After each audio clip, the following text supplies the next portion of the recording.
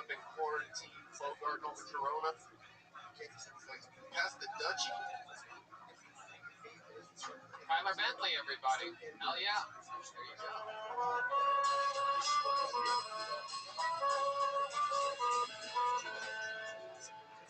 Hey.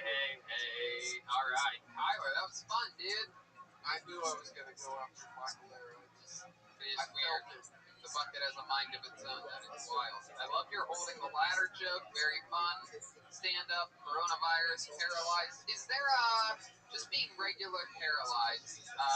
Does that cause a bigger threat for coronavirus in some way? Like, I mean, is it? Every spinal cord injury is different. Yeah. Like, I broke my neck, so like I had very little function.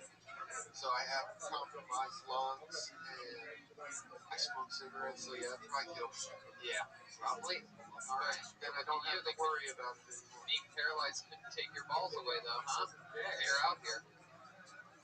Maybe your balls don't. I can't feel them, but they work. Where do you lose feeling at?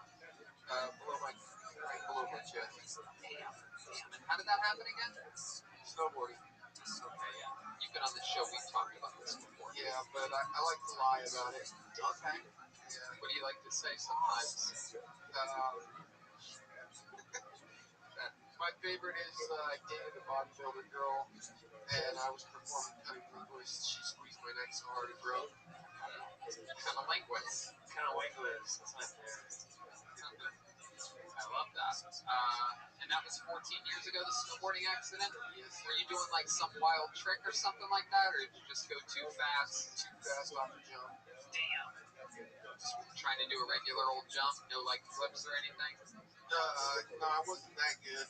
Right, obviously. Shit, right? Okay, well that's fun. So what have you been doing during this quarantine? What even Watching movies, Netflix. What's your favorite stuff that you've caught during this? I watched a good one last night, Son of a Gun. What's that? Gold heist movie. Ewan McGregor. Robert, I don't know. I watch so much shit, it just all comes together literally like every day feels like the same day. Yeah. Anyone watch that new Tom Hanks movie? That was amazing. What is it? No, what's that on? What is it, Ryan? Greyhound?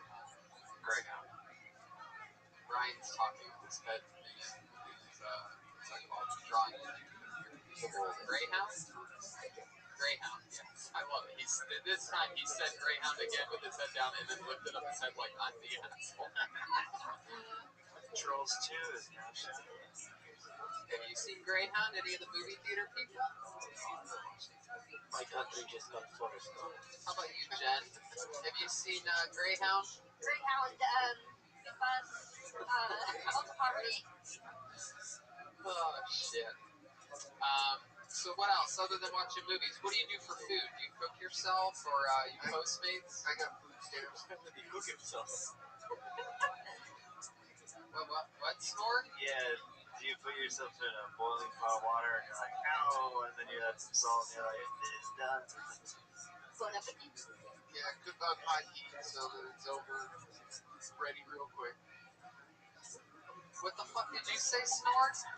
Earlier, what did you say? You asked him If he cooked himself. Now showing Tony's anger. I said, why would he cook himself? And then Chroma Chris said, because he has no feeling.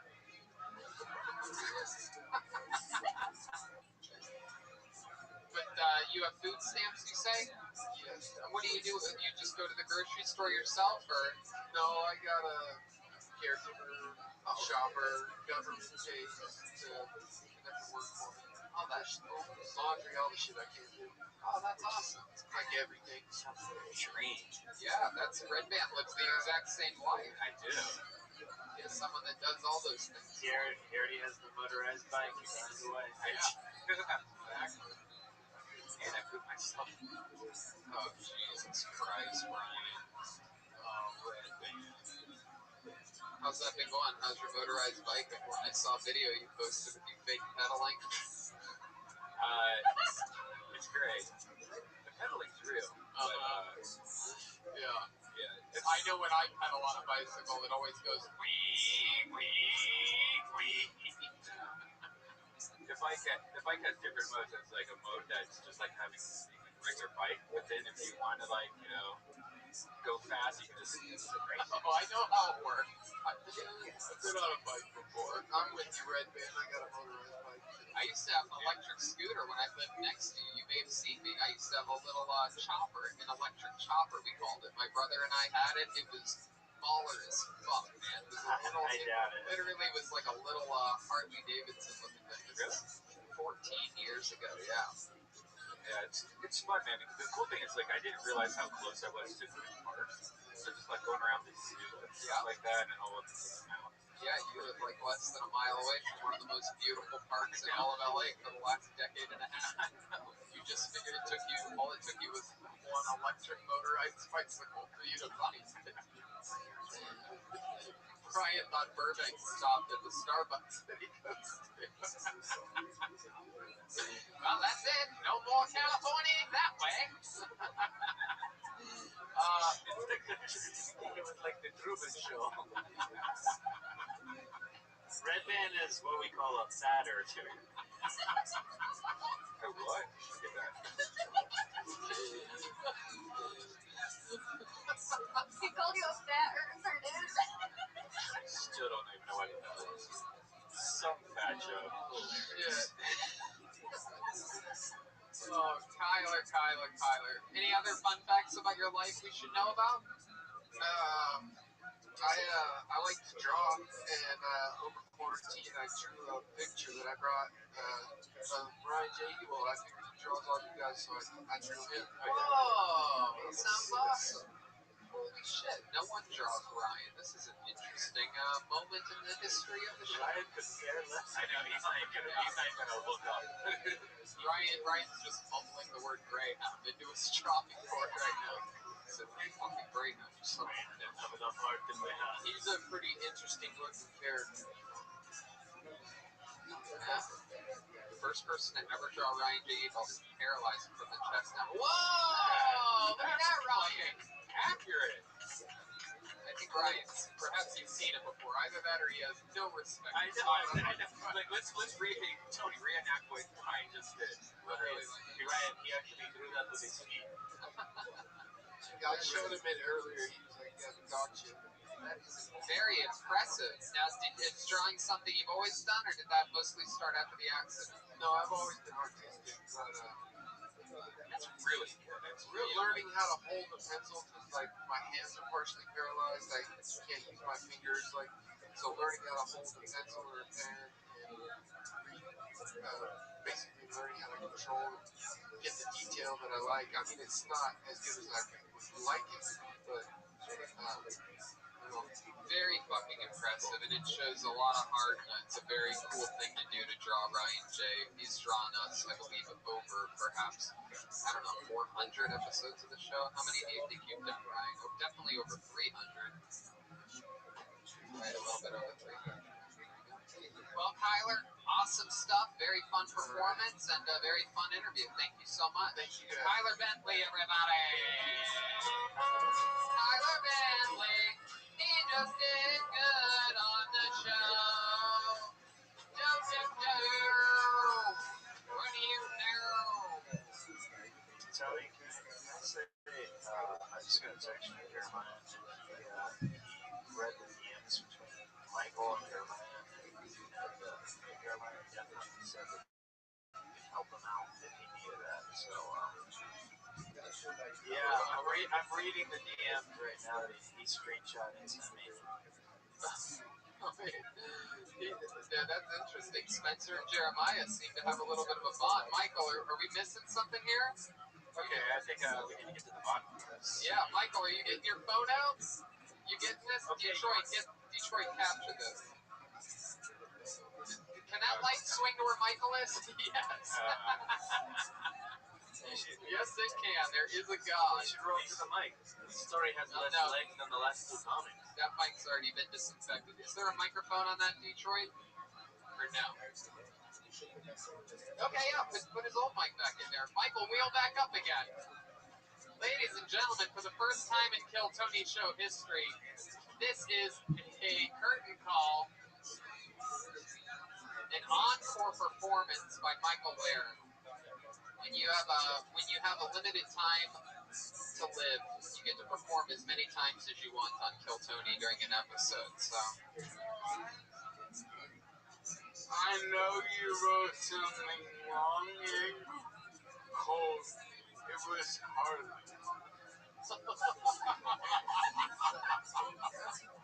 Hold on. In the meantime, I talked to Jessie, and she thought it was really weird that you didn't ask her for women's wigs.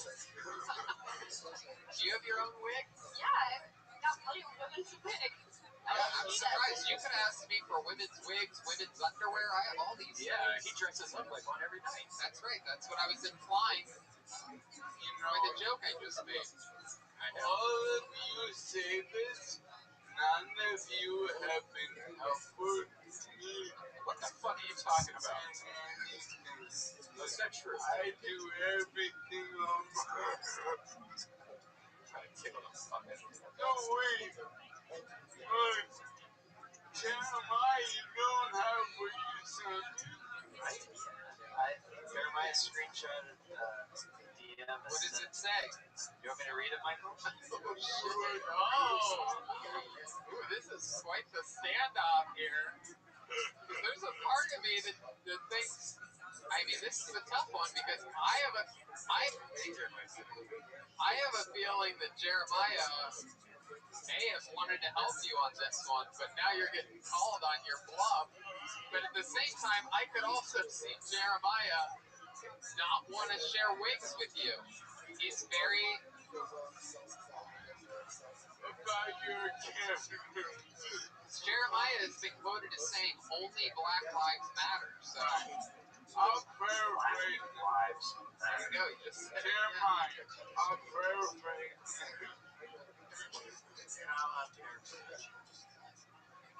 Then you read it. All from my paraphrase. This is my favorite part of the last 15 episodes of the show. Do you want me to read word for word? No, yeah. Go ahead, just the part we want to know. Okay. Michael, DM Jeremiah, said, you the wig/beard master if I ever need to borrow? ?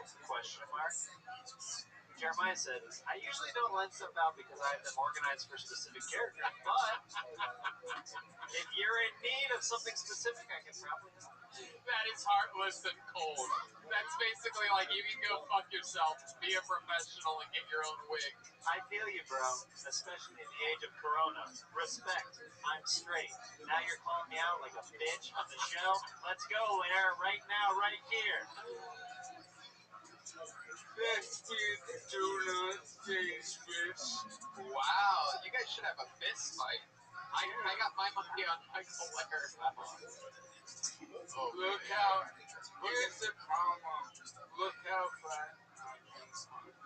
For real. Let's see it.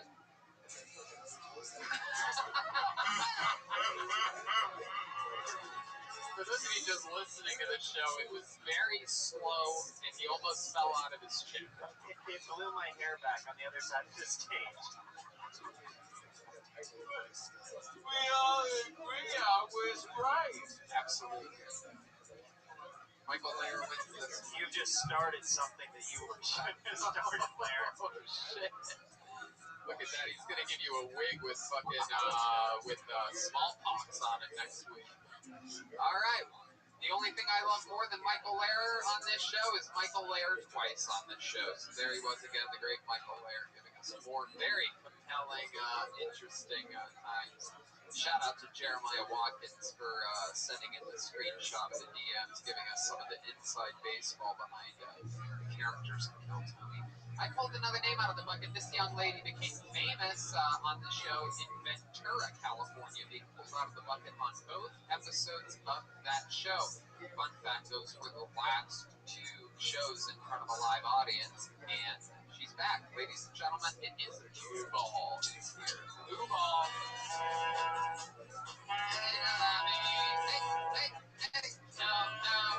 no. Here's Blue Ball, everyone.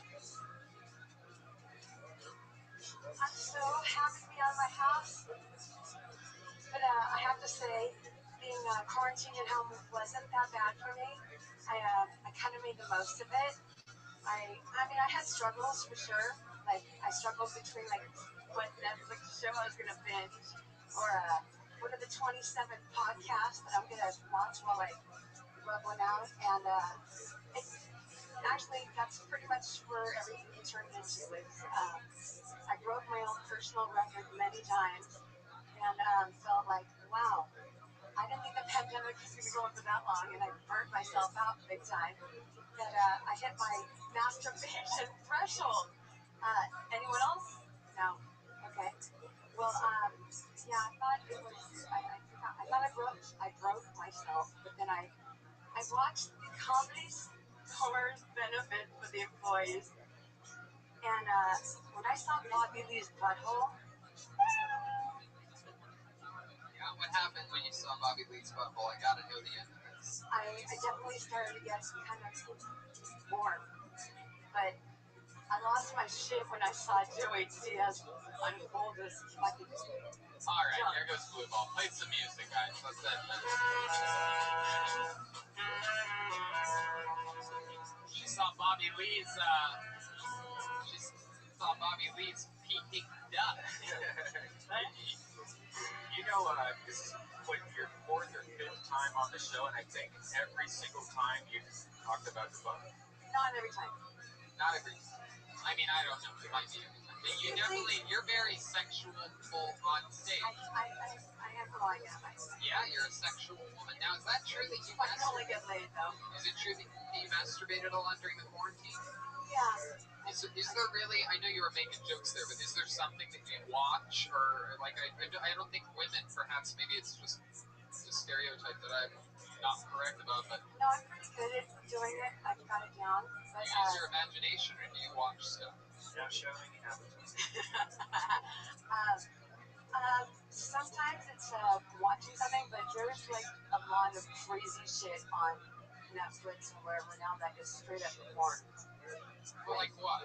This show called, a movie called Love, but it's not the love thing, it's a movie. Yes, there's no one. Yes, thank you. Oh, a snort, you know? Yes. Yes, The opening scene is full porn, and then the whole movie is full porn. And that's the type of stuff that you like to rub it out to? No, actually, I was kind of shocked to see that whole thing that I actually watched the movie. But no, I don't really need visual. I just kind of just need to look at. And what do you do? Do you use something in particular? You seem like the kind of lady that would have like one of those like big giant vibrators or something like that. Touch. No, I Jackhammer. Or like a mace from a castle. No, anything. Like, Horse. sometimes just a tight pair of pants works. A tight pair of pants? That's the noise of a tight pair of pants. Right? I'm just saying it's not one thing, it's just lots of things. Right. It's meant to be. How long does it usually take? Flubber? Yeah. I'll put that on my watch list. Oh, okay. So that's fun. Have you hooked up with anybody during the quarantine? No, not at all. Did they? Right, so you say that like that was like a very like over the top answer. Are you being sarcastic? No. I've been very quarantined. I've been very isolated. But even before the pandemic, no, I've had very quiet.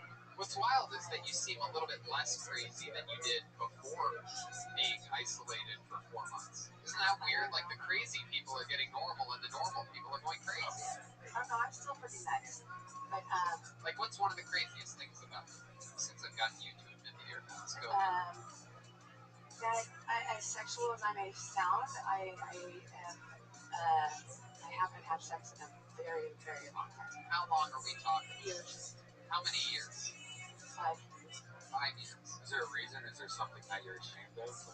No, I just I get to know people and they laugh at my jokes and then the innocence coming out of my mouth and they're like, I could never put my dick in that thing to keep it come out of her mouth. You don't talk to many comedians. Yeah.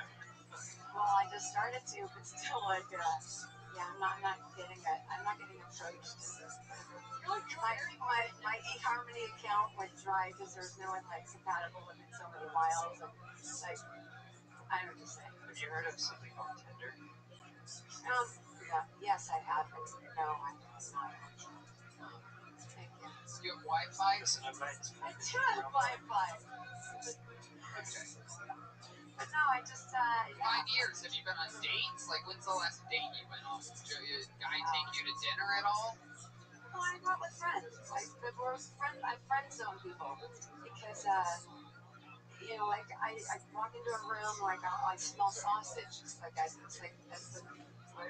Have you ever seen the movie Snake Eyes with Nicolas Cage? It's a good movie. I have. Great film. Yeah. Okay. All right. That works. Thanks. That works sparingly. That type of movie. What do you mean? Nicolas Cage movies? Yeah. Okay. 8mm? Yeah. Great film. Face Off. American Treasure. Never mind. Snort. It's not Forrest Gump, okay? Snort. Not only did you say the wrong movie, but you had no accent whatsoever. I've been learning English today. Do they call it American Treasure? Yes. It's called it. You have to say it like that. American Treasure. It's like the impression of how you sound.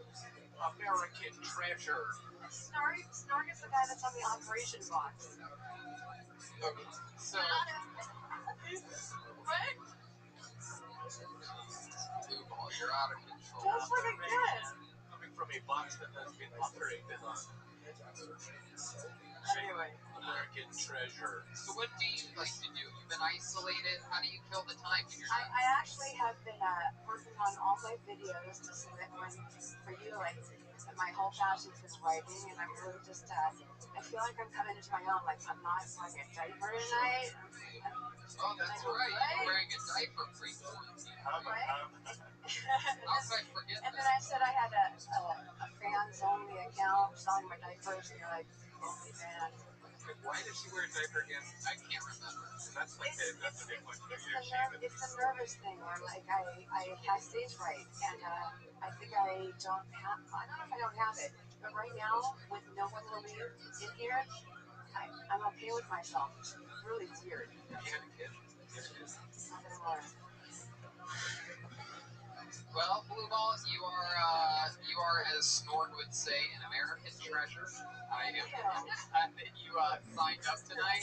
It's always a pleasure to have you on. You're very different. You're a wild, wild spirit. Ladies and gentlemen, that is the comedy stylings of Blue Ball. Blue Ball, forget about me. Blue Ball. All right, time for a regular, everybody.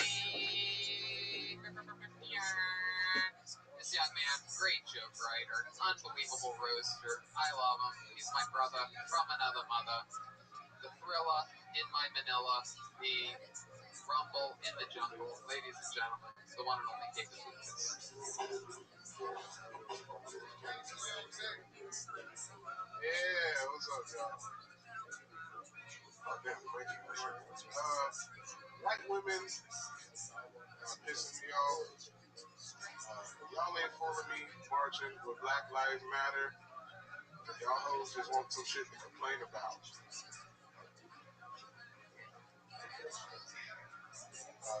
White women are saying that calling them Karen is the same thing as calling them a nigga.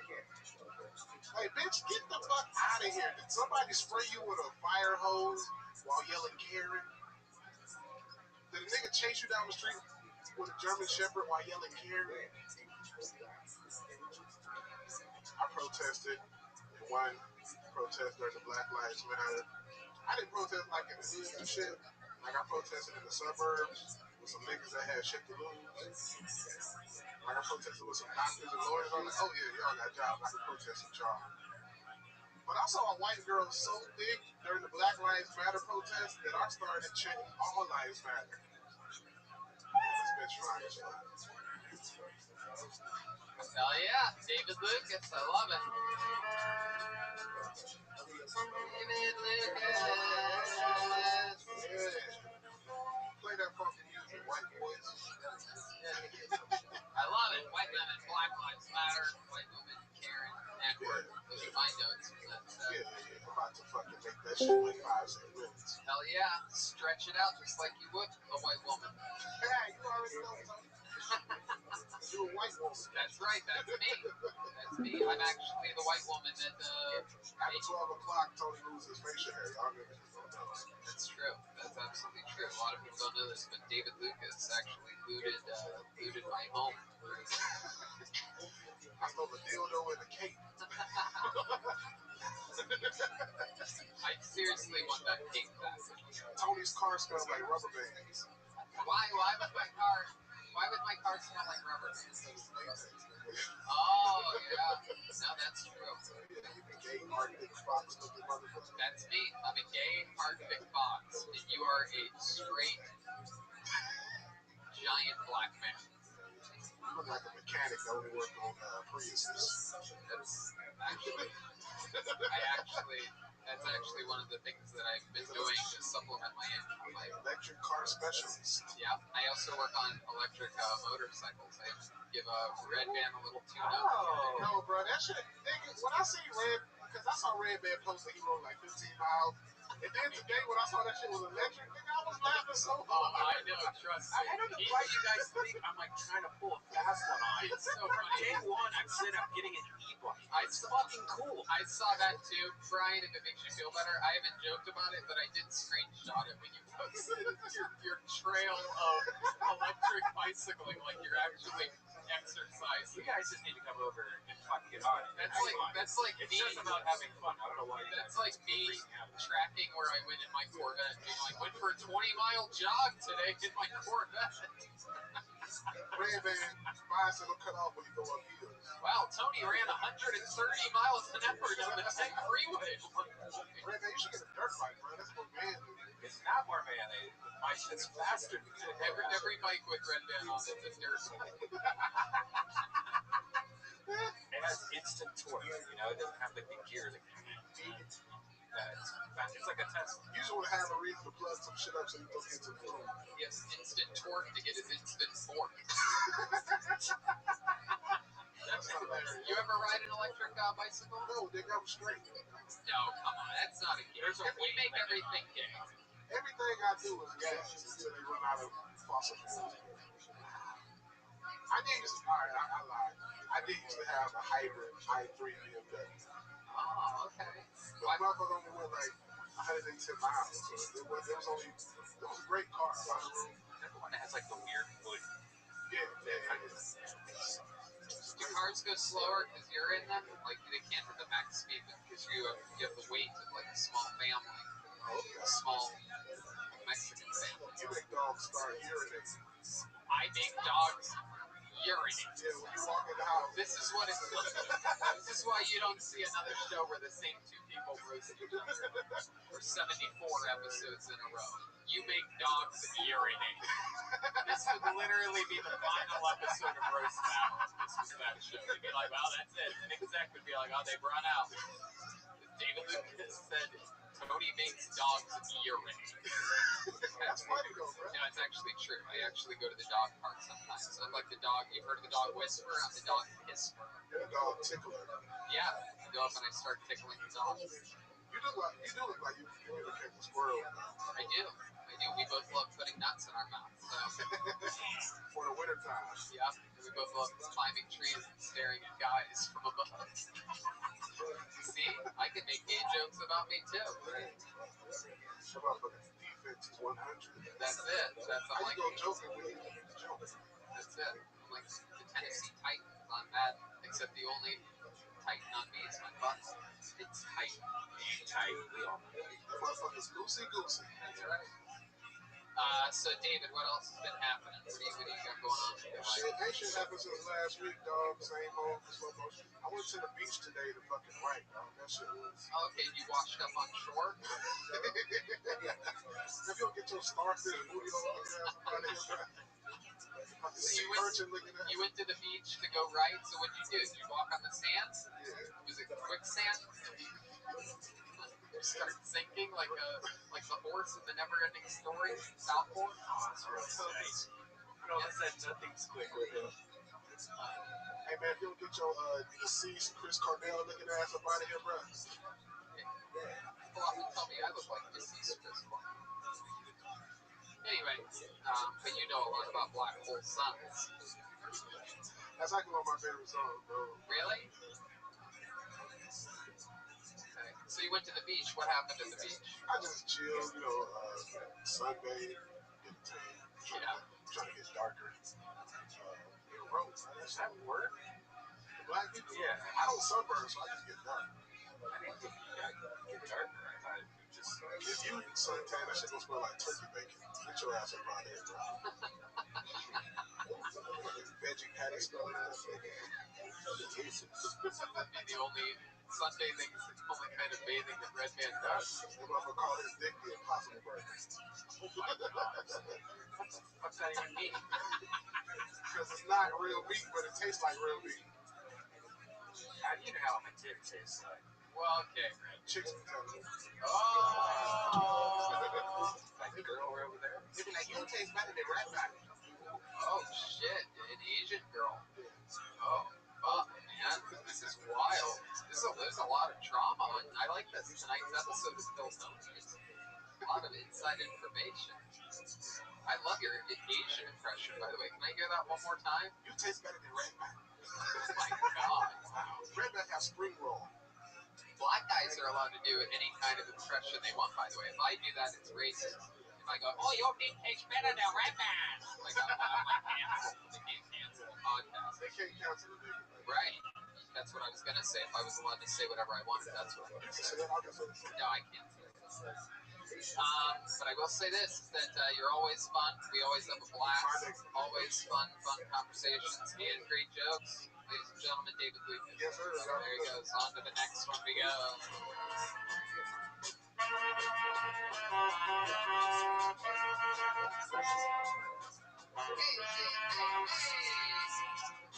All right.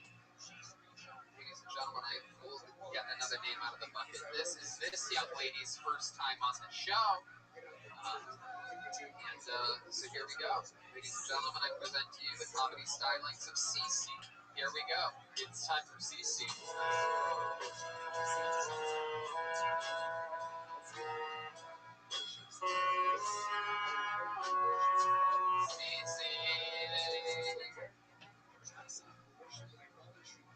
Hi guys, my name's Kane. I guess let's go. So I think as a nation, I'm appalled at how we've been treating sex offenders without knowing the whole story behind it. Versus I was arrested about a year ago for masturbating, and it wasn't my fault at all.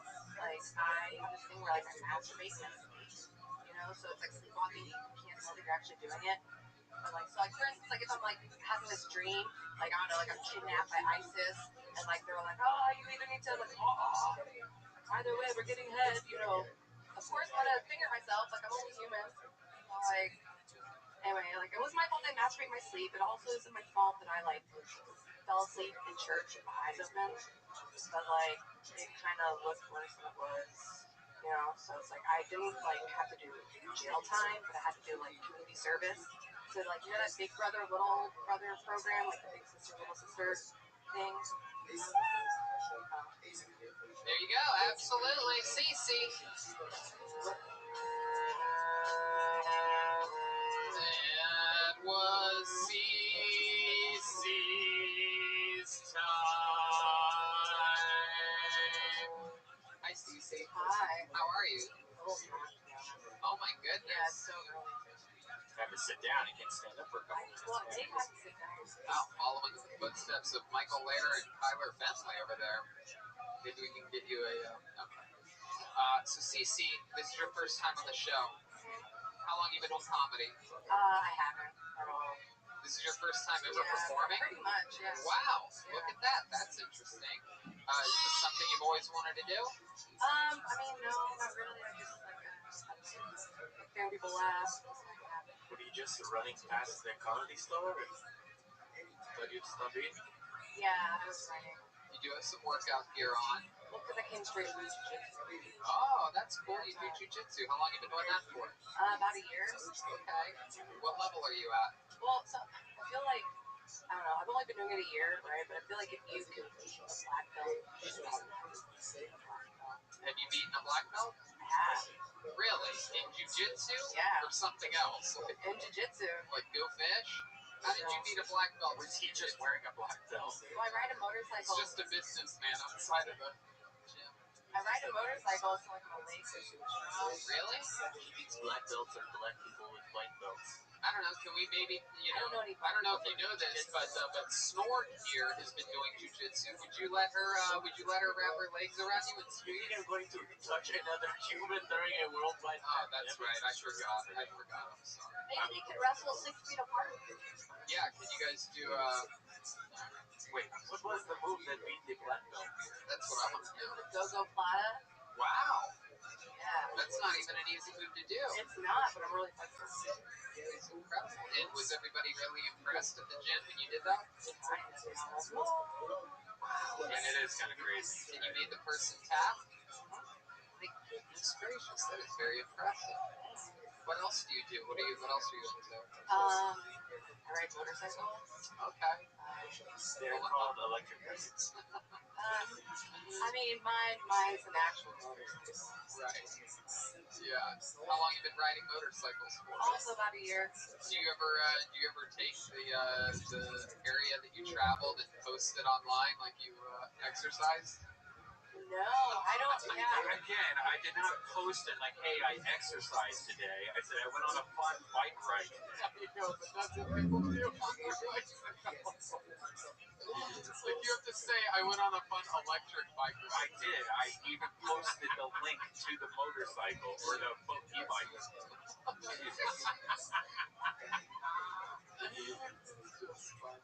It really isn't.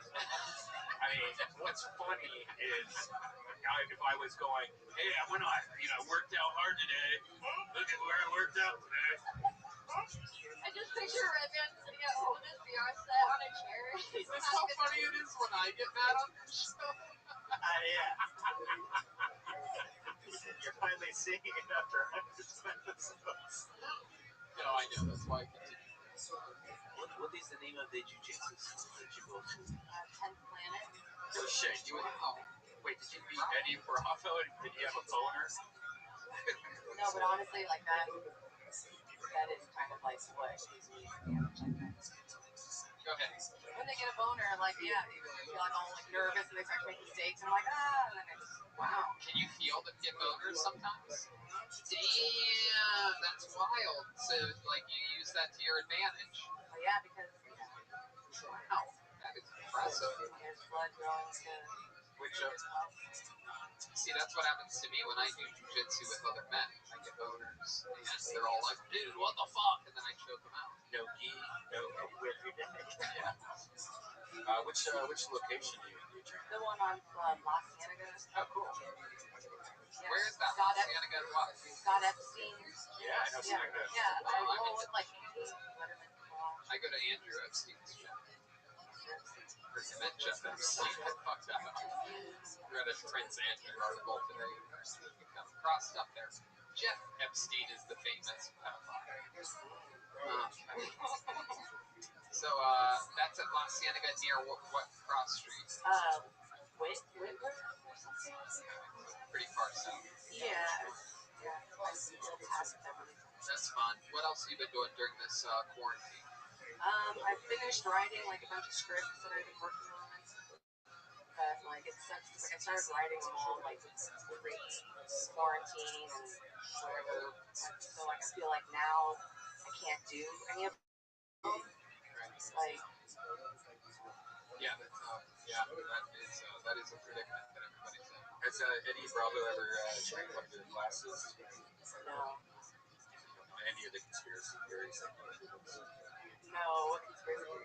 There's a lot of I guess he does this thing where like before class he'll have like a talk with everybody, but it's just him saying his like the most recent conspiracy theory. So all these guys are like, I'm just here for jiu-jitsu. Flat Earth. Yeah. Okay. That's fun. You have a boyfriend, Cece? I have a few. Oh, okay. Whoa. Yeah.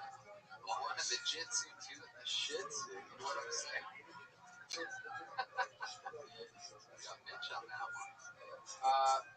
How about you, Jen? You ever do any jujitsu?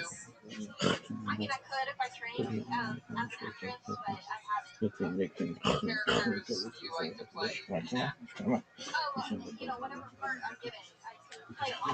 Really? Yeah. Okay. Maybe we can get you to do a little scene, maybe with Spencer here. Can you guys know your movies? Can you do like a scene out of American Treasure or something like that, or American Treasure. maybe Forrest Gump or something? Like you can All right, tell them folks. that you're dying or something. We like go. that. We're gonna change the world here. So I'll be Jenny, not far off. And you'll be a retard, not far off. Forrest, what are you doing here? I'm trying to see you, Jenny. You know this isn't gonna work, Forrest. What do you mean? I'm sick. What do you mean by sick today? I'm sick. I have AIDS. Okay, all right. Wait, let this go. You guys want to keep going? I'm really in this right now. What is AIDS? Oh, Forrest, you're so dumb. You'll never understand. Well, could you try to break it down for me? I know I'm not smart like those other guys. Listen, just go run, Forrest. Get out of here. Run, Forrest. You want me to run? Run. Run? Run, Forrest. Run. You don't actually have to run. You can just ride on an electric scooter and post like you ran.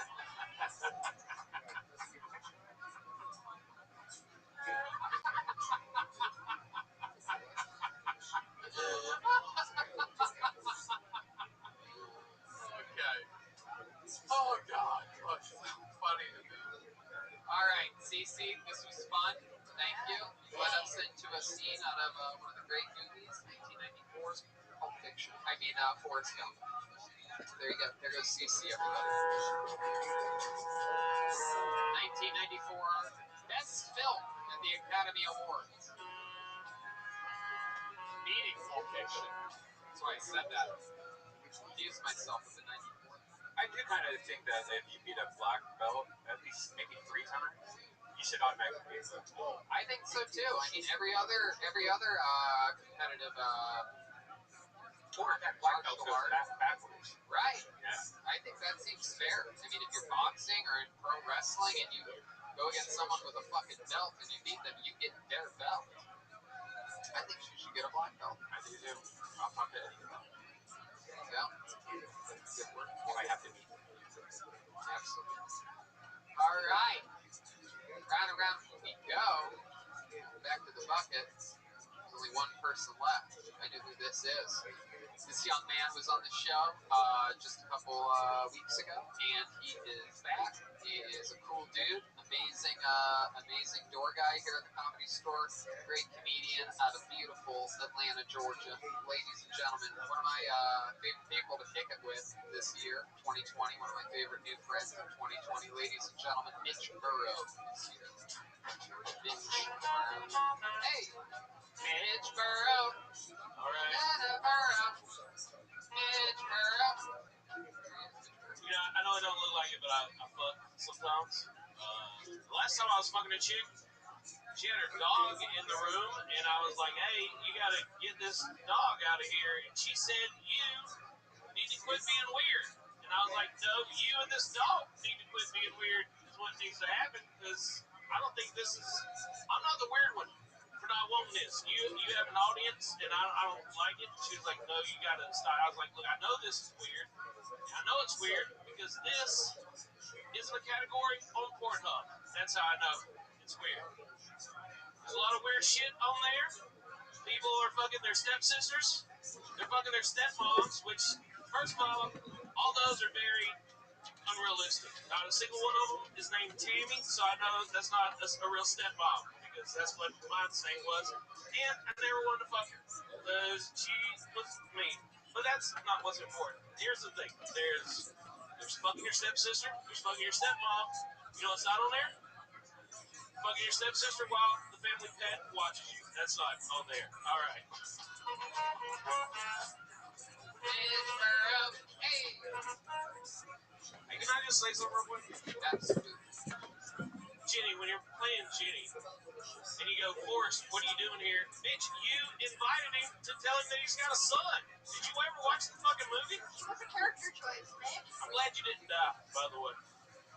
I found out later that she didn't even. I heard a rumor that she didn't even have AIDS, that she had something It's else. hepatitis. Is that true? Yeah, because this is the 70s. They didn't get AIDS. Was it the 70s? I thought it was. Also, she wasn't a gay man, so like it wasn't like at that time. That's the only. She was a heroin addict. Yeah, and they were just trying to scare everyone. Dirty needle. It didn't get over there at that point yet. This is still very early in the AIDS.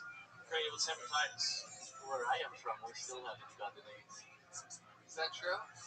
Yes, as far as I know. Frogtown? That's just crazy, dog. Never a case of AIDS in Frogtown. You been to Frogtown before, Snort? Once or twice. I would say that it is an American treasure. Frogtown, baby. Oh yeah. You go to Frogtown a lot? Oh yeah, dude. I love fucking drugs and shit. That's right. When you're not in Hogtown, you go to Frogtown. Mexican skateboarders. That's what they got in Frogtown. I know one of them. Yeah. People in Frogtown are very proud to be from Frogtown. It's one of those places with a lot of pride. It's like the South. You know, they shouldn't be, but they are. Right. People from young. You guys have a Confederate flag in Frogtown. Do you, Snort? You've been there once or twice or 50 times. You seem I very don't know if this is the right time to say. You seem mad about I have AIDS. hell yeah. Actually, it's just hepatitis. Mitch, is that true that you had sex with a girl and her dog was in the room? What kind of dog? What part of that don't you believe, Tony? No, I believe it. I believe it. Yeah. But I also believe the kind of girls you have sex with, they probably only have one room. I feel like this was probably a studio apartment. And she's like, what room would you like the dog to go into? It was a shared apartment. She had a roommate, and I was like, put it in the roommate's room. Something. It was like a little retarded dog. Oh. What kind of... Well, I mean, it was blind. I don't really know if that's retarded. He was blind? But What does that word mean? It's still forest over here. just, you know, not right. Special. So when you see that dog, you go, oh, bless its heart. You know, it's like one of them kind of dogs. Oh, that dog's special. Shit plus his eyes. Dumbass dog. I hate him. I hate him. Mama said that if the dog is blind, why get it out of the room? Yeah. Yeah, what are you afraid it's going to see? Because it says the smell is great. Mitch is afraid that blind dog's going to find his fucking little duty hole, huh? You know, you swooped Jenny up at the right time. She and I were about to start a real big podcast together. Oh, she was going to go from Forrest Gump to Forrest Gump. How long were you sitting on that night? That was pretty good. You really believe that life is like a box of chocolates? You're going to eat it up. Everything that it has to offer. Except for the running part. You have nothing in common with Forrest on that. I ran today. Yeah? Yeah, I raced an 11-year-old. Really? And I won the first half, but he got me on the way back. Wow. Is he blind too? No, he just wasn't fat, and it really worked in his favor. Yeah. An 11-year-old. Well, how'd you race an 11-year-old? How does that even begin? Another door guy, he used to be a door guy here, Funk Chow. Yep. His son is visiting. Okay. And I was hanging out with him at the beach today, completely unrelated to David Lucas. Wow, I didn't know all the door guys were at the beach today. They didn't even know. I like to go on Tuesdays because the Meteorological Society is out there checking the tide, so I just run out there and I fuck it up for them. Wow. Yeah, when you hear that the meteorologist is out there, you think that's the guy that specializes in meat. See, I tried to beat you to a fat joke, and you just jumped on. No, he has tons of them. Yeah, just like you do. Like you. So yeah, well, I challenged him to a race. It was just too far. And just like your alcohol problem, he caught up with you. I don't have an alcohol problem. What are you talking about? I love it, Mitch. That's great. You're hanging out with Funk Chow. He's a legend. He's been on the show numerous times. Good guy. Chinese warrior. I did a weekend with him in La Jolla as everything closed down. Got to make fun of him. So I did. He taught me how to say "I miss you" in Chinese. Oh yeah? How does that? What is that? Shit.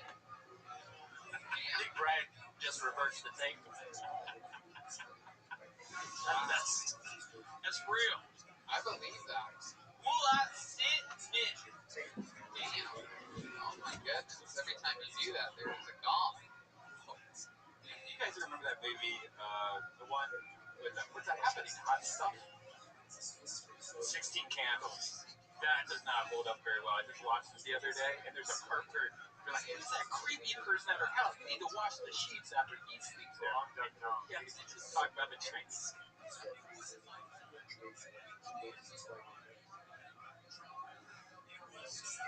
Rabbi, What up, big dog? not the much of Charlie. Excellent, same here. Watching the DI. There you go, big man.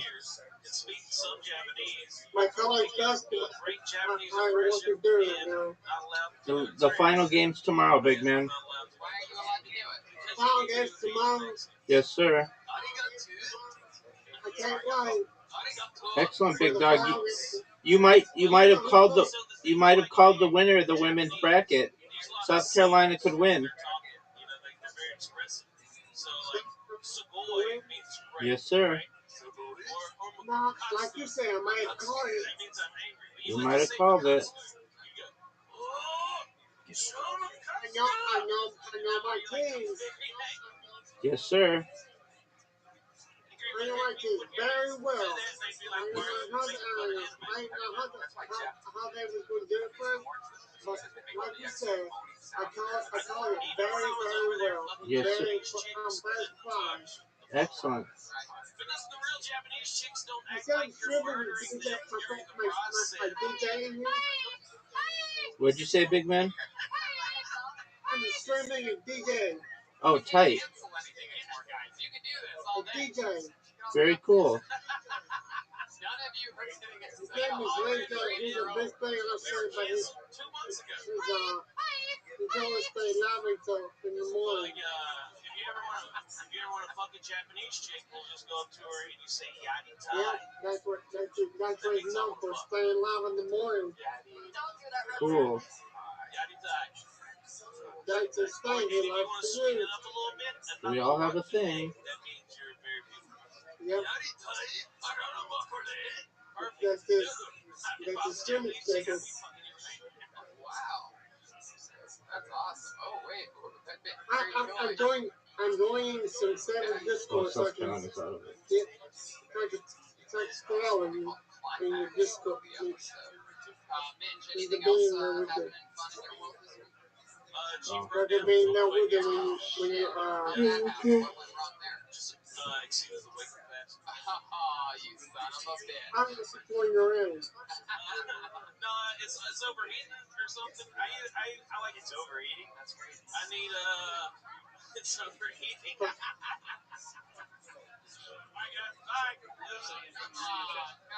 can't. What are you talking about? Too good.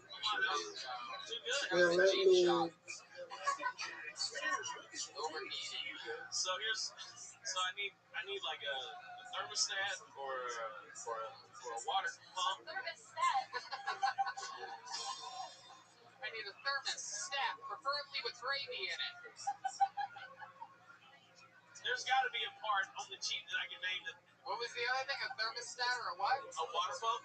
A water pump? Or a fucking starter. I don't know. I just name parts of the engine. Starters, appetizers. Hey, I'll do it. Joe Burke! Joe Burke! I love That was a good one. Yeah. Fix your car. Did you think about using the defibrillators that you have on the back seat? That's not how you jump it off. Clear. No, but I'm probably going to work on it tomorrow. That's not how you jump either. Alright. People can subscribe to my YouTube channel to see me work on a Jeep. Okay. What's your YouTube channel? It's just Mitch Burrow. Yeah. MITCHBUROW. Yeah, that's it. And on social media, you are? Everything, Mitch Burrow. Everything's all one word, Mitch Burrow. TikTok, I'll give you a personalized horoscope reading. So, follow me on there.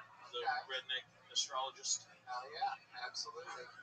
Go on his TikTok. Yeah, that's a successful thing you have going on, the redneck astrologist. It's pretty good, yeah. It's doing all right. Absolutely. All right, man. Well, fun times, Mitch. Always a pleasure. I'm sorry, I'm just very distracted. I know. I feel like, were you just sitting on something? What? Did you have another way to call me fat? I feel like there was another. Yeah, but let's just move on. Now, You're come an on, American snort. treasure. Come on, snort. Do it. I want to hear it. Honestly, I had nothing. What kind of Jeep do you have? A Wrangler? Yeah, it's a 1998 TJ. Oh, okay. It's the last model that had the 4.06 liter. It's the best one, as long as it's running. Okay. What does TJ stand for? The Jeep? Oh, that's it? I don't know. So I said Trader Joe's. You had to see it. You think I go to Trader Joe's? You have the jacket of every. You have the jacket of the president of Trader Joe's. Yes. I was really hoping you could make it the whole time without only the president. I'm also a member.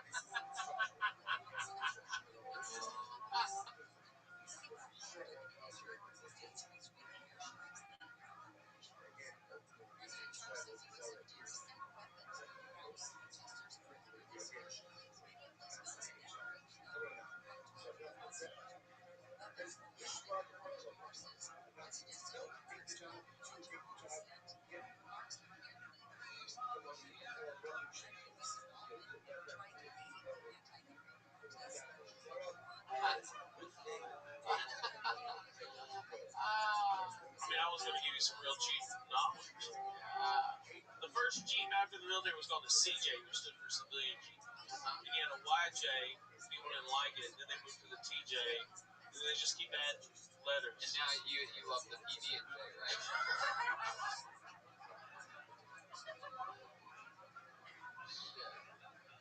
Oh shit. Hey, you ever put that marshmallow? You know it's bad when you hear David Lucas cackling at fat jokes in the corner. You ever put that marshmallow puff on a peanut butter and jelly sandwich? Look, I know what this is doing right now. I get it.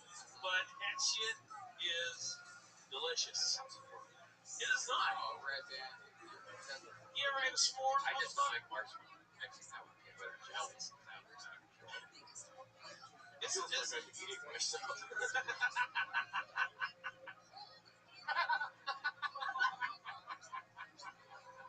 Wait, was that directed at Red Band or me? Oh, okay. Yeah, that was great, dude. All right. Fun times, Mitch Burrow. Great time, there he goes, the great Mitch Burrow, everybody. There's Mitch Burrow. That was Mitch Burrow. There goes Mitch Burrow. Mitch Burrow, Mitch Burrow, Mitch Burrow, Mitch Burrow, Mitch Burrow, Mitch Burrow. All right. We've come to that part of the night, ladies and gentlemen. This young man, very controversial figure on this show. People either love him or hate him. He's been winning a lot of people over lately, and he's also lost some people lately. He is a polarizing figure. And with no further ado, I give to you the Big Red Machine, William Lights Out Montgomery. Here we go. Here he is. It's tough. They call me William Lights Out Montgomery. That's because I have hepatitis C. I think Victoria's Secret was that its founder gave $1 billion to Jeffrey Epstein for no obvious reason. I don't know if y'all have ever seen Michel Jordan play. He's that French basketball player. Wait, is this fucking Pizza Hut or Domino's? That's what I like to say when I call it Papa John's.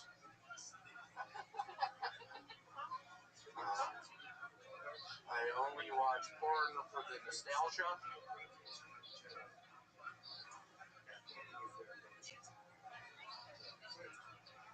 Man, really hard to repeat my set from last night. I killed it last night. I feel like last night was probably my best set I've had. It sort of bothered me. Y'all were shitting on me all night. I've had all day to really dwell on that. I think we need to talk about that. It really make the fucking sound. There you go. There's a minute from William Lights Out Montgomery. Make the fucking sound. William Montgomery. Make the fucking sound. What happened last week? Oh, the elephant noise. Last week, William, is what you're talking about. You keep saying last night. Last week. Yep. Probably it was my best set. Well, you were on quadruple Kill Tony probation for the first time ever with the management, the cast, the crew, who you have been both physically and you didn't tell me it was the crew as well. Yeah, David Deary. What do you mean the crew? David Deary, I hate that fucking pussy. Well, why? Why do you hate him? He's a nice guy. I tried to kiss him the other night and he didn't reciprocate. I know, you're not supposed to do things like that during this horrible pandemic. I love that guy. Y'all seen David Deary recently? Look at his fucking pussy ass. His actual problem. Look at how he's fucking sitting, just like a bitch. Oh my god. You would sit like that, David Deary. You piece of shit. David is, why didn't you kiss me last week? No one wants to be near you. Dude, I'm sick, okay? We get it. Everybody gets it. Y'all are in for a treat. The cameraman, this is my showtime at the Apollo. The set to get on showtime at the Apollo. Really excited to be here. Thanks for having me. Your pizza, Domino's, Papa John's joke was great. Is that true? Do you do that sometimes? It is. I eat the new Shack pizza. He claims it's an extra large. It happens to be just a large. Same amount of pepperonis, same amount of cheese. $1 goes to some bullshit charity for black kids. I'm not buying it. But I am calling up Papa John's, asking, hey, what is this, Pizza Hut? Or Domino's? Have y'all had the cheese bread from Domino's? That is to die for. Jeremiah, it looks like you have. What's up with your hair tonight, dude? Spencer, what's up? What's up with your hair? Just growing out. Love it. It looks pretty. Red Band, what's up with the hood over your head? What's going on? Because you fucked up last night on the AV? Last week on the AV? Why isn't it on YouTube? That was my best set. Is it? Yeah, last week's episode is now on YouTube. Cool, perfect. Another fun fact about last week's episode is that afterwards on that Monday night, my sleep schedule's actually evolved. Hey, Michael, quit laughing like that. You know I hate your girlfriend. William, over here. So my sleep schedule's evolved a little bit during this pandemic, and I was actually asleep by about just a touch before 1 a.m. last Monday. And I called you. And And you didn't answer. And yeah, that is true. My phone, I forgot to turn the ringer off. Very rarely do I. What is your ringer, by the way? It's the song "Money" from Pink Floyd. I love that. I thought that was Joe Walsh. It's Pink Floyd. Oh Jesus. Okay. I thought that was a Joe Walsh song. Anyway, why were you calling me last week? It was 1:57 a.m. By the way, I wanted to tell you this has been such a nice ride, but after y'all paraded, yeah, thanks, Redman. That really adds to it. keep going. I just wanted to, if I could have gotten you on the phone, I would have said, Tony, this has been so sweet, so nice. But after tonight, I've had enough to some extent. That's perfect. That's exactly why I ignored the call. Look at you now. You're back looking just a little fish. And my eyes are yellow. You do have some Michael Jordan-esque eyes. Have you seen a doctor about this? Jeremiah told me to say that when Jeremiah, thank you. Spencer, that was, you told me, you were like, hey, tell everybody your eyes are yellow. These guys all work at movie theaters, William. You ever do anything weird when you go to movie theaters? You ever sneak any food in there yourself? I made out with a black chick in one. Oh yeah? What movie did you do that on? Anaconda. Whoa. All right. You know, I actually talked to him last week after the show at 2 a.m. Oh, really? He called you? No, I was playing virtual reality, and somehow he entered my... Yeah, if y'all haven't watched Redman's virtual reality, start watching it. It's to die for. It's a wonderful thing to watch. Redman, what are you doing on there, dude? Virtual reality? What do you talk about on that thing? Get off of it. Get off of it. People are tired of it. I, for one, am tired of it. Get off of VR. Are you fucking with me? I know, like in his mouth.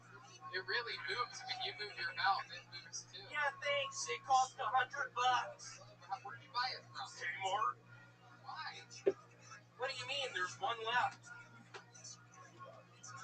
I support small businesses. Why have you been so angry lately? Like the last couple of months, like your whole set, everything has been just. You're really gonna call me out on that? I told you what happened. Yeah. What happened? My dog died 2 weeks ago. How did it die? His name was Scooby-Doo. I accidentally fed him poison. What kind of poison? I injected a T-bone steak with a bunch of Clorox bleach. Why'd you do that? I was looking up YouTube videos and I did it and I left it on the floor. Well, what kind of YouTube video suggested that you put Clorox bleach into a T-bone and feed it to your dog? What was the video? It was a video. Spencer, get my back on this. You want Spencer to get your back? Get my back on this one. Spencer? Do you know William? Yeah, he's someone who has my blood pressure. I love it if you're blood pressure. Yeah. Do you remember what you just did? Do you remember that, Spencer? I mean, off the security camera and off the record. Yeah. Off the record. Yeah. If you guys kids, that's fucked up because Spencer's 15. Whoa, William, another fucking comedian.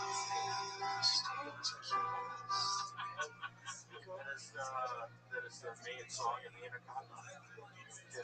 The down well. Red Band got tired of all the bike jokes and they called him a song. Good job, Red Band. Do I have your attention? Okay, all right, everybody. Everybody relax. William. Your big soundboard. Chill out. Okay, guys, settle down over here. Yeah, stop. This is the biz. All right.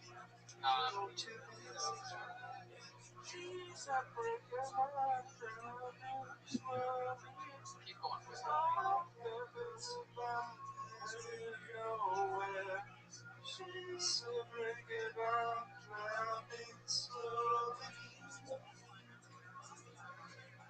Sing some of the song.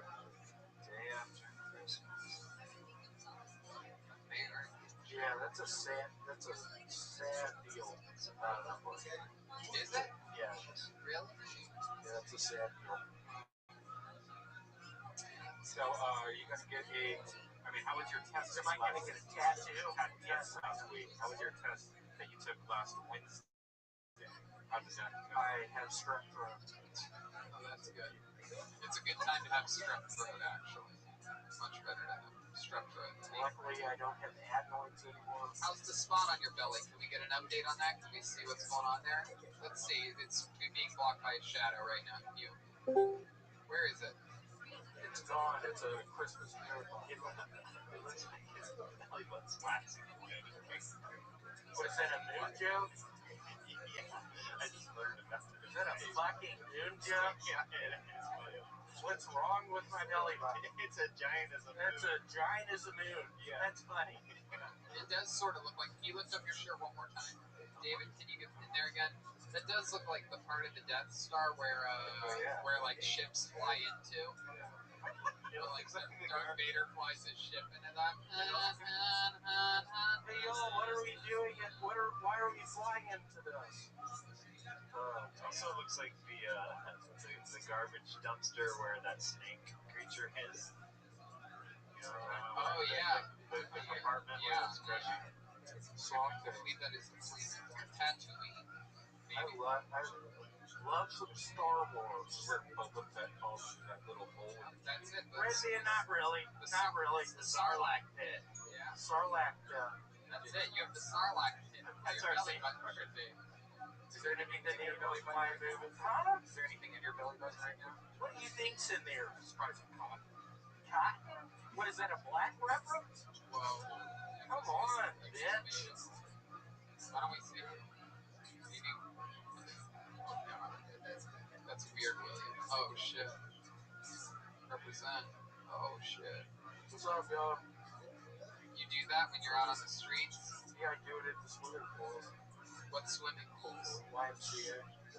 Oh my god. Do you at least make sure there's no children around when you do it? Yeah, sometimes. I'm usually swimming laps, and that's what it's Really?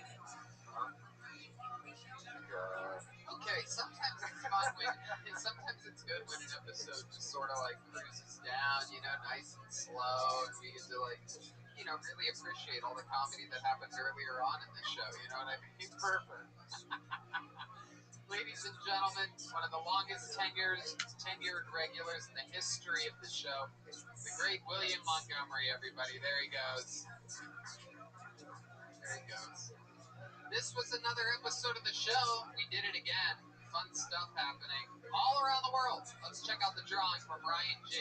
Ebelt. Let's see what happened here tonight with the movie theater crew. Sometimes works at a blockbuster. There we go. Get on up in there, Ryan. Oh, look at that. Oh, it's another movie theater type homage thing. Am I right? Yeah, there's the concession stand. I see me. I see William with horns. We have the great fire breathing. Is that Snork? Oh yeah. Oh yeah, that's David Lucas. Yep, that makes sense. Cool cat. Everybody, Michael Lair with a tank. Love it. What a crew. Snorg and Jen down below. Spencer up top, slinging concessions. Chroma eating the nacho cheese out of a dispenser.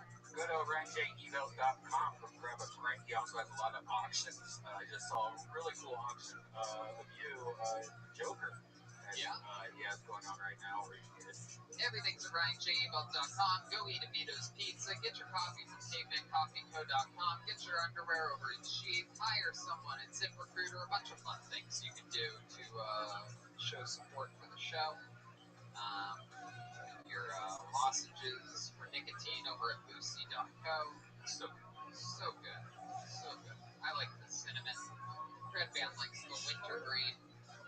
A bunch of other fun stuff happening.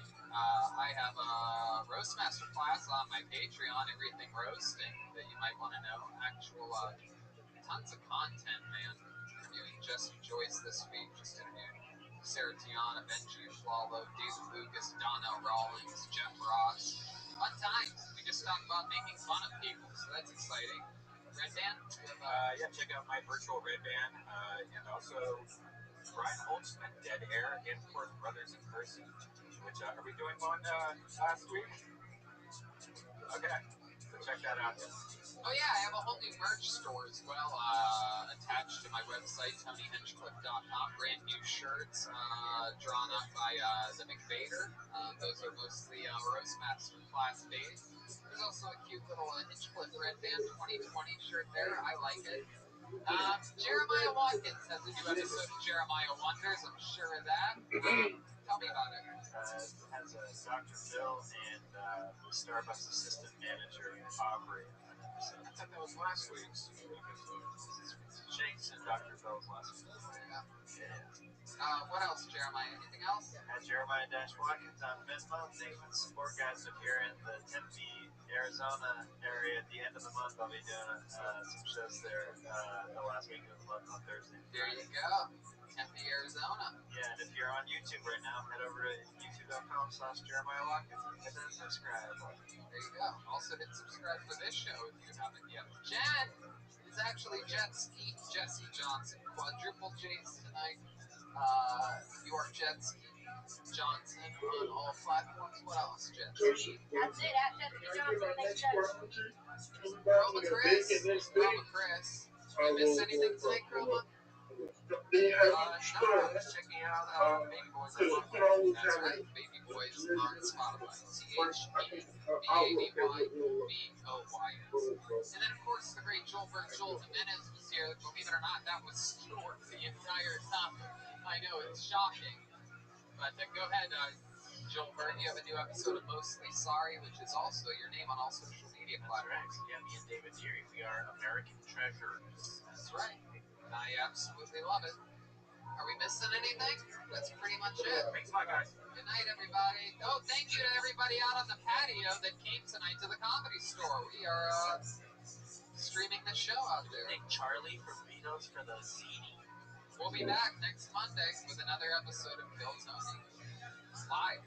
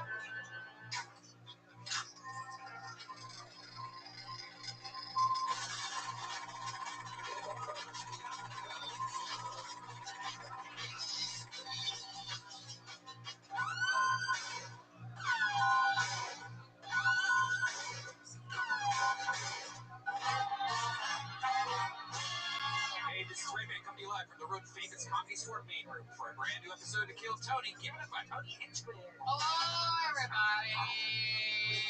We're here. Another episode of Kill Tony live from the Comedy Store. Welcome, Brian. Good to be here. We're both wearing black faces. Good to be here at the world famous Comedy Store, live on the Sunset Strip. Speaking of strip, the great Ryan J. Ebelt is here. This guy knows how to strip down a piece of paper and turn it into an amazing piece of art. He draws every single episode. He's drawing tonight's episode. All those prints are available at RyanJebel.com. Follow him on social media. He's also been doing auctions, things like that. Incredible stuff as of late. Every tour poster, every episode of the show, every guest that's ever been on. Joseph, here is your reminder.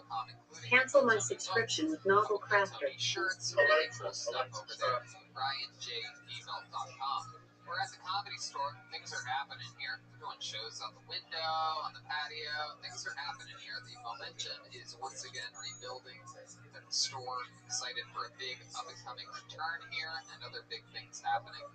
But you know what? Before we start tonight's episode, let's get a word. You know, you love the show, and the only way to support us is by supporting our amazing sponsors. And here's a little bit more about tonight's incredible, lovely sponsors. Things are challenging these days. Seeing a doctor shouldn't be. That's why I use PlushCare. PlushCare provides primary and urgent health care through virtual appointments. And scheduling an appointment, even for the same day, is really easy. I just pick a slot that works for me and book online. So I don't waste time on hold or sitting in crowded waiting rooms. With my PlushCare membership, I can see my doctor from the comfort of my own home, even in my PJs. I can get diagnosed, treated, and even have a prescription sent to my local pharmacy if needed, all within minutes.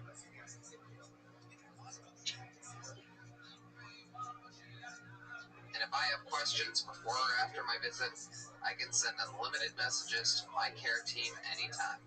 Plus, PlushCare accepts most major insurance carriers and is available in all 50 states. And with how difficult things are, if you're feeling anxious, depressed, or stressed about what's going on in the world, and who isn't, PlushCare doctors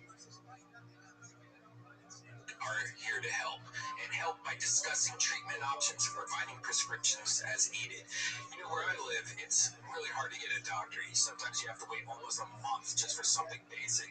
It was so nice being able to just fill out a couple questions, the PlushCare app, and it was really easy to sign up. It was really easy to schedule an appointment, and I felt very confident with the doctor that I was given. All PlushCare doctors graduated from one of the top 50 medical schools in the U.S. and are highly rated by their patients. That gives me peace of mind that I'm getting the highest quality health care. PlushCare makes it easy for me to get the excellent care I need when I need it. They can do the same for you. Start your membership today. Go to plushcare.com/Tony to start your free 30-day trial. That's PlushCare.com/Tony for a free 30-day trial.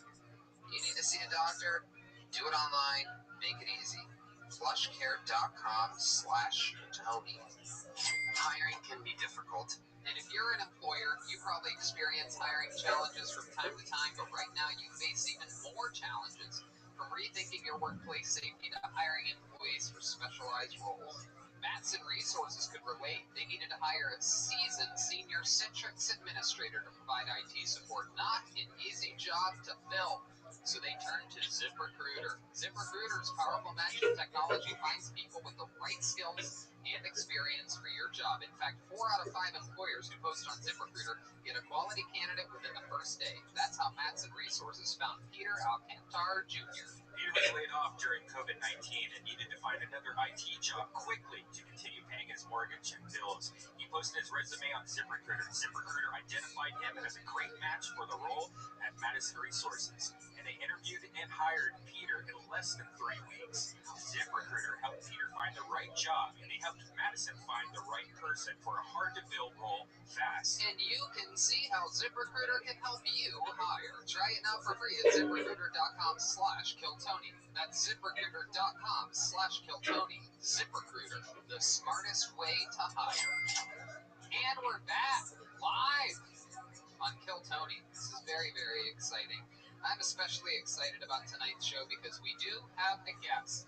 This young man's been on the show many times. This is truly, just like me, one of the top young rising comedians in the world.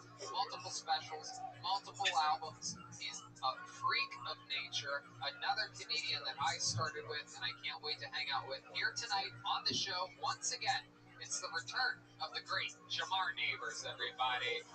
Yeah, absolutely. One of my favorites on the planet, Jamar Neighbors. Hi, guys. Hello, Jamar. Thank you for having me back, Tony. Indeed, I'm glad you're back. You and I just had fun the other day. We were performing in the window here at the Comedy Store. The people out on the patio, packed patio. We did a little fucking duo. Yeah, we got it in real tough. We were like Neil Brennan and Dave Chappelle at the same time, and Neil Brennan was funny. I'm just kidding. I'm kidding, Neil. Everybody knows you're hilarious. Everybody knows you Neil. Everyone knows Neil wrote all the good stuff on that show. Oh, shit. Anyway, I'm glad you're here. We're gonna have so much fun. What else? Hey, man. Hi, how you doing? You guys were awesome the other night. Or whenever that was. Thank you, man. I like your microphone, man. Oh, thanks, man. Yeah, made for me and Tony. Some My Little Pony shit, man. That's right. Yeah. Fuck with that, dude. That's my Indeed. Indeed.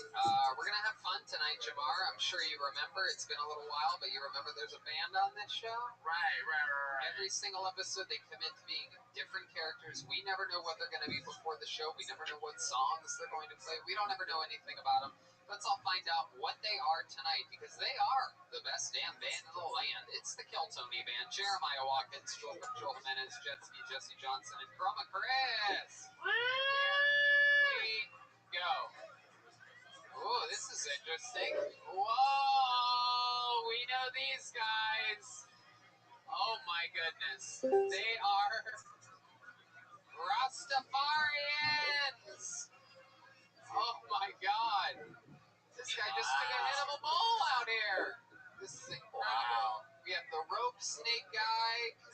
Very, very famous character in the show's past. How are you, rope snake guy? It's Skeeter from the island. Catalina Island.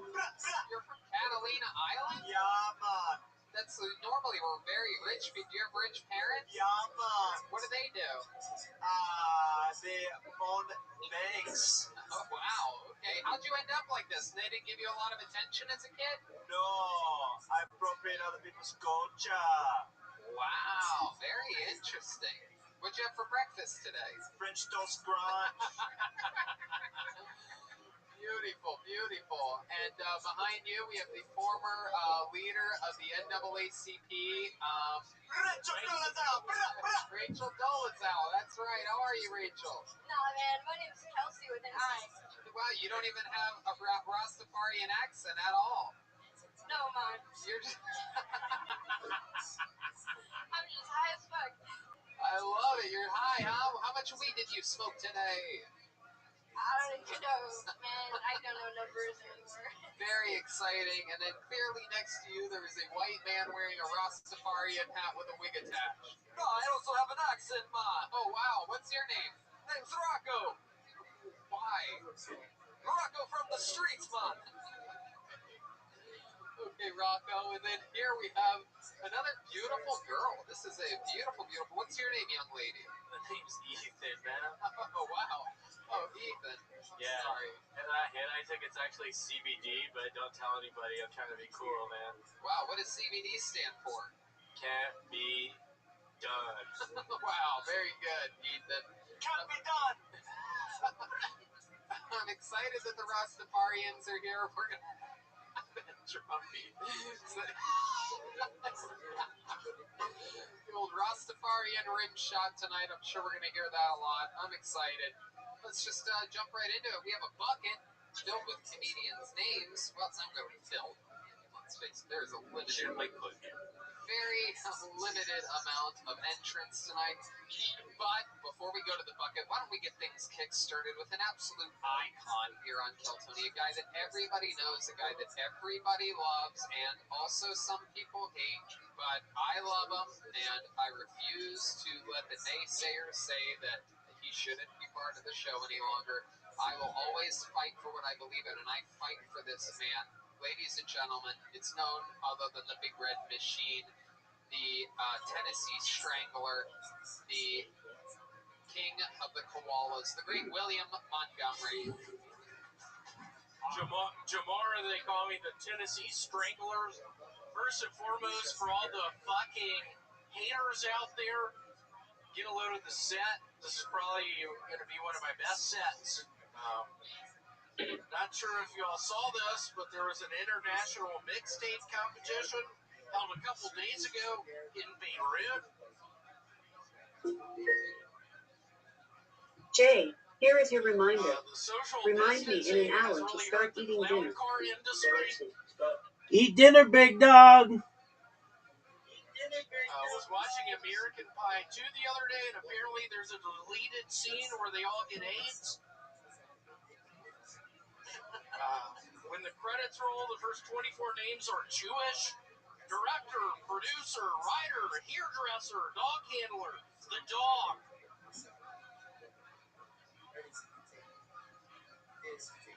What's the difference between Antifa and the Houston Astros? Nothing. They both steal signs and come from a hellhole. Wait, who does? Oh, what's that word? The Astros and who? And Antifa. Antifa? Antifa is how it's pronounced.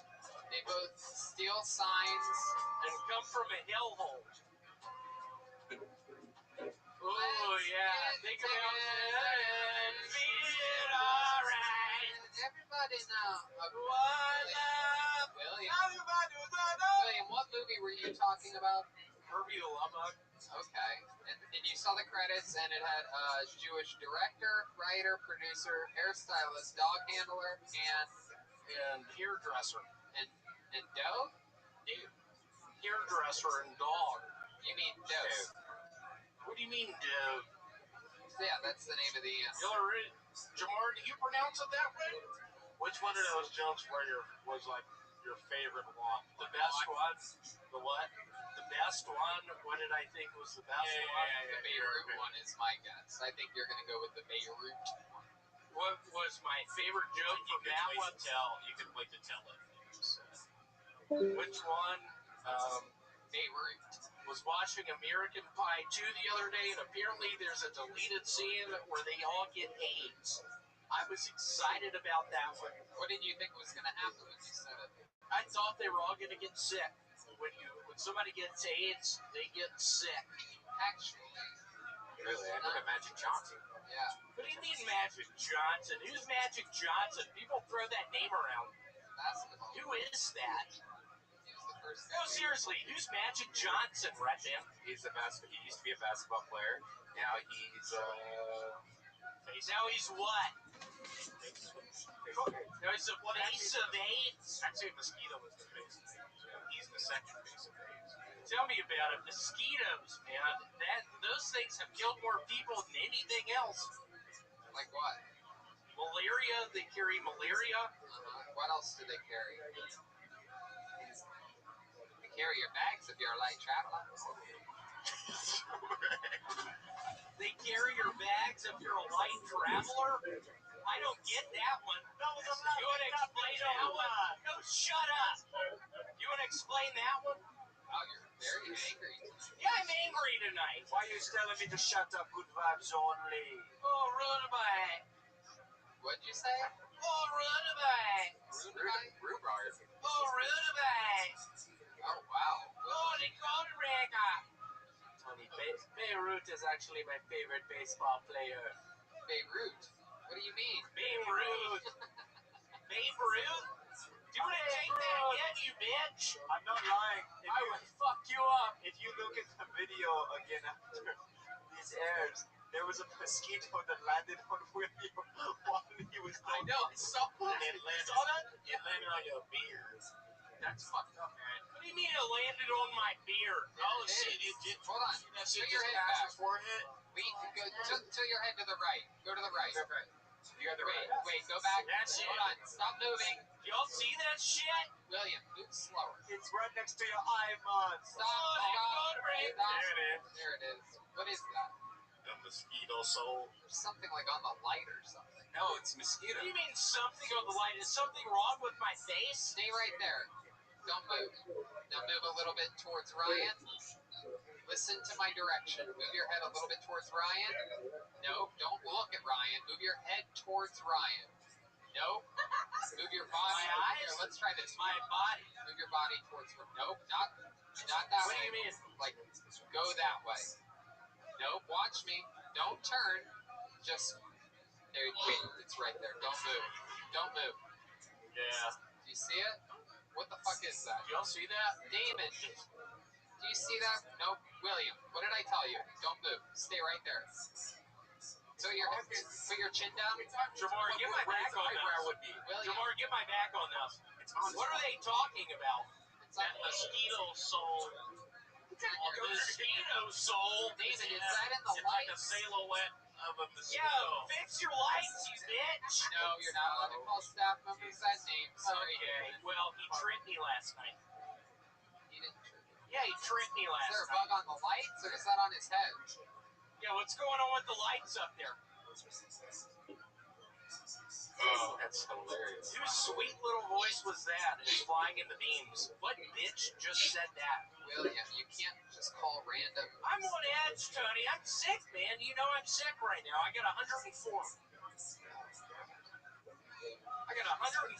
I'm an asymptomatic character, and I've been kissing people.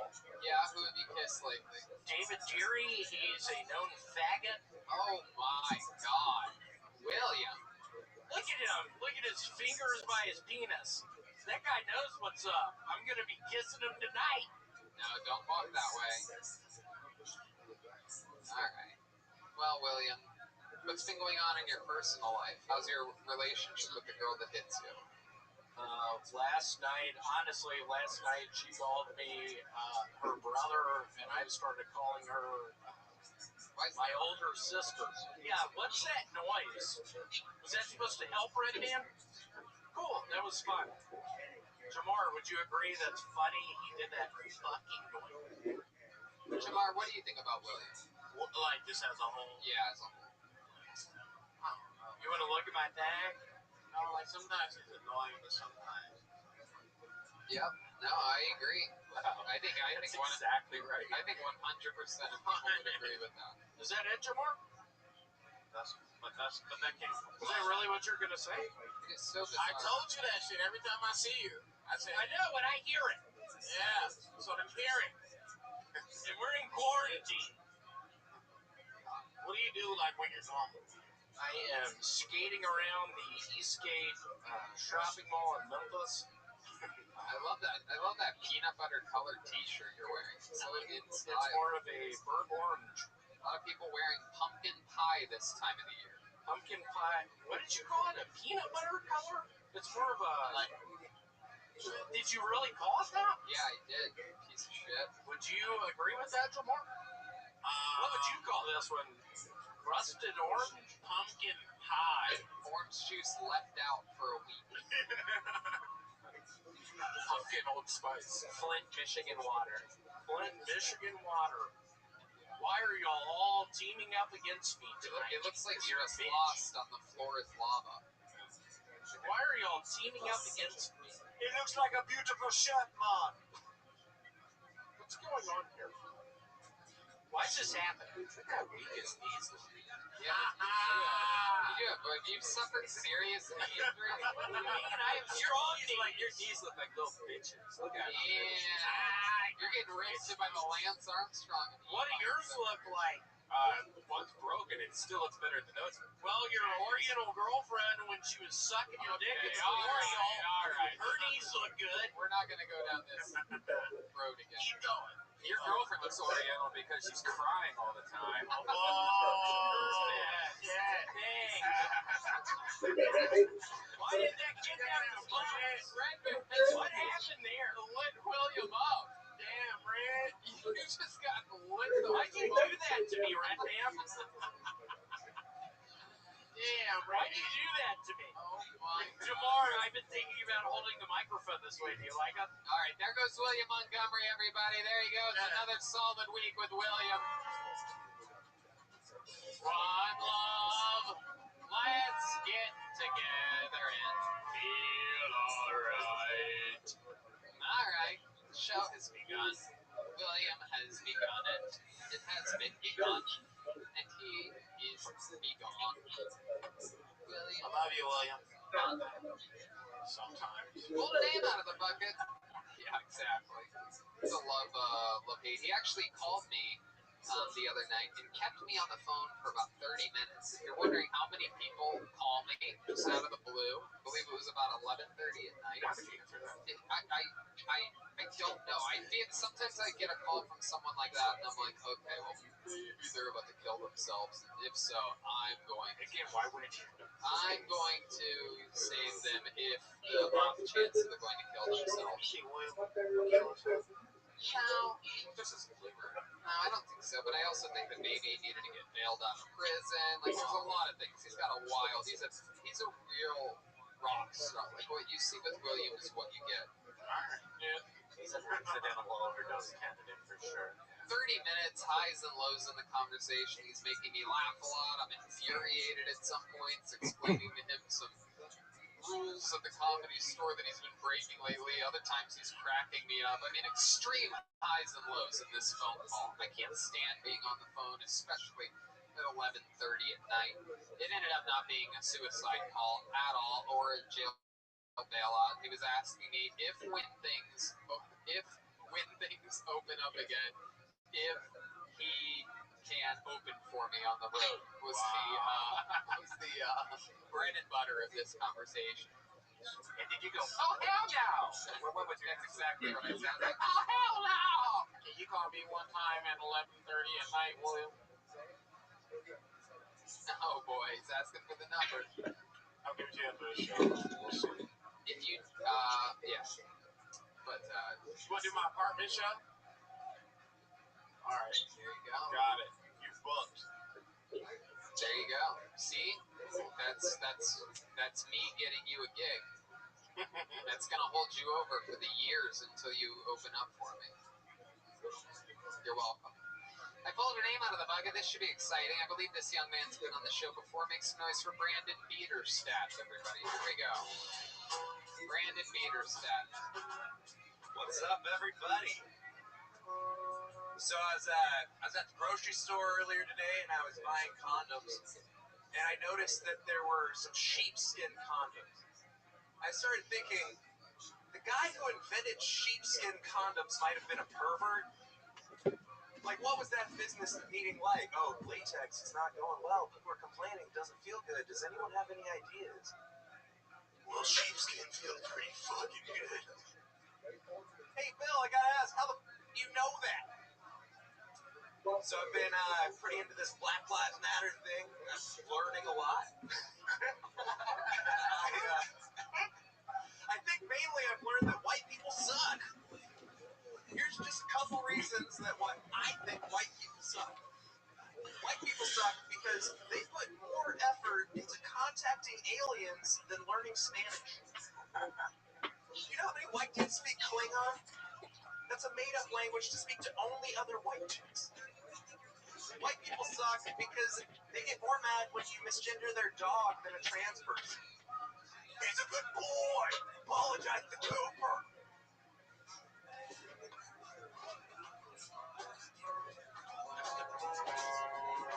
Hey, every little thing is gonna be alright. Welcome to the show, Brandon Bieterstadt. Thank you. Where are you originally from? I'm from a small town in Iowa. In Iowa. What's the name of the small town? Newton, Iowa. Newton, Iowa. How long have you lived in Los Angeles? About 5 years. How far east of La Brea do you live? Very far east. I'm right in Chinatown. Right. As you would expect. So that's about 15, 20 minutes east of La Brea, for those of you that don't know your Los Angeles landscape. I could tell because that's what someone that would write a joke about learning a lot from Black Lives Matter would be from. That's exactly what it would be. People Hey, what's up, Rabbi? Living the dream, dog. Every day's a holiday, every meal's a feast. Did you eat? I'm about to eat. I just made a BLT, so yeah, I didn't do anything with my family this holiday, unfortunately, but yeah. Alright, It's a regular day. We're done. All-time on the Tonight Show as a comedian, and a great uncle to us all. And wearing Steve Martin's jacket. That is awesome. He is a rock star. It's not dirty, no nothing. He ain't spilled no spaghetti sauce on it. Nope, he keeps it clean. Thank you so much, Argus. I love it. Just performed through the glass. I love it. We're doing it. Hey, whatever it takes for us to. It's crazy, right? I know, that's why I've just been blowing dudes to get by for my... We love you, Argus. Thank you. Follow him on social media. Some say that Jack is actually black, and that's just a bunch of cookies. Okay, Red Band. This is going well. What's his name? Peter Snap? Peter Stat. Peter, what'd you say about white people be doing what? White people put more effort into contacting aliens than learning Spanish. And is that because you do these things, and then so like does that go for you too?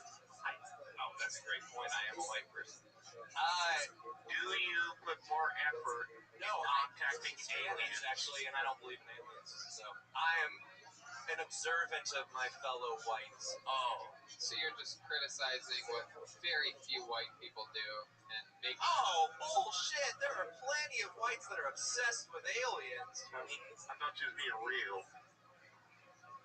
I'm actually Red Band, if you're gonna burp, please, like, just don't turn your head in my direction and burp. Like, it's, like, very bizarre to do that. There's all of that way, and really just, like, burping regular, like you're at home. I think it's a difference too. Like Very we're in bizarre. Los Angeles, so there are white people who speak Spanish here. But I'm from Iowa, where there's 2 dudes who speak Spanish and not well, and I'm one of them.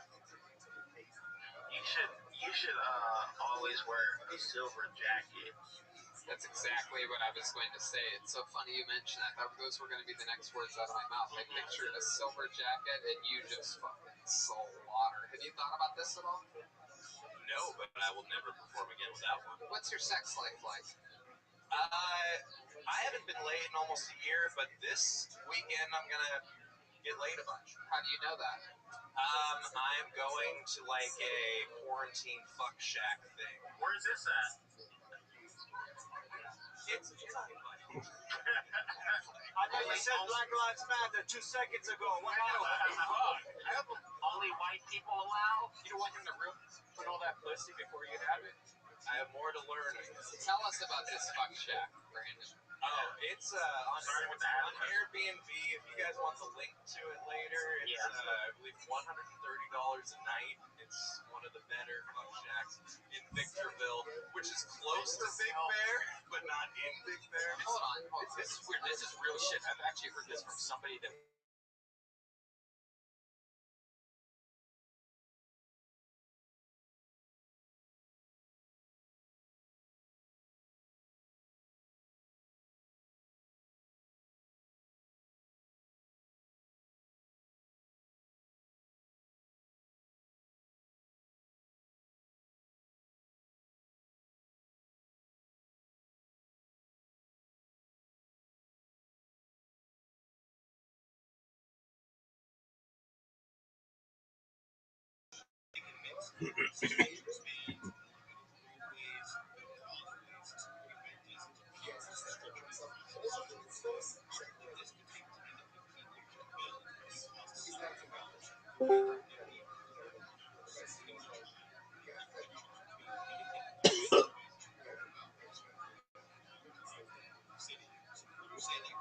Regular sex, but now it's kind of one of those things where like I had to get tested yesterday to convince this girl to fuck me. Like it's a different time. So you had to convince a girl who's going to be at the fuck shack to go to the fuck shack. Well, the fuck shack is a little place where we can fuck together. And the fuck shack, baby. Hey, I got a read. It's the fuck shack, baby. Okay, I'm on stage. Are there going to be so you have to convince a girl to go with you to the fuck shack? Are there other bitches at this fuck shack? And why would she make you get tested? You seem like you would have naked, like you would cure STDs if you fucked somebody. Oh, I didn't have to get tested for STDs. Would you have to get for tested? Corona, COVID. Yeah. Jesus, that's so dumb. You could totally catch Corona before that. I agree, but you can also cure most STDs in no time. So you have to bring a girl to this fuck shack in order to come. That's why you're asking her? That was the point. Like you'd have to get tested for STDs before going to a fuck shack now. No, that's not. It's like BYOB type shit. It's pretty much like all the massage parlors that used to be fuck shacks during the quarantine have all got together and rented Airbnbs. And like, so it's going to be a gang of Asian bitches there? It's gonna be one chick. I'm just worried. What's the ethnicity of the girl that you're interested in having sex with? Well, this one's gonna be white.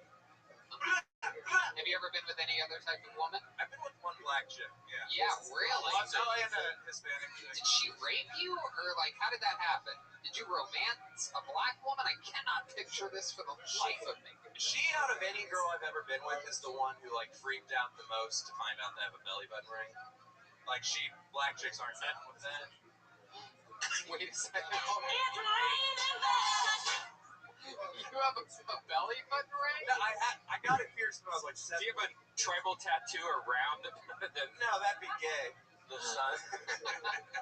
So, is it still pierced? It's actually harder to take out than He named it Tears. You got that shit in right now? Yeah, Let me see this shit. You're trying to be at the fuck shack. You're trying to get me to the We gotta see Let the me see belly its button. dumb belly button ring. Oh wow, he's a very high on button. Oh, there This you is go. by far the fattest I've ever been. That's okay. We know. We can tell through the shit. What the fuck? Oh, here we go. Oh my god. Oh, yeah. This nigga got a... This nigga look like Shakira. Shakira in the house. Oh my god. No. Please leave it unbuttoned. This is incredible. And they got hair tangled in it. Oh my god. You're so hairy. And that is like a two. For those of you just listening to the podcast, there's like a gem at the bottom and a gem at the top. I'm stunned. It is unfucking believable, this thing. What is it? What's hanging from the... Is it a... Here's the thing. The girls won't fuck me if I have a dangly, so this is just a regular old belly button ring. So wait, you've had a dangly before? And they can hear it, like, making noise. Oh, So my Girls God. won't fuck me if I have a dangly because some of my pubes get so dangly when I'm going down on that girl. I'm going down on that girl. Thank you. Thank you, Steve. That shit look like it stink. Yeah, looks like there's a drink picture in the middle of it. Does that still have the price tag on it from Forever 21? I mean, it is so bizarre. Do you do that to be funny? Like, why do you still have that? Why do you do that? Why? Is it to be funny? You type alerts to it? It's not for material. Yeah, you only do it for the laughs, right? Yeah. Yep, that's 100%. Does it make you feel good in any way? I feel less homophobic in a weird way. What? What?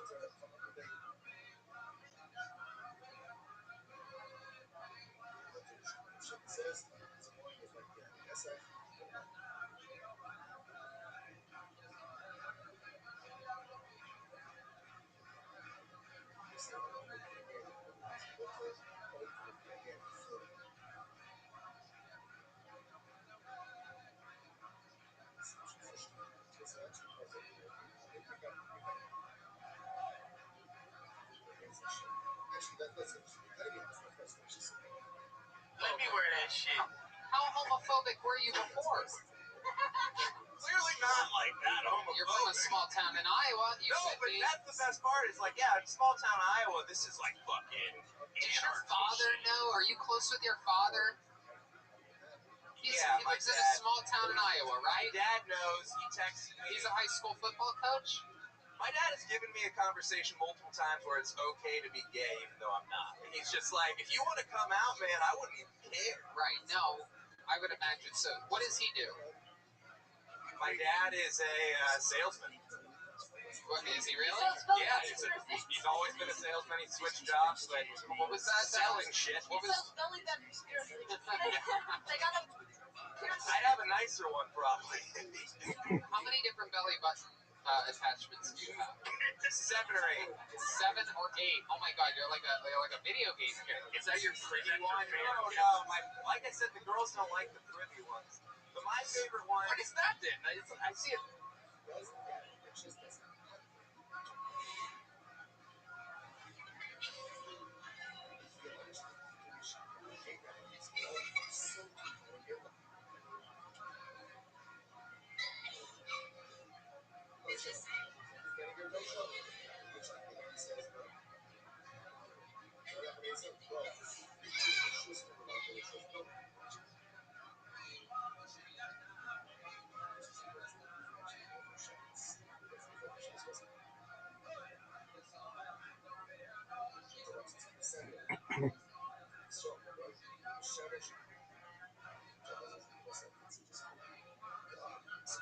like an engagement ring.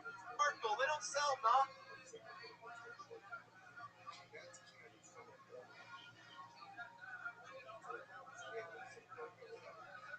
Or could have a black one in there. Or For those of you just joining the show, this guy has a belly button piercing. For those of you that have been watching the whole time, it's still there. He still has it. How long have you had this for? 9 years. 9 years. I'm calling the police. Dude, Tony. I'm about to call the police. Grandma Chris said that's a lot of cum. Are you gonna wear that belly button ring to the fuck shack, or are you gonna wear it? No, she's one of the specific girls who does not like the dangling. And you moved from Iowa 5 years ago. Yeah. Has your father ever seen your belly button piercing? He saw it the first day. Yeah. What did he say? He said, "Do not get another piercing without telling me." Well, where else could you even get pierced that would be that offensive? Nipples. Obviously, I was done. It was a one and done. I'm not gonna ask. So the only piercing you've ever had in your life was your belly button. What made you do that? I think it's funny. It was 9 years ago. It seemed kind of funny. You didn't do that because it was funny. 9 years later, you still think it's funny. 9 years ago. It is kind of funny. It is funny. It's funny as fuck. God, it's Why is funny. that not enough? It's like a middle joke, though. Fucking comedians. Hey, look, no, I'm telling you, I think it's funny. I don't pull it out in sets almost ever. Interviews, it comes up more often. Hey, man, look, Let me ask you this: what else have you done like that that's funny? Like, what else have you done? In high school, if people would cheer my name, I would eat bugs. What kind of bugs would you eat? The most famous, like, notorious Brandon bug eating situation was in front of, like, the whole football crowd. Someone had caught a giant praying mantis, and they all cheered my name. And I ate the whole thing. like the Loris bug. I thought about it. That's crazy. But yeah, honestly, like, I know you guys probably think that would make me like the loser, but man, you can still talk about that shit, dude. No, I love it. Yeah. Are you in the yearbook? No. Yes, actually. I'm in the yearbook. As what? As what? School shooter. You're I funny, keep dude. playing mantises. So this fuck shack, there's going to be one girl there that you really want to. How long have you been communicating with this girl that you're looking forward to having sex with this weekend? She's my ex, so like, what? How long did you guys date for? A year, How long have you been broken up for? almost 2. And how long have you been communicating about going to the fuck shack? 3 weeks, because we fucked So it's like been- 3 weeks ago. Oh, I just asked you how long it's been since you had sex, and you said a year ago. We had, it had been a year since that 3 weeks, and then I convinced a girl to go to a fuck shack. Where did you fuck her 3 weeks ago? At my buddy's house. Where in your buddy's house? On their bed. Was your buddy there? No. He was out of town. He said I could stay there to watch his dogs. And Okay, and you brought a girl over your ex, and you guys had. That's where the dog's in the room with you, where the dogs are. no, actually, I wouldn't let them be in the room. They're big dogs. Were they corn dogs? They were not corn dogs. They about 2 feet long. Were they breaded on the outside? Okay. Iowa State Fairground, thoroughbred. So how many people do you think are going to be at the fuck shack? It's pronounced Shake Shack. Look at it. It's a big getaway. It's like a rope. So it's just 2 people. So I'm gonna fuck in it, and then like that's the plan. are there other people that are going to be there? No. Oh, you got talking about.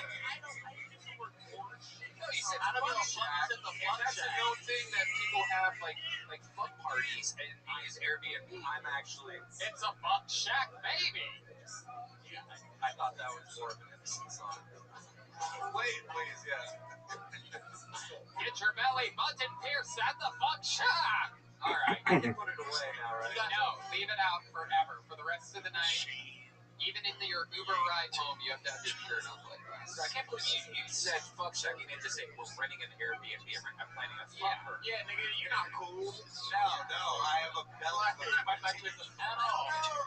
It's not like fuck checking. I don't even think you have the entire place on Airbnb. There's probably I feel like you probably budgeted it out. You're like, one room available, shared bathroom. The host, no dogs, cats, belly button piercings. The host said that she would be there for check-in only. So. Oh my goodness. Well, this has been so much fun. We spent way too much time with you. In 7 years, over 2,000 people pulled out of this bucket. You are the first male with a belly button piercing, and we squeezed all we could out of you. Brandon Beaterstadt, everybody. There he goes. Holy shit. Holy shit. Incredible. My mind is blown. Josh, have you ever seen anything like that in your whole life? It's a real hairy belly button. Tyrese had one. Really? Yeah. Yeah, but he didn't. Cisco probably had one too. Oh yeah, Cisco had one. Guys that can like pour water on themselves and be attractive to women can get away with it. Yeah, but Brandon Beaterstadt doesn't. He was literally a vacuum. Whatever that means. With a belly button. I'll tell you, this next comedian definitely does not have his belly button pierced. I can pretty much damn well guarantee that. This guy is a tough guy. He's a tough cookie. He's a roast god. He's a great joke writer, great comedian. Ladies and gentlemen, it's David Lucas. It's David. It's David's music. I think eating ass is for guys that need a place to live. But due to boredom, my girl convinced me to eat her ass during quarantine. It was cool. The shit was like licking on a kneecap. Booty holes and kneecaps got the same type of skin. But while I was eating her ass, can you believe that this bitch farted 4 years down the drain over a poop? That bitch had been eating Mexican food earlier, felt like I got pepper spray. That shit was spicy as fuck. Like, bitch, I've been pepper sprayed and pepper spray was better. Black people stopped being valuable to white people after Eli Whitney invented the cotton gin. After they made something that could pick cotton faster than us, they had no more need for us.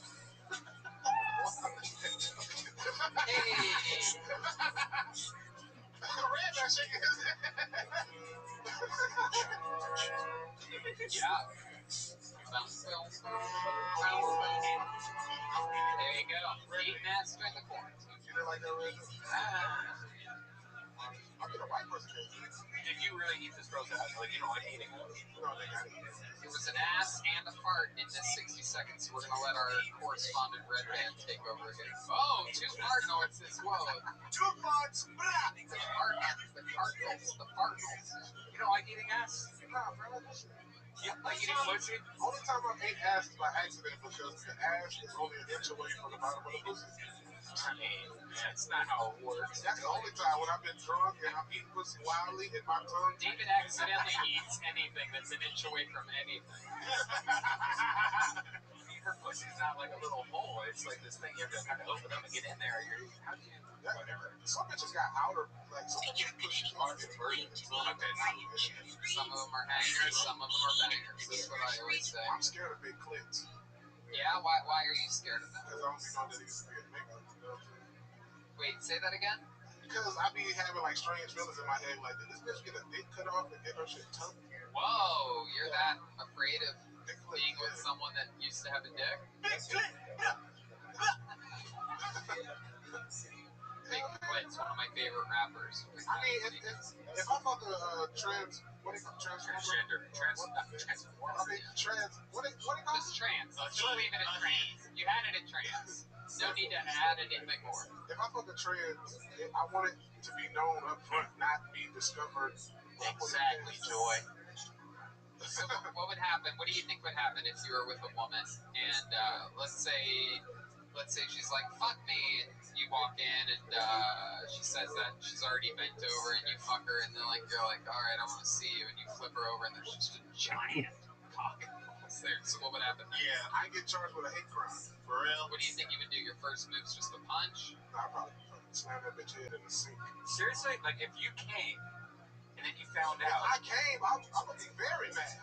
Really? Hell yeah. So you'd be more mad if you came than if you didn't come? Especially if the pussy was good. What if, okay, let me ask you this. Hold on, everybody. I can't believe you made me come. Hold on. It's not. Let me ask you this. So let's say you fuck this girl, right? Or whatever, right? And you have sex and you come on, say, her back, right? And then, but she like doesn't even roll over, right? And you're just sort of hanging, and then you get excited again. Maybe she says something, right, that turns you on, and you start fucking her again, right? And then let's say you come again, right? You pull out, shoot on her back again, right? You lay down for a bit, you can't even believe it, but 15 minutes later, you get hard again, you start fucking her again, you come again. Would you be more mad coming 3 times, coming once, Coming twice. or coming twice? When does it become like, you know what, I fell in love with you on that 3rd time? I don't feel like that would happen to me, but let's say hypothetically. Oh, I think it would. You tricked me, you dick vixen. So the thing is, if I'm a fucking girl and she got a dick, that means I don't know her because I'm gonna never use a condom. But if I know a girl like 24 hours, I don't use condoms. Like, Wait, 24 hours is the limit? yeah, because I ask a lot of questions. 24 hours, and you're like, all right, you passed the questionnaire. Yeah. Condoms are out the window. How do you ask a But let me, hold on, I'm sorry to cut you off. What if you haven't known her for 24 hours, she hasn't made it through the questionnaire, right? And you're like, oh, I'm gonna fuck you, I'm gonna put this condom on, and she's like, all right, give me one too.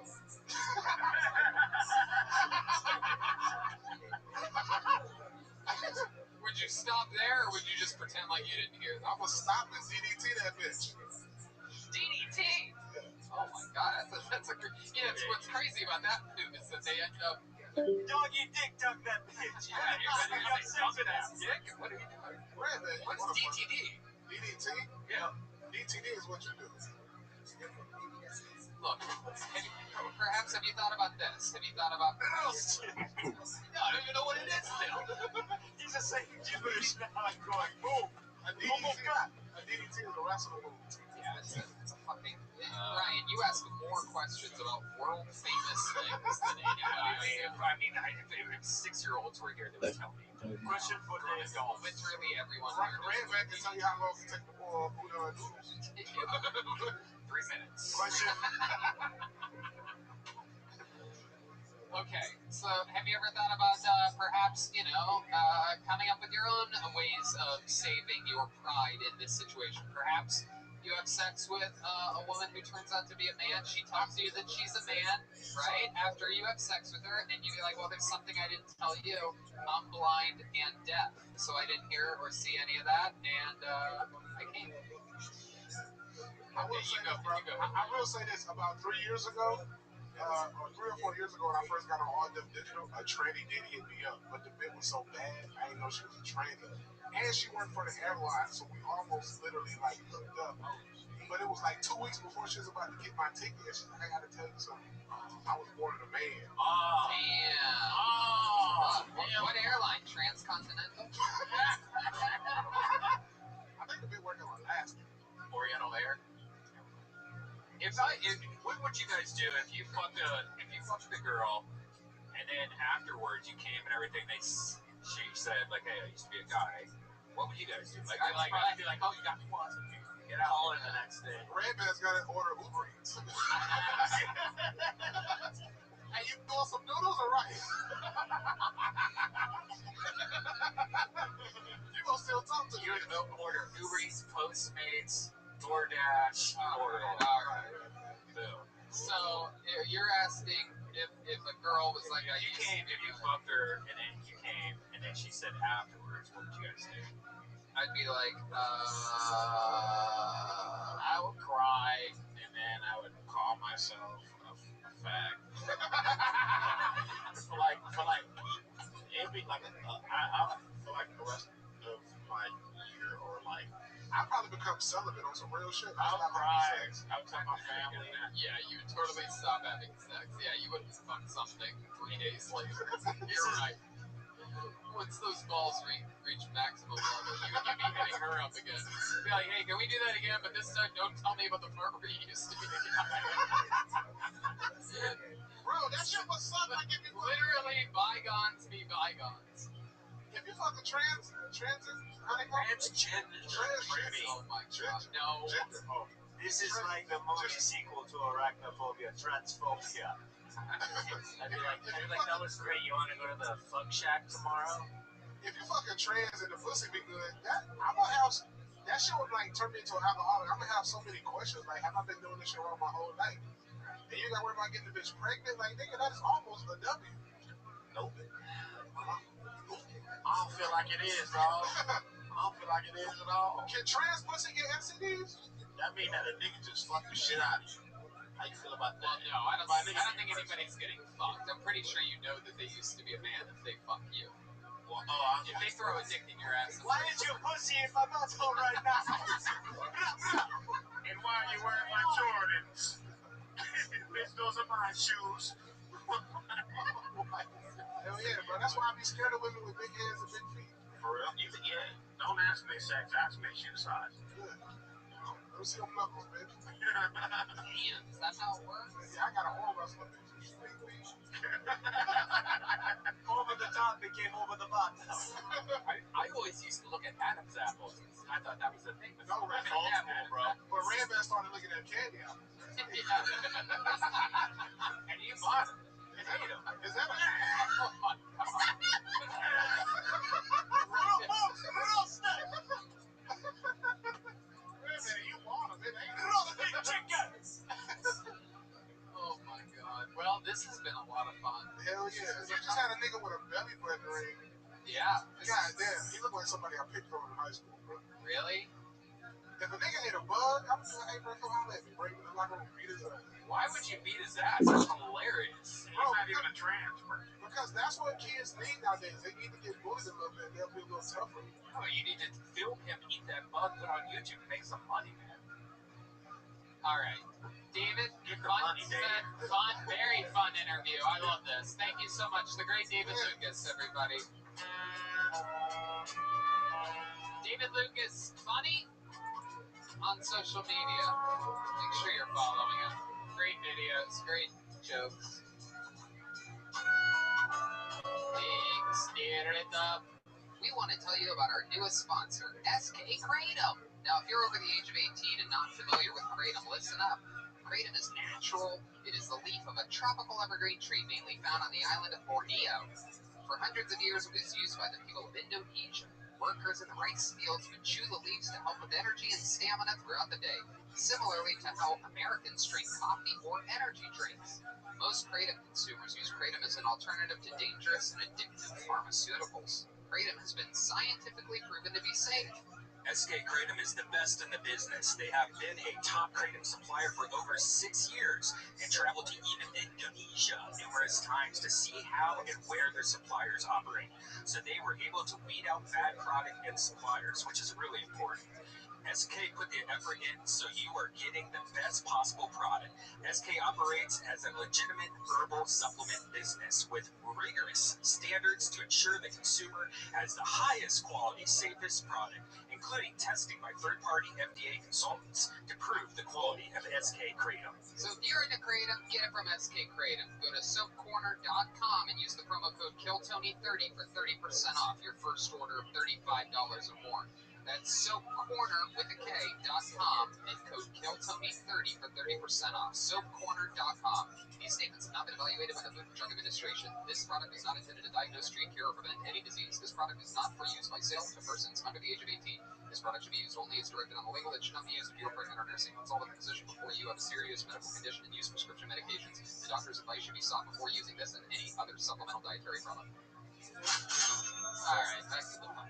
Let's see what happens here. Oh wow, this young lady has been on the show numerous times. It's been a very long time. She's a writer. She's an employee at the Comedy Store. It's been a very long time since she's been on. We're excited to have her back. Here she is, everybody. It's Joy Eileen. Here we go. Joy Eileen.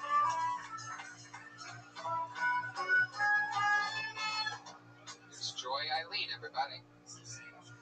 So my mom just told me that she doesn't trust magicians because they lie.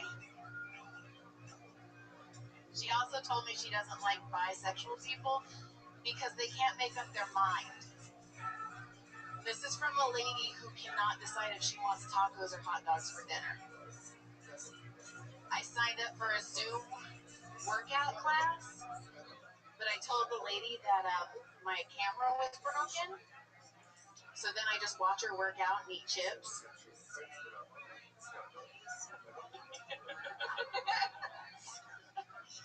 I can't watch my 600-pound life because I get saucy and think I'm hot. I cannot wait till thrift stores open again because everybody's been cleaning out their closets and dying. Let's see. I don't eat eggs. Yeah.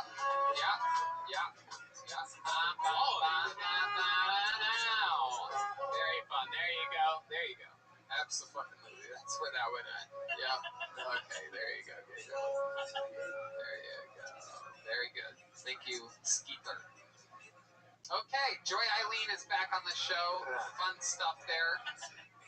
Magicians, bisexuals. Your mom's like that? Yeah, she is. How old is she? She is 67.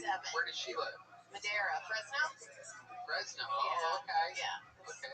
Where I went to college. That's north of Los Angeles by about what? 4 hours? 5 hours? 3 hours. 3 hours. Yeah. That's fun. That's where you were raised? Yes. I actually went to Fresno State. A lot of windmills up there? No. What's Fresno known for? Yes. Bulldogs. Yeah, well, yeah, Bulldogs, but yeah, Shark the Tart. He was a basketball coach. Oh, yeah. Tarkesian? Yeah, he threw shit. Yeah. Yeah, he got really mad at me once because I asked one of those basketball players to break into my car. Why? Because I locked my keys in my car, and I was like, hey, you look like you could break into cars, and he told me not to talk to his players like that. Was it a black guy? Yeah. You look like you break into cars? Yeah. Jamar, what do you think about this? You're a senior black guy correspondent. If a white woman asked you to break into her car, what would you do? You break into it. I'd be like, what do I get? Yeah. I love that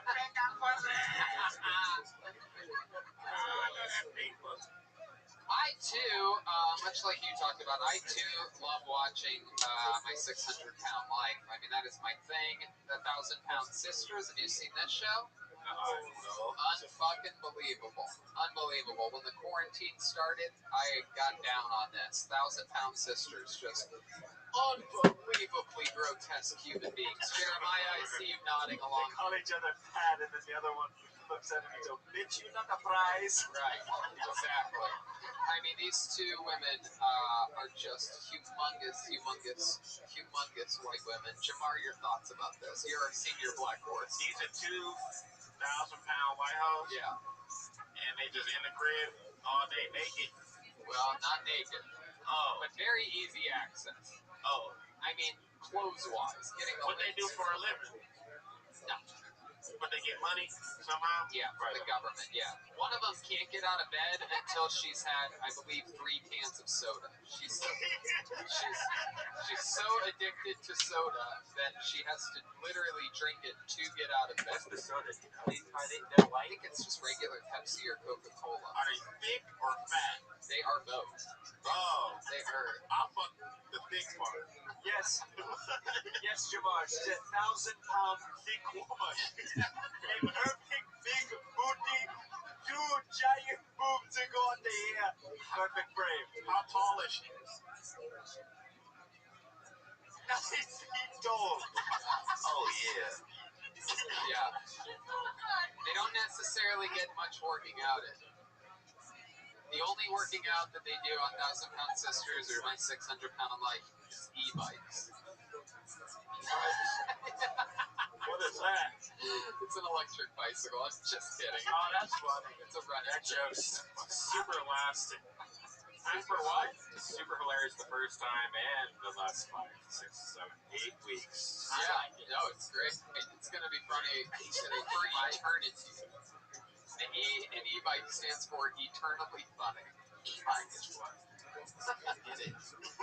Tom and Christina just talked about it last week. Yeah, because they like electronic bikes also. It's just a bicycle with a battery. How many pounds are these girls long? None. Their show is not about losing weight. Sometimes they'll try to lose weight, and it's very easy for them to lose weight. They basically have to do nothing except like stop eating pies. Just if they like take a break from eating pies, literally eating pies. If they take just a few days off of eating pies, they lose like 30 pounds because their body's so used to just pies and so much other shit. And How old are these girls? I would guess probably like 30s, in their 30s. You're not dead? No, they're close. They got diabetes? One of them's closer than the other. The one that's the one has a forehead that protrudes out, and the other one has 2 eyes that look opposite directions. Which one would you fuck if you had the shit? Forehead, bitch. Well, I mean, that forehead is pretty intriguing. And the pie, you know what I mean? You get to roll over, eat some pie. Have a I always wondered, like if you like how they clean themselves, but like if they ever like lifted a tit up, is there just mushrooms and shit growing on They it? have kids. Oh, you just made Skeeter sick to his stomach, man. They got kids and shit. Boyfriends. They do have a boyfriend. There's one creepy guy that's White guy? yeah. Really button chain guy? Oh, actually, you know what? One does have a skinny black man boyfriend that comes in once in a while. I remember now. Really? Yeah. Oh. It's incredible. It's incredible. It's just mind boggling. You ever watch 1,000 Pound Sisters? No, I've never seen that one. Yeah. I love your thrift store joke. That's very accurate too. I didn't even think about that. Fortunately, 2 thrift stores in Burbank just closed down because you can't pay rent when you're already making thrift store money, I guess. But they get grants. What do you think? Some Goodwill does it. How long have you been doing comedy, Jill? 5 years. Okay. On and off, though. More off than on since I had kids. You started in Fresno? No, I started here. Oh, Tony. Yeah. Well, I did it a couple times before Kill Tony, but I bombed so fucking hard on that stage the first time I got pulled up. It was it was bad. What happened? Who was here? Frank Castillo and Mike Lawrence. Yeah, it was right when Frank had won. And I got up there. I don't know, because when you first do it, you don't bomb. Right. You know, like your first set, like I feel like you bombed your first set, you couldn't do it again. So I did it, and I had all of this fucking confidence, like a fucking idiot, and I got up there, and nobody laughed. And then I made fun of Pat, and everybody laughed. And you were like, you can leave now. Okay, thank you. Okay. That's crazy. How you been spending the quarantine? You have kids? I have kids. So, Freckle Dick. yeah, Freckle Dick. Yeah, he wanted to come tonight. He was like, can you just sneak me in? He wants to get snuck in with Brad Williams. I wonder how come they don't do like one of them 1,000-pound big shows, like, but they also put the midgets and shit in the house and like all that shit. That'd be kind of tight. Absolutely. Fucking circus. World. Circus real world. Yeah. You're fun. We should write that. Absolutely. That's what it's coming to. Just mash a bunch of freak shit. Get a guy in there with a hairy chest and a belly button ring. You just let me be in there. Call it Fuck Shack. Fuck Shack. Alright. So everything's been good during the quarantine? Yeah, I didn't stop working.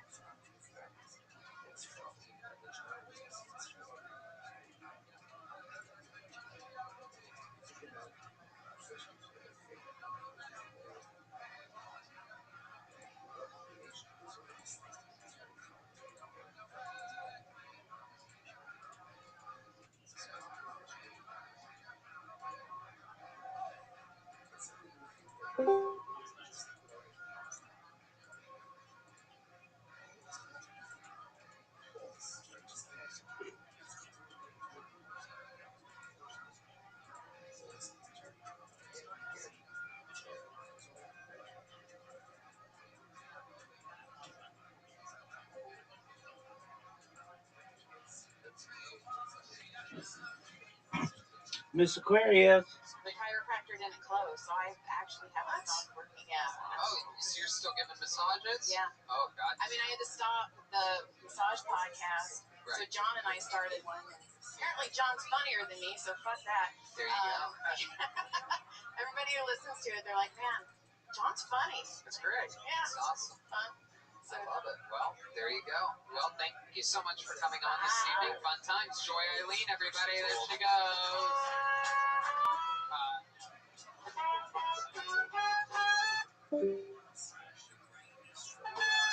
All right. Back to the bucket. Step back from that ledge. All right. Hold up. Another name out of the bucket. Ladies and gentlemen, make some noise for Spencer O'Neill. Here we go. Spencer O'Neill. He is coming to the stage. Spencer. O'Neill is his name. Here he is, Spencer O'Neill. Been in a bit of a dry spell lately. It's actually gotten so bad that now whenever I hear about a guy who looks like me who's getting laid, I'm like, yeah, nice. That's us. We're doing that. We are fucking that girl. I recently learned that I can't tell Italian people and gay people apart because they both use their hands so much when they talk. Like the other day, I was talking to a guy and I went to kiss him and he was like, "Whoa, what are you doing? I'm Italian." And I was like, "Oh, my bad. That's unfair." And I was talking to another guy and I went to hand him a cannoli. He's like, "Hey, what are you doing? I'm gay." And I was like, "I can't tell people apart. This is ridiculous. Pinky rings and sweat is too much." I actually just recently moved. I moved to West Hollywood, if you're not familiar. It's a very Italian neighborhood. Just a bunch of Italian guys going around kissing each other. They all look like me. Oh my God, nice. We're doing that. We're kissing that guy. Alright, that's all I got for this. Wow. Brilliant. Beautiful. A complete work of art. 58 seconds of absolute tying it all together and great jokes. That's fucking awesome, Spencer. Welcome to the show. We're happy to have you. How long have you been doing stand-up? Almost 7 years. Awesome. Where are you from? Alaska. Wow. How long have you been in LA? That is awesome, man. What part of Alaska? My goodness gracious. What's it like up there? It's cold. A lot of mountains. Yeah. You ever go to the Charlie's or whatever it's called? The one show? Yeah, I did comedy up there. The underwear worker. Yeah, they got like a bunch of. I moved a little bit after I was like 21, so I didn't go there a lot. But it's kind of shit. Oh yeah, I mean, that was the only place. It's like a dirt bar. Tell us more about Alaska. Ice fishing, like what were you into? Fishing, normal shit. I used to go to a small native village with my uncle. What was that like? They hated white people, so it was fun. Did you guys drink together? Do ayahuasca? No, what are we talking about? We would go to like a camp on a river and just kill fish. And you would do it with the natives? No. Oh, you would hope to not run into natives? They just didn't really talk to us. Are they violent? Oh, are they? They were around and they would see you? Yeah. How do you my uncle lived there. He did he lived there full time. Can these Native Americans be violent towards white people? Alaska. Yeah. It's different. What is that? They look different. Just natives. Yeah. Did they have igloos? They got like shacks. Fuck shacks? Some fuck shacks, yeah. A lot of fuck shacks. That's incredible. What else about Alaska? I really don't know that much about it. I know there's a lot of salmon there. Alaskan natives. What? What's that? Big cheeks. Crazy. It's like Eskimos? Yeah. The thicker Oh, they're and Eskimos. Yeah, they're Oh, say that. The crazy thing about Alaska, I thought, was like we'd do comedy, 2 shows, whatever, and then it's like 2 in the morning, we'd come out, just sunlight. It's just like, and you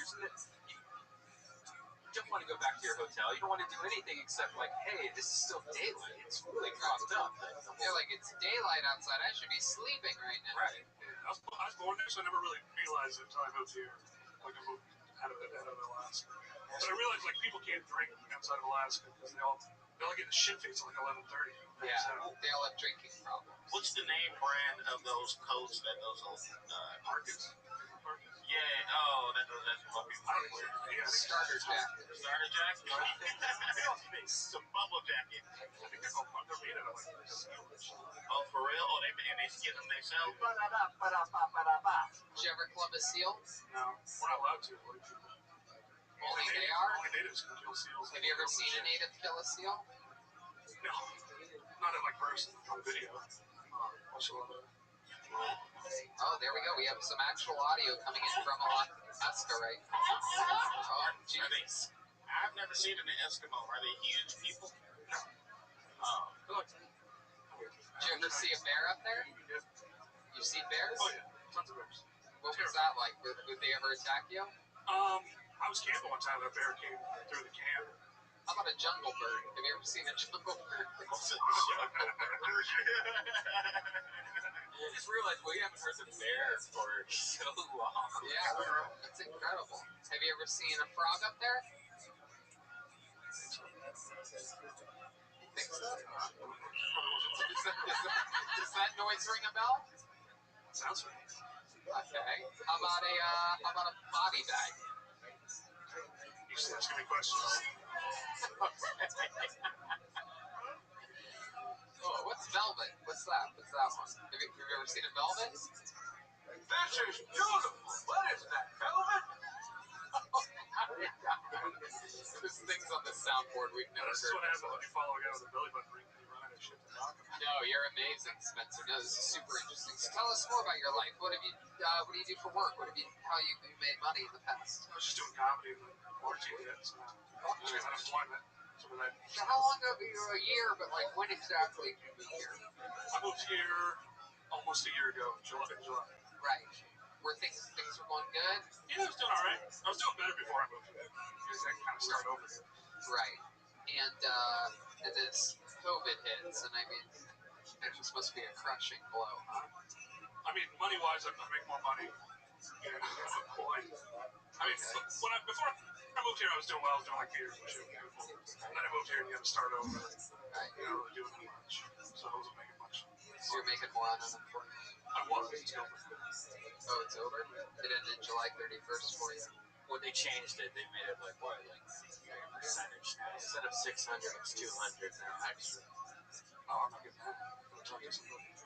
Yeah, They just switched me over like $100 or something. It is pretty crazy though. My girlfriend hasn't had a job in a while, and she's making so much money now. Yeah, it sounds like the Americans never seem to complain about is the amount of unemployment money. It is our money, right? They tax us.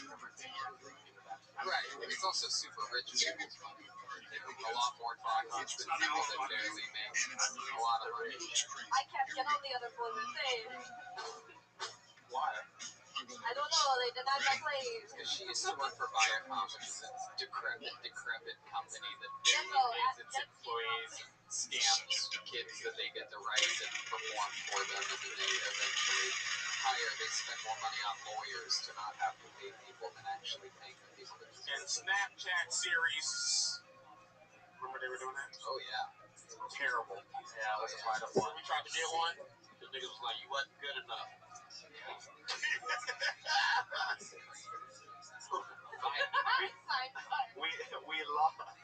We went into pitch a Snapchat show, and the night before we did an Armenian kid's birthday party and posted it on social media. And they saw the video before we went into the meeting, and we knew when they asked us what that was all about, that we didn't get the show that we were about to pitch. We can't be on Snapchat in your Snapchat series because whatever. Back to you, man. You guys got gangbangers out there? Yeah. Samoans. Got Samoans. Oh, this motherfucker's a dangerous dude. Yeah, A lot of people think Alaska is just white people. Do you have any hobbies or special skills or talents or anything like that? Fun facts about you? Entertaining shit. Other than that? Not really. I mean, nothing. Like, I used to collect baseball cards. I wrestled in high school. I'm currently a semi-pro golfer. I'm learning getting my pilot's license. It's Italian. What's yours? Yes, I'm very Italian. And I'm gay. And I love that joke.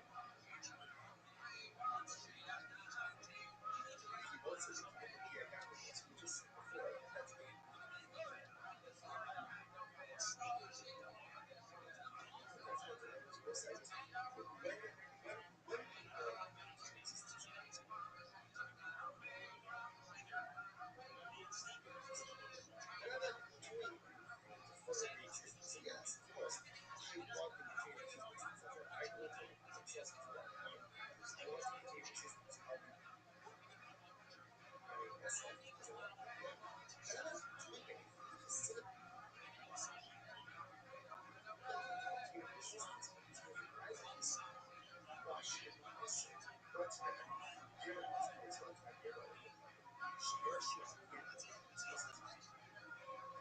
it made complete sense to me.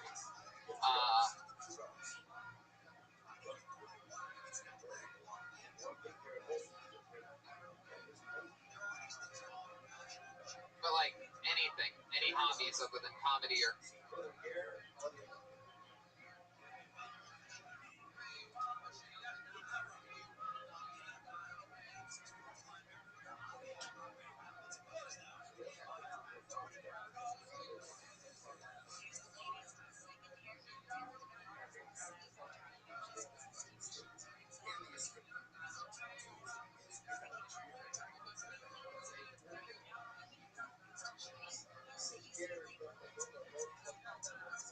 making very entertaining stuff. Do you edit? No, that's not what I'm asking. Anything out of the entertainment industry. Fucking not since I moved here. Because you gotta fucking work. How about in the past? No, I guess I can make golf. Have you ever played TV Weeks? Did some airsofting. That was fun. Say it again? Airsofting, you ever done that? Yeah, like paintball? It's kind of like paintball with babies. Okay. I was going to go fight with some Mexican kids. Tell us about that. I was hanging out when we were with a Venezuelan guy. He started cussing me. Oh, shit. Yeah. I never hang out with my Venezuelan friends when there's Mexicans around. Is there anything in your refrigerator that you're excited to go home? That's a great question. No, I'm just fucking bored. I got nothing. I'm not bored. I'm boring right now. I don't give a shit. Do you have a refrigerator? I do. It's empty? It's got like some chicken and spinach. When was the last time you had French toast crunch? Years ago. I know a guy. I think Mitch wants you to look at your phone. Oh, wow. Thank you for that heads up. Boy, really letting the outside in. Oh, is there any... Do you know anything about collecting jugs of piss? I figured he was going to talk about it. So... Thank you, Mitch. Wow, that's a good start. That seems to be the...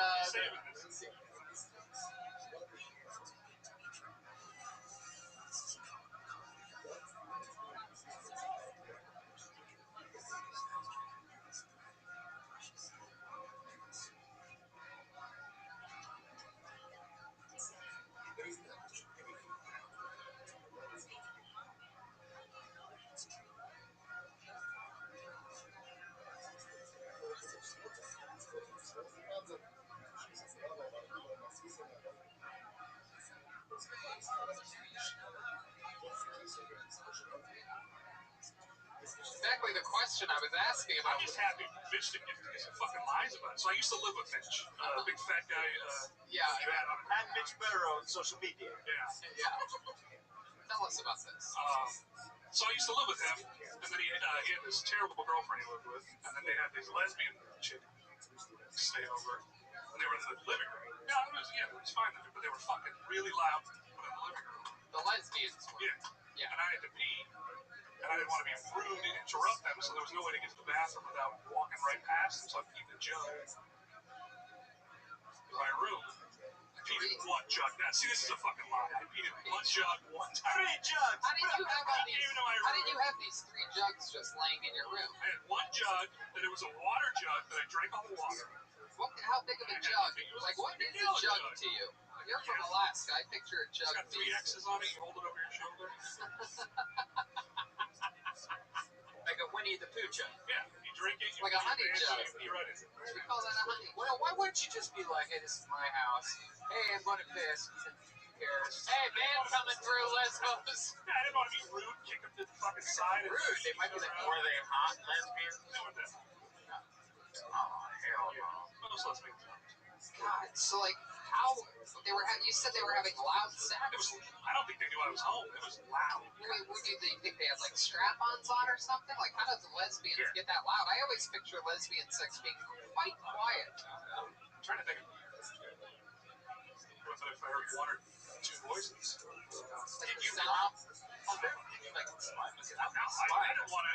Oh, we know you would spy. Of course. I was kind of a guest. You'd be in the middle of the living room just fucking stroking. I can stroke it. I don't want to be rude coming out there jerking off to my It's your friends, fucking lesbians, having sex. When you say loud, like Give us an example, like how loud, like do it in the mic. I'm not gonna do it in the mic, but it was loud enough to know. Was it like a motorcycle or was it like an e-bike? Auditory.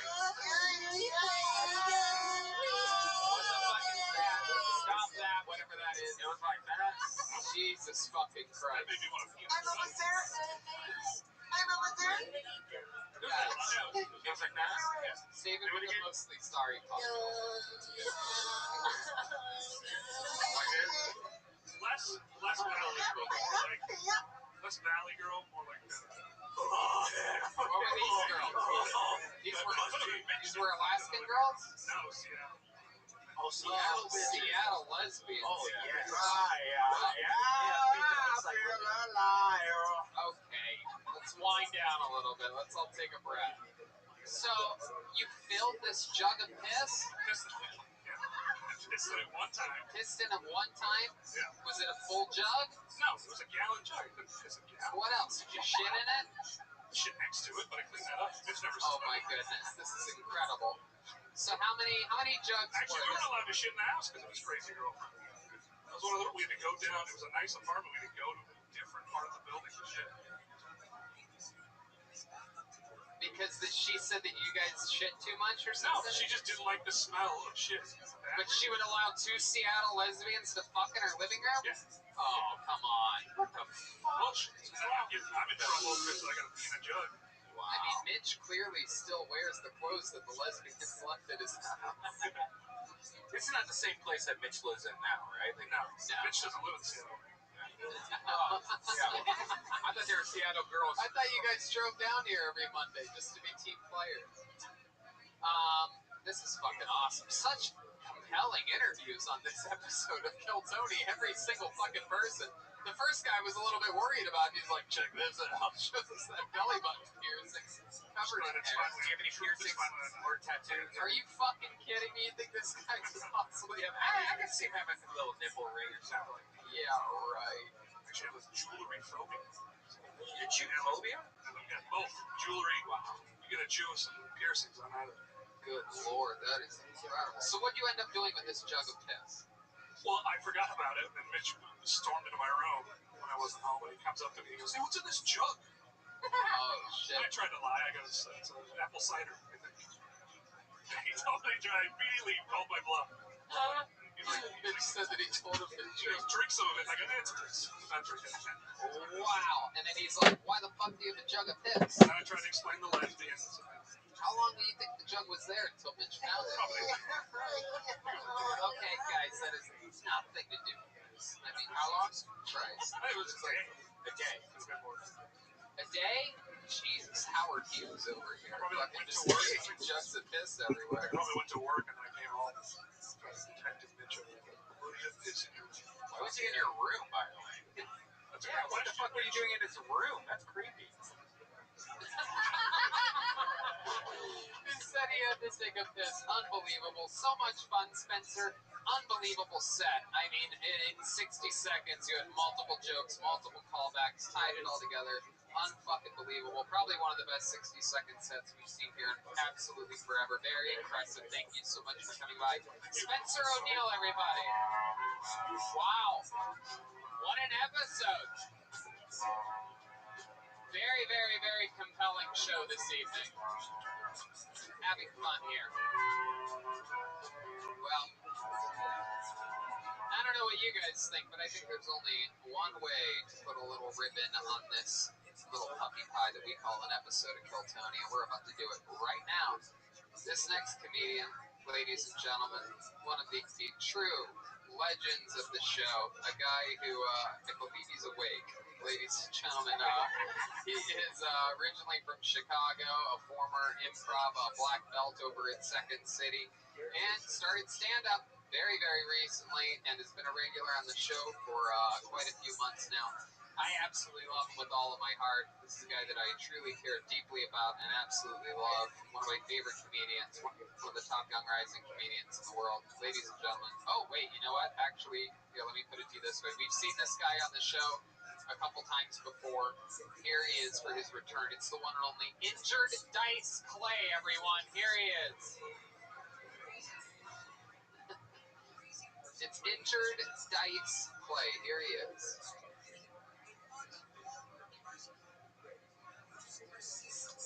Little boy blue.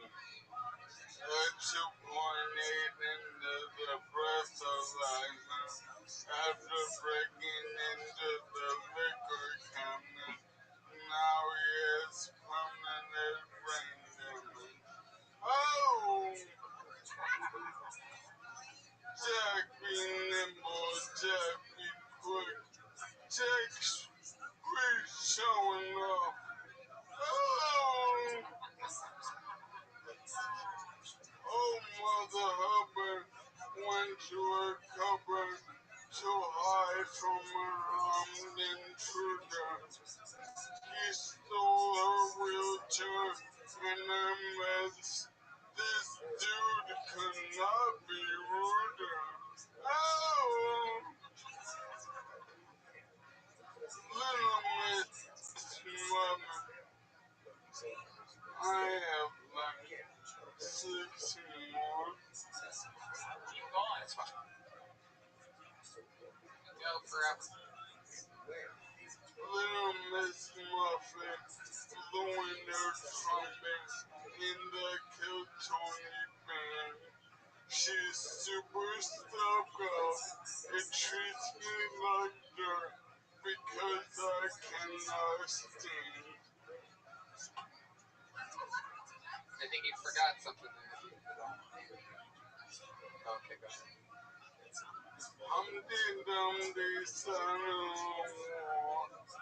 He was trying to cross the border to get his baby out of a cage. Oh! There was a disabled lady who lived in the shoe. After 4 years of Trump, she lives in a steamboat.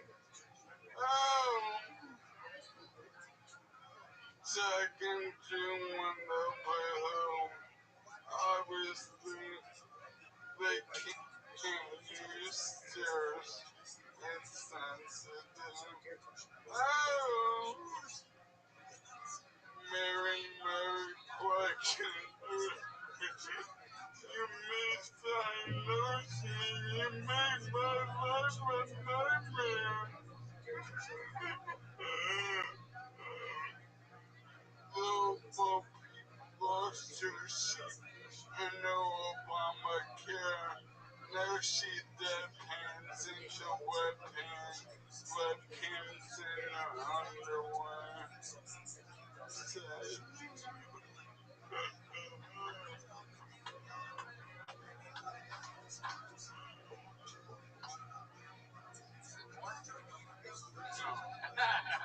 Injured dice play. Hey, love is. It's what I've got. Yes, injured. So good to have you back on the show. Glad to be alive. You are Injured Dice Clay. You are Andrew Dice Clay's half-brother. Half-brother, second cousin, wife. Oh, wow. Have you ever talked with your half-brother, second cousin, twice removed, Andrew Dice Clay before? I am messages asking for money, and he does not return my calls. Oh!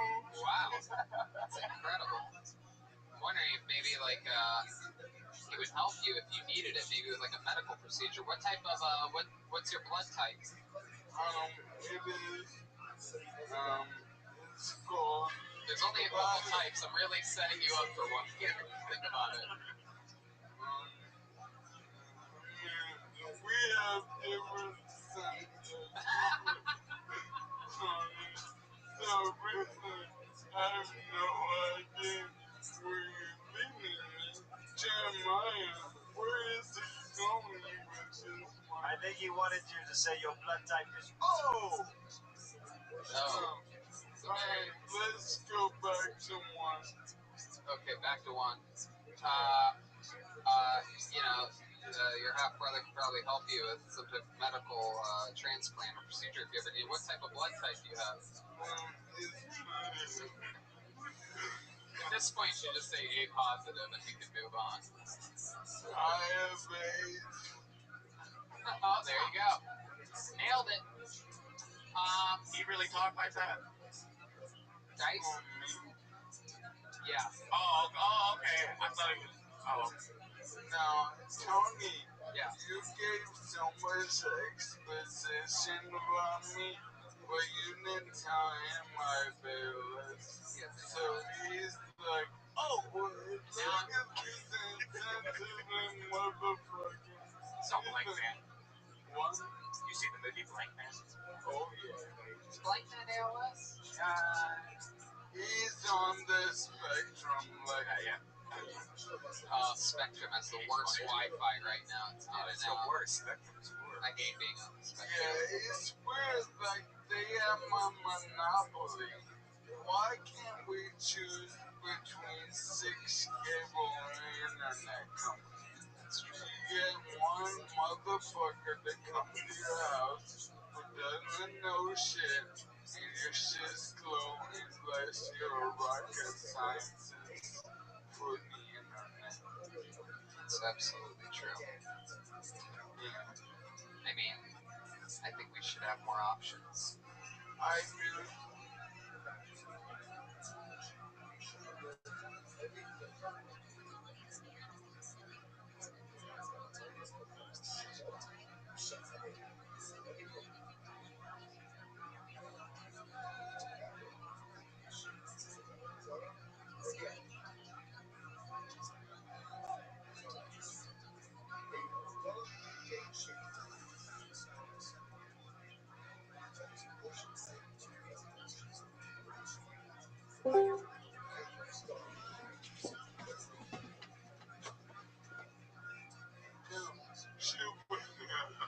Jake the Snake, how you living, pimp? Jake the Snake, how you living, pimp? Absolutely. Amazon should just do everything. What'd you say? Amazon should make our water, send us things. They should Dog, I can't hear you. Hold on. What'd you say? Nobody knows what the fuck that guy's talking about. Smash you put the thing out.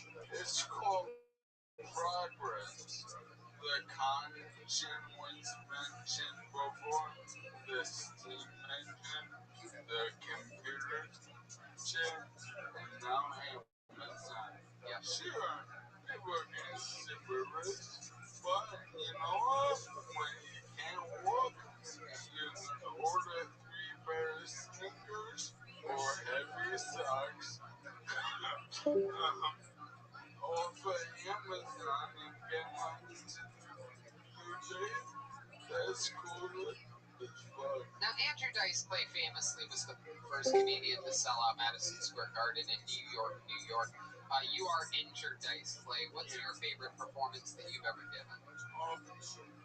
Without a doubt, my favorite is at the Mayo Clinic.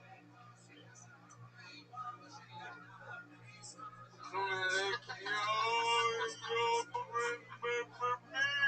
Oh, you see this? Oh, shout out to all the 8-year-olds from leukemia. Yeah. That's beautiful. So the Mayo Clinic. Yeah, Mayo Clinic, Cedar Sinai, all of them. I play all the hottest hospitals. We can't talk about them. We gotta stop saying Mayo Clinic. Red Band's gonna come to you. Yeah, because I eat mayo. Do you have any updates on your Easter seals video? Because I know a few years ago we were talking about the. Yeah, here's the update. I got spoken. Here's the update. I get spoken. Let him talk, man. What? No, I'm not stopping it. pardon me, sir. We just met. Is it Jamar? Yes. Yeah. I have a Jamar's trying to figure out what's wrong with you still. He doesn't know what it is. No, well, Tony, try filling your guess. I mean, Do you need the glasses? Yeah, me too, next time. I'm next. Oh, all right. The bit. he's playing a character of a dice play-like character that's injured, and the actual man playing the character has a debilitating, uncurable freedom. Like, it's in his layers and his mother. Oh, yeah. It really is. Dude, I get more diversity jobs than you. I'm on free shows that start with black. Wow. Motherfucker. Dude, networks are designing themselves around people who are all fucked up because they're What? What was the line? You doing that shit on I am. It's called PPA. I'm laughing, crying disease. Yes, like what the Joker had in the movie where he can't stop laughing. Dude, I'm on. Whoa! shit. Oh my God, it's Michael Lair, everybody! If he on the wall, Jamar, where you from? Compton. I'm from Queens. Oh my God. Okay, I believe you. You fucked No, up. but you said, he's doing this shit on purpose. No. Michael. Tony. Tony, one, I am the oldest person in this building. You are?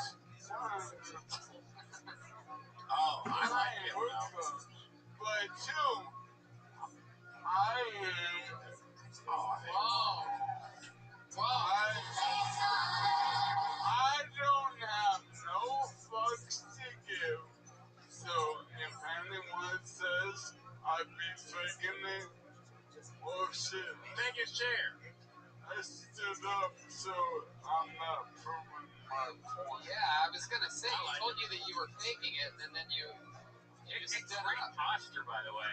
I don't think I've ever seen anyone have sex. I mean, It's you incredible. get one of those back brace things off Instagram, and they've been advertising. Yeah. My girlfriend just got that today. They had like her tits like cut out, and I was like, Does it really work? No, it's just ridiculous. Not my copper farm. What? Benedict Cumberbatch? Copper farm, Brett farm. Oh, yeah. Sponsors my copper. Can I just know why you guys know Jeremiah, you need to translate. Everything on the eye, you don't. Listen, Michael just started talking about walking the walk, alright? Just saying something, thanks for the mom. I guess to my question of disability, should they disabled, what's going on here? He's going to sit down momentarily because his legs are about to give out. But he's happy to make the guys play with it, but he's also upset that Jamar didn't understand because he was a character that a real person had that, so it's a very complex role of the space. Is that pretty much sum up how you feel it right now, Michael?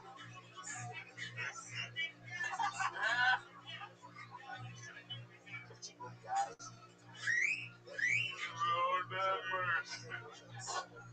Lord have mercy. Oh, murder, she wrote. Hey. I have a reggae joke. Can I see if it works? Absolutely. So what's the deal with reggae? It's the only genre where they never have to make new songs. Murder, she wrote. Hey, murder, she wrote. I've been dancing to that shit since 8th grade. Jamar, that was definitely a joke targeted towards black people more than white, so what did you think? What? Fair play. You hate me because of my disease. I don't hate you, man. That ain't fair, is it? You're doing white voice at me. No, he's always had a white voice. That's like I went to college. I fuck a lot of white women. That's true, he does. Lower your pitch and respect. I knowledge and respect Michael Dada. Oh, and I grew up watching Def Jam, so I speak at a certain pitch. I feel you sound like the Def Jam guy. What's... Oh, that's a headband. I think that you're hilarious. I think you are too, and it's a pleasure meeting. And this show tonight was straight bananas awesome. I agree. I agree. And there's no better way to fucking end it than with you. You're the baddest ass of them all. You can sit down. I feel like No, I need to air out my ass. The great Michael Lair, everybody. Everything he does is at michaellaircomedy.com and on social media at Michael Lair Comedy. Here comes tonight's drawing for the great Ryan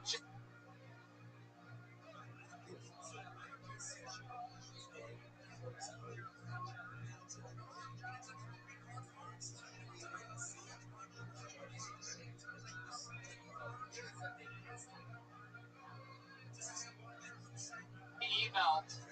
There it is. Oh, this looks like a watercolor.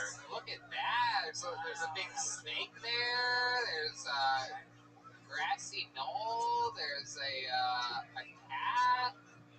That's Red Band. Oh, it's a snake on a rope. Oh, Snake. that's beautiful. Look at that. Incredible. The great Jamar Neighbors was with us this entire episode. He's got specials and albums everywhere. Tell the people where they can find him. Thank you, Tony. Hey, man, I'm doing a show out of my apartment September 6th. I got to come and be on it and be a part of the audience. Tony's going to be on it. Yeah. Jeremiah's going to be on it. Red Band's going to be on it. Thank you, guys. Absolutely. Hey, if you can see Jamar live, please check it out, man. It's one of the most unique live shows you'll ever see. Without a doubt. This guy this is another one of those guys that's going to be one of the biggest in the world one day, and you're going to say that you know him from Kill Tony because you're a real fucking comedy fan. I guarantee you that. This guy will be recognized as one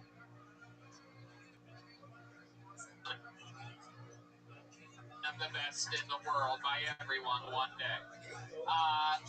Thank you to David Deary for helping us out so much.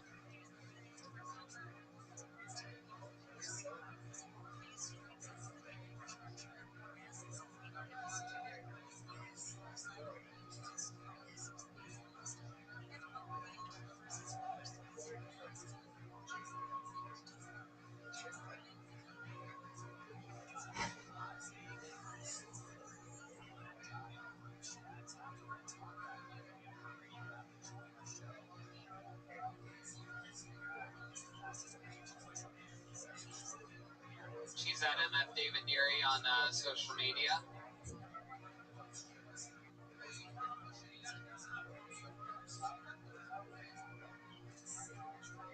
Hey, look at Skeeter over there. Believe it or not, people, it was Jeremiah Watkins the whole time.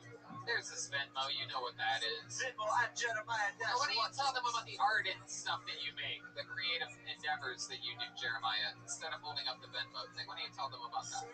Your podcast, your social media. I put out a new Jeremiah Wonders weekly, and I feel like I'm doing something unique and creative on there. And I would really appreciate if you go over to youtube.com/Jeremiah Watkins to check it out. If you have never seen it, or maybe you haven't seen it in a long time, doing a lot of different new stuff, please check it out. A lot of fun stuff going on over there. If you like characters and silly shit and a bunch of fun laughs and great character work and improvisation, that's all happening over there. Yeah, check out the chip.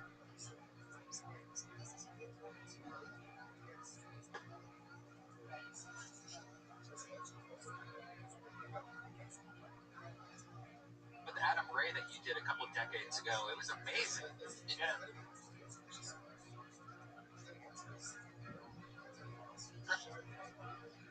Incredible. Yeah, there's a bunch of Dr. Field episodes with Adam Ray. There's a Trump episode that's out that I'd like you to check out. And then a lot of the characters that are there, famous on Kill Tony, are happening over at Jeremiah Wonders.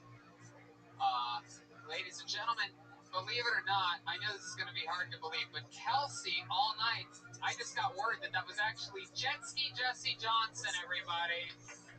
I can't even believe it. I don't see the resemblance. Oh, there it is. I know that trumpet swing. Nothing but home runs from Jet Ski Johnson, as always. Jet Ski, tell us what else is going on in the world. Follow me on social media at Jet Ski Johnson. See me after My Wonders. Absolutely, beautifully. Isn't that the truth? Oh my goodness, wait a second. Hold on. That's not Rocco, that's Chroma Chris! Wow, that's incredible. What do you think about tonight's episode? You made a classic one tonight, Tony. Sorry that these puns are a little dreadful, Tony. Whoa! He's Chroma Chris on everything social media. He's part of the Baby Boys. He makes music. He does fun things. He's everywhere. We love him. And this beautiful young lady back here, I know what you're thinking. Is that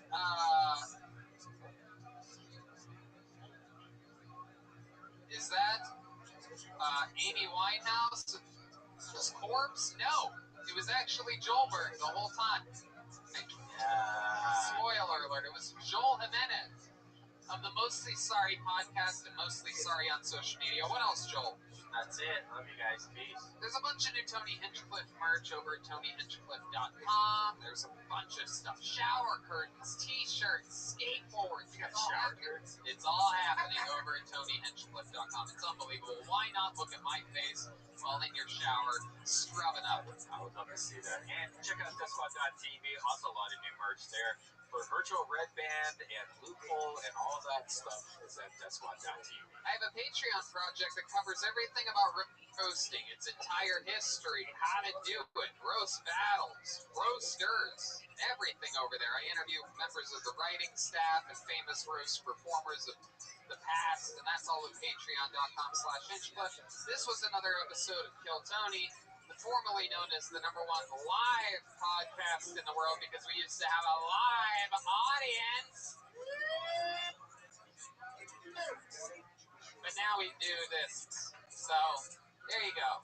We'll see you next week. Bye, guys.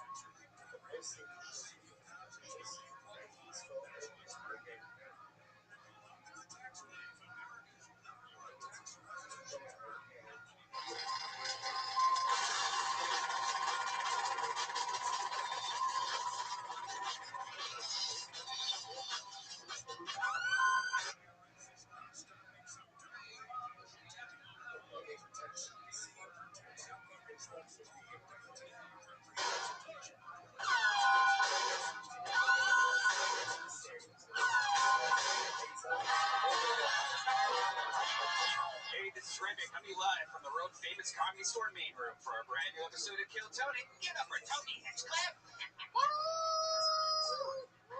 Yeah, crazy like a wolf today. Brian Redband, how are you, my friend? Great, man. How you doing? It's another beautiful day. Can you believe this? 7 years and 3 months we've been doing this show, and here we are again. doing it again. This is very exciting. The great Ryan J. Evelt is here drawing tonight's episode. Look at him live in the flesh. How exciting is this? We have a scattered 12 people in a room built for 470 people. This is just as exciting as it gets, everyone. There's a lot of energy here today, and I am excited about tonight's episode. A lot of fun things coming up ahead, including a guest. We have a guest on tonight's show. This guy, one of my favorite human beings, one of my favorite comedians. He opens for Doug Stanhope all around the world. Ladies and gentlemen, the great Brett Erickson, everybody. Here he is. He's got a hit podcast. He's actually got a couple podcasts. Welcome, Brett. Hi, Tony. Good to be here. You can take your mask off if you think you don't have COVID. Yeah, you passed your temperature check, right? I did. Unless you've been feeling a little suspicious. No headaches, right? For those of you watching, there is 6 feet between us. I know it doesn't look like it, but the camera adds 4.5 feet. I have a 5.5 foot long arm. That's right. People know that about me. By the way, Tony, I would like to say thank you for having me here tonight. I know that normally you do have a packed house, and you thought to yourself, you know what? We're looking at 12 people in a room fit for 400. Who would be comfortable in that room? That's right. What sort of comedian do we need that would be comfortable in a nearly empty room? That's right. No, it's true. I know just the guy. You were my first call for that mission. Thank you. I'm so glad that you're here. Tell us about the shows that you do and the fun things like that. I know you have the. You mentioned opening for Doug Stanhope. I did that for a long time. I'm now hosting a podcast called Issues with Andy. That's what it is. That I do with my friend Andy Andrist, who is a force of nature. He's in the Stanhope world. He's our Joey Diaz. I love that. So he needed a podcast and he didn't have one, and I thought, fuck it, let's do a podcast. So I do a podcast with him, and it's me and him and a couple of the guys from Doug's podcast, Greg Shaley and Chad Shank, and the 4 of us just talk shit. Nothing better than doing podcasts. Nothing better than 4 straight old white guys having a podcast. That's what it's all about. And you know what's great about podcasts? Our sponsors. And here is a little bit more about our amazing sponsors that sponsored tonight's episode. Let me tell you about Mint Mobile. Wow. This is a new approach to wireless, and it is a thing of the future. I'm going to tell you, I got the product, easy activation, incredible network coverage, and the cost savings compared to my previous carrier is amazing. If you're still using one of the big wireless providers this year, have you asked yourself what you're paying for? Between expensive retail stores, inflated prices, and hidden fees, you're being taken advantage of because they know you'll pay.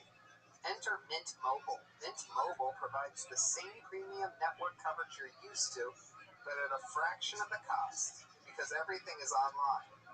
Mint Mobile saves on retail locations and overhead, then passes those savings directly to you.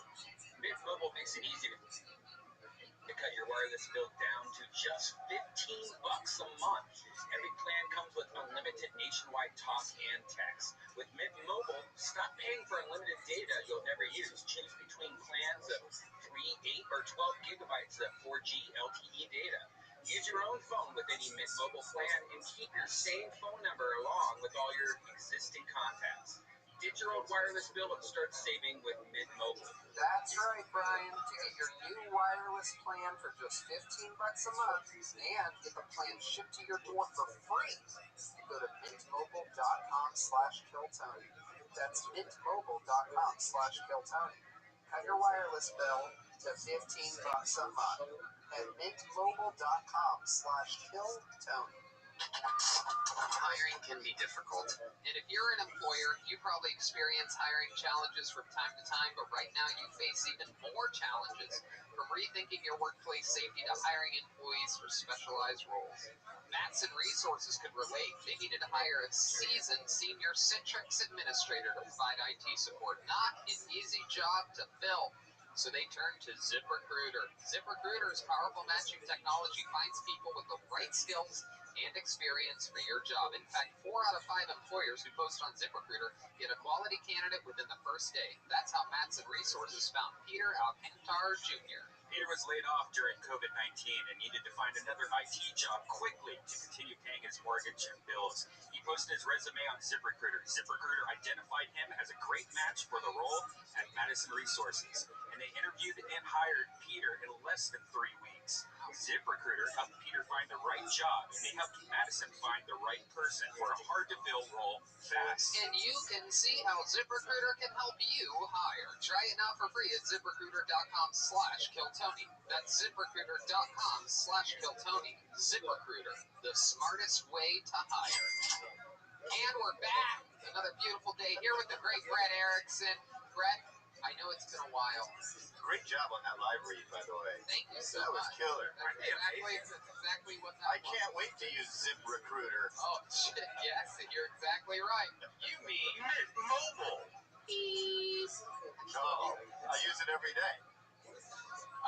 Anyway, we do love ZipRecruiter, and you know what else we love is the band that is on this show. Every single episode, they get to be different characters. We never know what they're going to be, or how they're going to behave. We're making this big band for fucking We're all going to find out what they are party tonight together as I present to you the best damn band in the land. It's the Kill Tony Band. Jeremiah Watkins, Joel Jimenez, Jet Ski Johnson, and Chroma Chris. Here we go. a name for it, and so we use, I think. Oh, shit. Whoa. Oh, my goodness. Is this... Holy shit, it's Green Days. Is it? Is this Reagan and Watkins? What's going on here? I really Retro thought it was Pat Reagan was walked out. party or something. Who are you? Yeah, this long band, and this person, Whoa. who Wow. I knew Chester. as a younger person, Okay. kept writing I don't really know that along, much about Linkin Park, so it's going to be a pleasure to like, meet you guys had really today. good handwriting. Not really good Alright. stuff, but kept like Yeah, no, I stamping the know. band name correctly. And I remember I just said, I'm actually interested in hearing I just about did the like that. Really, yeah. documentary you've been working on about child sex abuse with Anthony Bourdain. I heard all about it on Seth Tripoli's podcast. I heard they all got murdered too. Like there's like They did. Chris Cornell. Wow. Could be the whole crew. Chester, you are the 7th most famous person to hang themselves that's been in the Comedy Store, so congratulations. You got it. Hey, there you go. Yeah, you have your reference. And then clearly back here we have what appears to be a Pokemon busboy at an Italian restaurant. What's your name? Hey, what's up? I'm Mike Shinoda from Lincoln Park. Okay, Mike. I'm gonna write that down. Mike Shinoda. I'm just gonna call you Mike. And over here clearly have what appears to be a young Chewbacca. Chroma, who are you? Star, what's up? You guys are really all Linkin Park tonight? Yeah, name's Brad Nelson from Lincoln Park, the guitarist. Okay. All right. Learning a lot tonight already about Linkin Park. How about you back there, the drummer? Oh, that's cool, man. My name's Rob. You don't have to turn around and see me because I'm in that little screen over there. So, yeah, I see you. Yeah, I'm the drummer for Lincoln Park, Rob. Okay, Rob. It's great. Shut up when I'm talking to you. So Lincoln Park, everybody, will be the band tonight.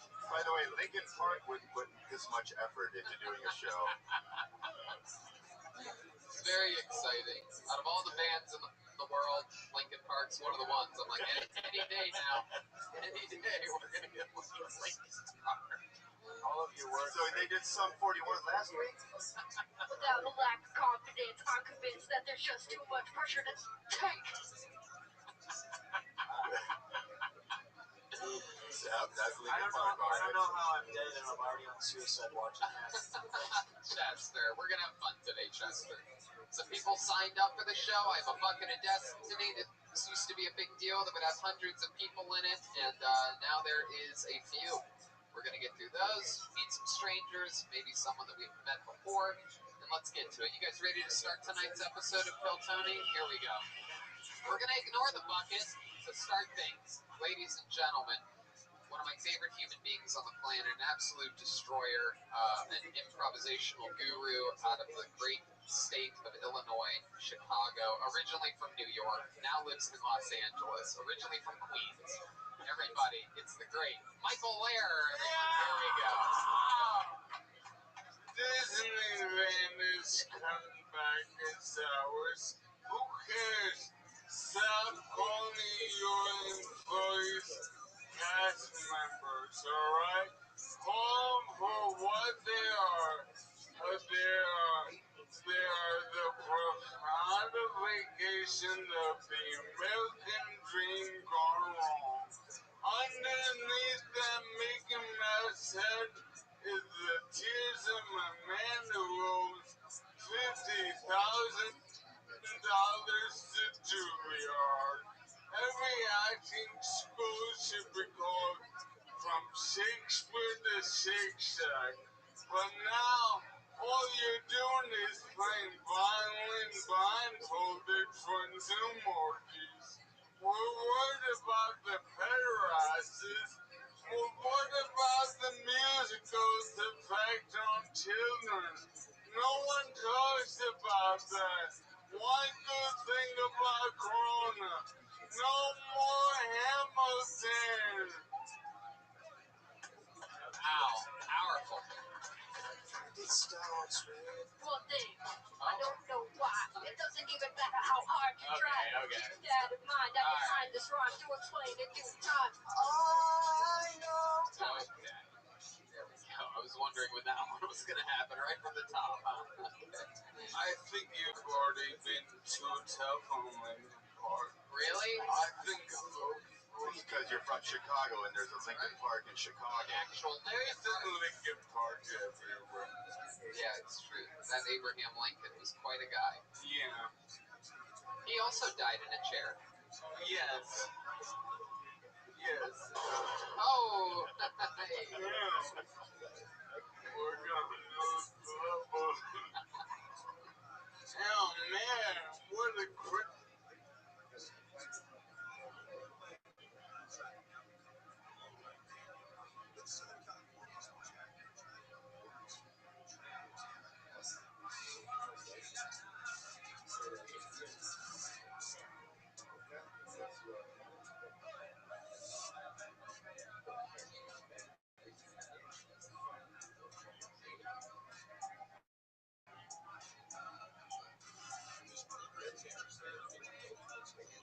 It's a fucking thing, huh? Yeah, tell us about it.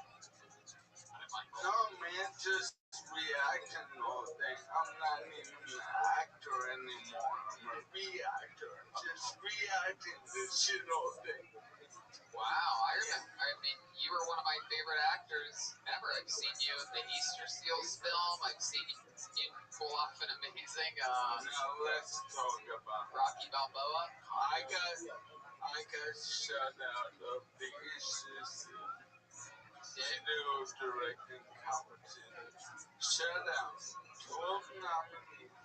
I thought I won it all. It was so But you get 13th? there were 80 submissions. I think they got wind of all the horrible things we were saying. I think maybe they did. Did you look at the other people that made it? Like, were they legit, or were you like, what the fuck? I didn't look because it's hard for me to look. You know what? Maybe the judges were also handicapped as well. That's why they didn't pick you. Maybe it was just like they're watching videos like, no! They're like, man, this guy still fucks.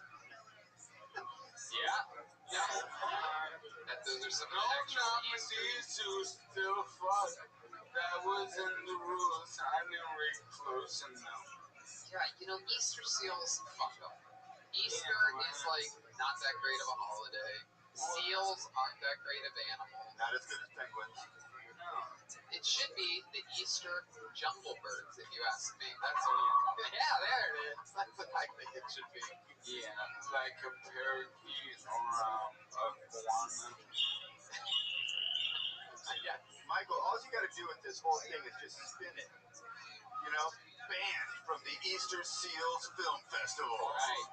So I think too fucking much. Yeah, I think they made that clear when they banned you from it. Right. You would think they would give everybody a prize at that fucking Yeah, spend time doing it. At least a dime. Yeah, exactly. Where does the name even come from? It's weird. Easter seals. Yeah, it's very bizarre. Very bizarre. I think it's because the seals make the same noises as a lot of the people that are in that organization. Yeah. Yes, exactly. And this is exactly why they wouldn't give me any cash or prizes. Yeah, they read about this. It was originally founded in 1919. It was called the National Society for Crippled Children. That's not a joke, everybody. That is. Rabbi! Are you ready, Miss Aquarius? Happy Easter! Oh, hey, happy Easter, Miss Aquarius. Happy Easter. How are you? I'm good. Just chilling. Okay. How's your Easter go? You had like Easter dinner with your family? Yes, I did. It was pretty good. Hey, what about you? I don't celebrate Easter, Miss Aquarius. I'm Jewish. I know. The first line of Wikipedia says. But you're not still you have to eat the bells my Destiny. What did you do? This time I didn't do anything. Yeah, I didn't do anything. Normally I would like do a Sunday dinner or be with family, but I just chilled all day and played video games. Watch movies. Yeah, I didn't do much. Nice fair. Okay. Yeah, I ate for y'all. How about that? That's good. What you A eat? lot of food. Ooh, macaroni and cheese, dressing, chicken. Ooh, candy yams, macaroni and cheese, Oh, candy yams. Right. Oh, God. Yeah, collard greens. Yeah, we had a lot. Yeah, I love the dinner rolls. dinner rolls. The butter dinner rolls. Yeah, we had the butter dinner rolls, like the Hawaiian rolls. Oh yes. And then we had cornbread too. Yeah. But I had the rolls. Yeah, it was so good. Yeah, that was my 5 favorite things to have: the collard greens, the cornbread with the mac and cheese, the yams, and either a chicken or rib. But yeah, I used to love eating those. Yeah.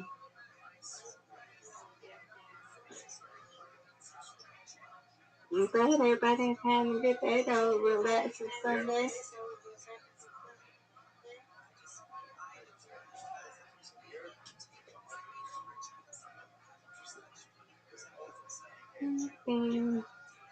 Good, Rabbi. So you just relaxed today, Rabbi? Yes, ma'am. I'm on a podcast tomorrow. Big time. Nice. Congratulations. Well, thank you. We're not there yet, but we got it scheduled. It's the first of 5, so that's good. That's good. Good.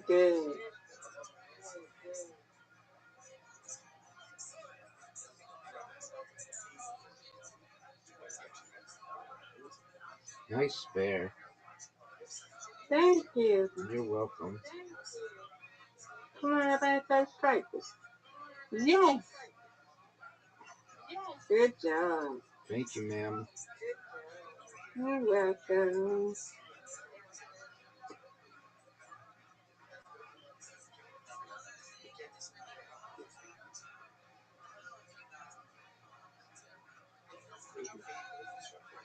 Get it. Oh. Bye-bye. No doubt. Let's go. Right. Finish it because you had a strike. Uh-oh. I Yeah, need this. Let's go. You got this. Give me it. Yay. Giant win. Giant. I'll take it. You win, I win. I win, you win. You win, I win. No. Reload. Reload.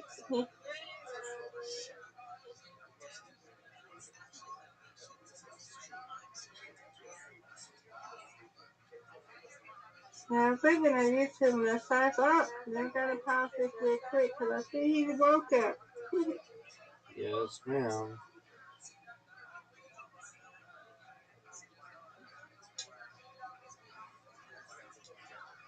Get it. What a spare. Yeah, thank you. Sorry about it. That was terrible. One of the worst throws of all time. Superb. Give me this. That was terrible as well.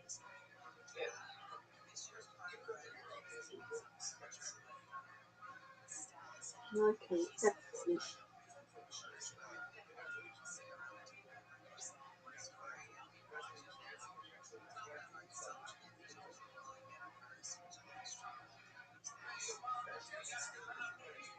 What a spare. Thank you. Come on, Rabbi, you got this. Right.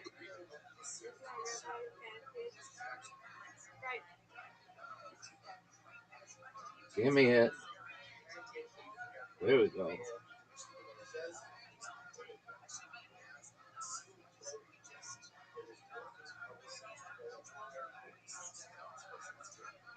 Look at that. That's crazy. Same thing you have.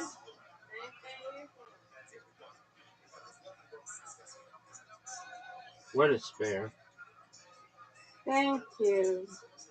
You're welcome. Come on, Rabbi. Big time. Right. Oh, give it to me. We got this one. No doubt. Hey.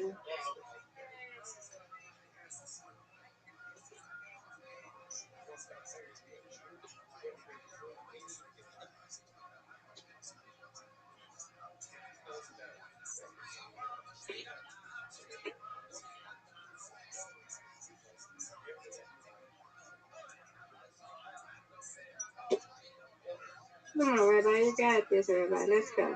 Come on, come on, come on, come on. Hey, get in there, Rabbi. Give me it.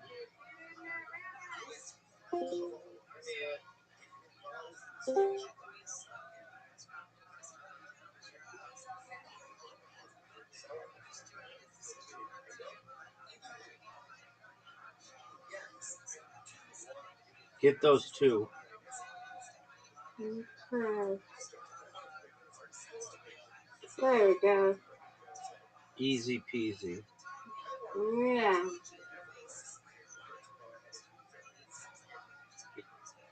No, you got it, Rabbi. Let's go. I got it. Oh. Give me this. Come on. It's not big,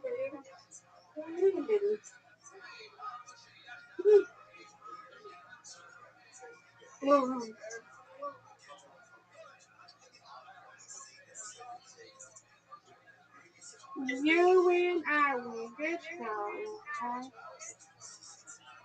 I win, you win. You win, I win. Undefeated in bowling, undefeated in friendship. Yay. Yay is right. Okay, going back on my YouTube. I'll see you in the morning, okay? Yes, ma'am. Sweet dreams, God willing. Sweet dreams, God willing.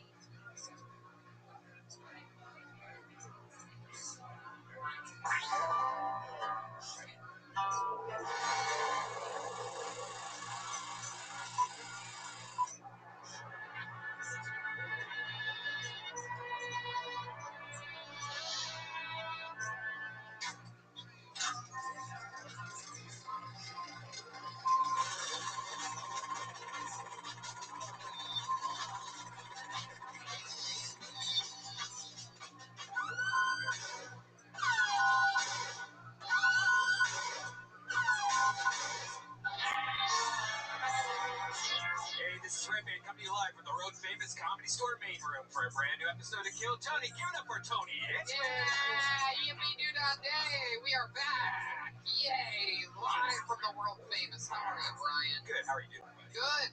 Good. Exciting stuff. Happy to be here. Life is good. The great Ryan J. Ebelt is here drawing tonight's episode. He draws every episode, every print's available at RyanJEbelt.com. Every single episode, every tour poster. He's auctioning off prints almost every week now. It's incredible. Plus some couple cool new t-shirt designs he's got over there, RyanJEbelt.com.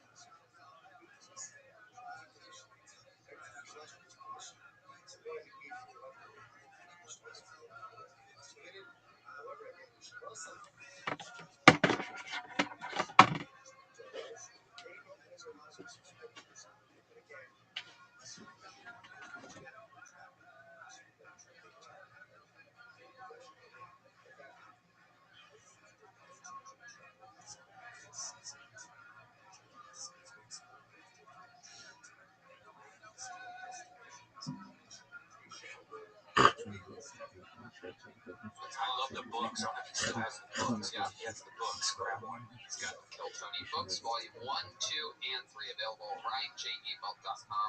Very exciting stuff. You doing good this week, Ryan? absolutely enjoying this heat wave that we were having. I love it. I love it. Staying hydrated, staying outside, soaking in the sun. Life's good. There's nowhere I'd rather be than beautiful Southern California. And speaking of which, the beautiful place that makes this show happen, let's talk about some of the amazing sponsors that are responsible for this evening's show. Hiring can be super challenging for business owners, especially with everything else they have to think about these days. Social distancing, supplying masks for their employees, driving traffic to their business. Monica Starks could relate. She needed to hire for a pivotal role at her construction company, GS Group, but was having a tough time finding the right person, especially with so many candidates out there. So she switched to ZipRecruiter. ZipRecruiter doesn't depend on candidates finding you. It finds them for you. Its technology identifies people with the right experience for your job and actively invites them to apply, which is why you should try ZipRecruiter for free at ZipRecruiter.com/Keltoni. That's how Monica found Lamont Jenkins. She said that ZipRecruiter sent Lamont's profile to her around 5 minutes after she posted her job because he was a great match for the role. Through ZipRecruiter, Monica's company has hired everyone from accountants to project managers to field scientists, but Monica's not the only employer who loves ZipRecruiter. 4 out of 5 employers who post on ZipRecruiter get a quality candidate within the first day. See for yourself how ZipRecruiter makes hiring faster and easier. Try it now for free. That's right, free at ZipRecruiter.com/Killtony. That's ZipRecruiter.com/KILLTONY. ZipRecruiter.com/Killtony.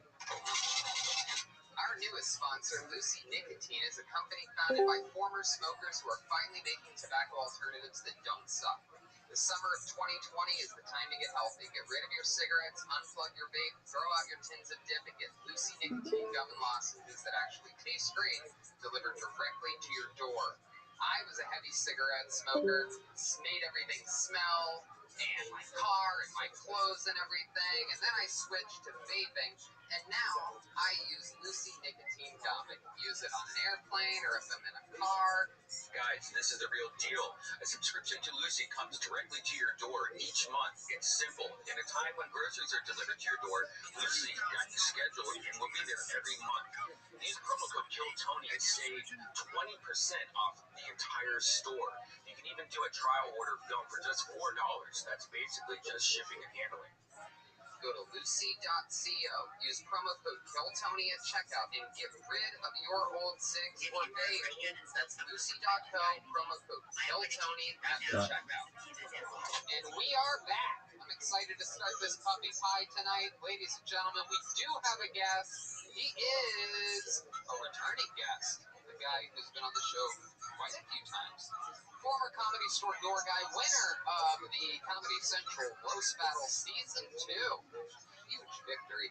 One of the great roasters, one of the great comedians. He's a paid regular here at the Comedy Store. He's one of my great friends. He's going to be chilling with us. Ladies and gentlemen, I present the great Frank Castillo, everybody. Here we go. Ay, ay, ay, ay, ay. Viva la razza. Yeah, Hello, Frank. Welcome. feels good to be here. I bet it does. When you hear that music, it reminds you of your father, your grandmother, your mijo, your mija, and your favorite podcast, Killtony, was what I was looking for. By the way, one of the coolest fathers I think I've ever met, your dad. I've drank with your dad. I've smoked with your dad. He's a legit dad. Yeah. He is a party animal. I've gone to a Dodgers game with your dad. Well, actually, I met him there. I met 20,000 of your dad at a Dodgers game. That's with every Dodgers fan. He is a true, a true dad. Yeah. And a true Los Angeles, what do they call that? Angelina. Yes. That would be a word. A cholo, perhaps, to be another word. Would you call him a cholo? Yeah, he definitely has the Chicano lifestyle. Sure. Chicano, for sure. Well, I'm glad that you're here, Frank. We're going to have some fun this evening. I don't know if you remember this, Frank, but on this show, we have a band. Do you remember that? Love the band. They are the best damn band in the land. Every single episode they commit to being different characters. We never know what they're going to be. Sometimes it's the return of famous characters we've seen before. Sometimes it's the debut of brand new characters like Linkin Park or, it could be anything. Let's find out what they are tonight when I bring up the best damn band in the land. It's the Killtony Band. Jeremiah Watkins, Stolberg, Joel Jimenez, Fetsky Johnson, and Chroma Chris. Here we go. Here they come. Whoa. Oh my goodness, we've seen these guys before. Oh, and there's a girl. Oh my goodness. Wow, they're so dirty.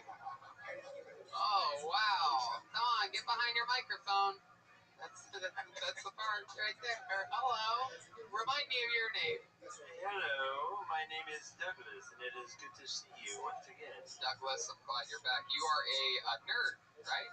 I am a live-action role player, Tony. I do not take kindly to slurs. Okay. Very good. Live action role player. Yes. And, This is also Draconio, if you forgot, my dragon. Draconio? Yes, sir. Okay, I'll have to write that down. I'll remember that. And then what do we got back here? We have a guy who appears to have 2 to-go boxes on his shoulders. And on his... Take that ass to go. You watch your mouth, sir. And on his crotch. Remind us of your name. My name is Kevin. I am a king, galactic space king. Oh, okay. All right, I'm gonna write that all down. And then over here we have a random guy in a hoodie and a Corona mask. It appears. What's your deal? Tony, my name is Malachi, and I'm a silent assassin. Malachi, a silent assassin. You are indeed just that. And then I've seen. Go ahead. He puts the gay in Ninja Gaiden. Okay. That's very funny. There you go. You get that one. You go ahead. The ass and gay assassin. Okay. And then you're new to this whole crew. I've never seen you with these. I've seen these live action guys before, but you're new. What's your name? Yes, I just joined this alliance. My name is Erwan. Erwan? Erwan? Like the grocery store? Like the grocery store, like... Is the grocery store called Erwan? There is an Los Angeles store. You have one of the thickest lists I've ever heard. Too bad there's not a spell to get rid of that. Wow. My goodness. Well, welcome, Erwan. I'm glad you're joining the band tonight. We're going to have some fun. So we have some live action role players. We have Roast Battle, Champ, Frank Castillo, Red Band, Ryan J. We had some delicious pizza before the show from the Great Vito's Pizza, which I have truly and honestly become completely addicted to. Now, it used to be, I eat it every Monday, and I wouldn't eat pizza anywhere else. I would just save it for Monday. Monday became pizza day, and now I order from there all the time. Vito's Pizza on La Cienega. Check them out, especially when things get bumping again. You know, the whole Kill Tony routine of going there and then coming here. That's a great move on a Monday. But I order from there all the time. You can get them on Postmates. Check out Vito's Pizza. And, yeah. Get Caveman Coffee. Use the promo code Kill Tony. Get 20% off. And other amazing things. I feel like I'm forgetting one, but let's just start the show. You guys ready to start this thing or what? Come on, there's 8 people in here. 8 people in a room built for 470. And let's get the show started. We're going to start it with a regular. Ladies and gentlemen, this guy, I mean, storyline after storyline. I mean, this reminds me of Hulk Hogan, mid to late 90s. We don't know whether we're getting the good guy, the bad guy, but he's great at both roles. Sometimes you love him, sometimes you hate him. He's the big red machine. He's the one, the only, William Lights Out Montgomery. He's approaching the microphone. Which William will we get this week? Here he is, William Montgomery. You think being a plumber is hard? Try being a blimp salesman.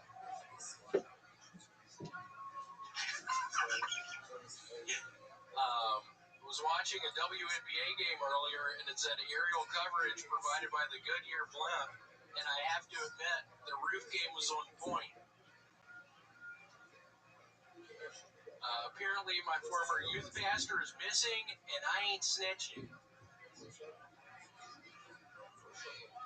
Not to beat a dead horse, but I'm all out of glue. Sad for Biden that his VP running mate just died. Kamala, the Ugandan giant. All right, that's all I got. There you go. 49 seconds of meat and potatoes from William Montgomery. Montgomery. Yeah. Hi, William. Hey, that was so much fun. Welcome, welcome. Are you sober again this week? Yeah, pretty much. I have had a little Coca-Cola and vodka, but just a tiny bit. Coca-Cola and vodka? What'd you mix that to? I only had Coca-Cola in the fridge. It's not bad. Wow. Did you have it on ice? Nope, it's just in a water bottle over there. Just Coke. You put it in a water. You put a lid on it. Yes. William is what we call a level 17 alcoholic. That is a great point, Douglas. Yes, he is. It was better this week. I did get I got drunk last night, but other than that, that was it. What happened last night? What do you think made you want to drink last night? What do you think happened there? I don't know. I was grilling out. It's been fun to grill out. I got a grill. Did some salmon last night. Oh, how long? It was really good. Okay. How long into the grilling did you start drinking? I was drinking some Stella Artois. Okay, let me rephrase the question. When did you start grilling? Take a guess. 7 p.m. Yes. What time did you start drinking yesterday? Probably at 6. Okay, so you cracked open a Stella at 6. Correct. Probably went through 2 of those before you started grilling at 7, right? Correct. And then what happened? What happened at 7 when you started grilling? Just straight Stellas all night? Did you get your groove back? And then I moved to the vodka Coke at probably 3 in the morning. It's absolutely disgusting. And then I woke up at maybe 1 p.m. today. I mean, you drink like a freshman in high school that just found out about alcohol. That is a drink of desperation. Yeah, it's like I just mixed whatever my stepdad had in the cabinet. Right. I had a vodka Coke. I bet that Coke was flat, wasn't it? It wasn't actually. Wait till you try peach schnapps and honey Coke. Do you drink a lot of water when you wake up, or do you drink water, period? Yes, I was very thirsty when I woke up. Yeah. How much water do you think you drank? 64 ounces. Wow, that's a good guess.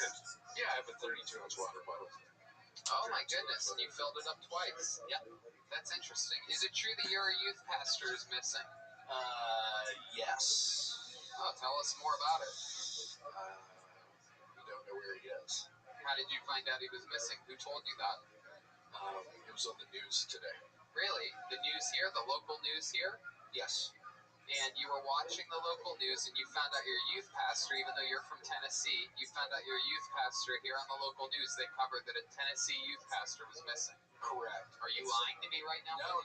It's national news right now. It's national news that your youth pastor is missing. Yes. Was he like a really good youth pastor? He was. What was so good about him? What was so good about him? Tell us what made him so special. I don't know. He's just a really nice man.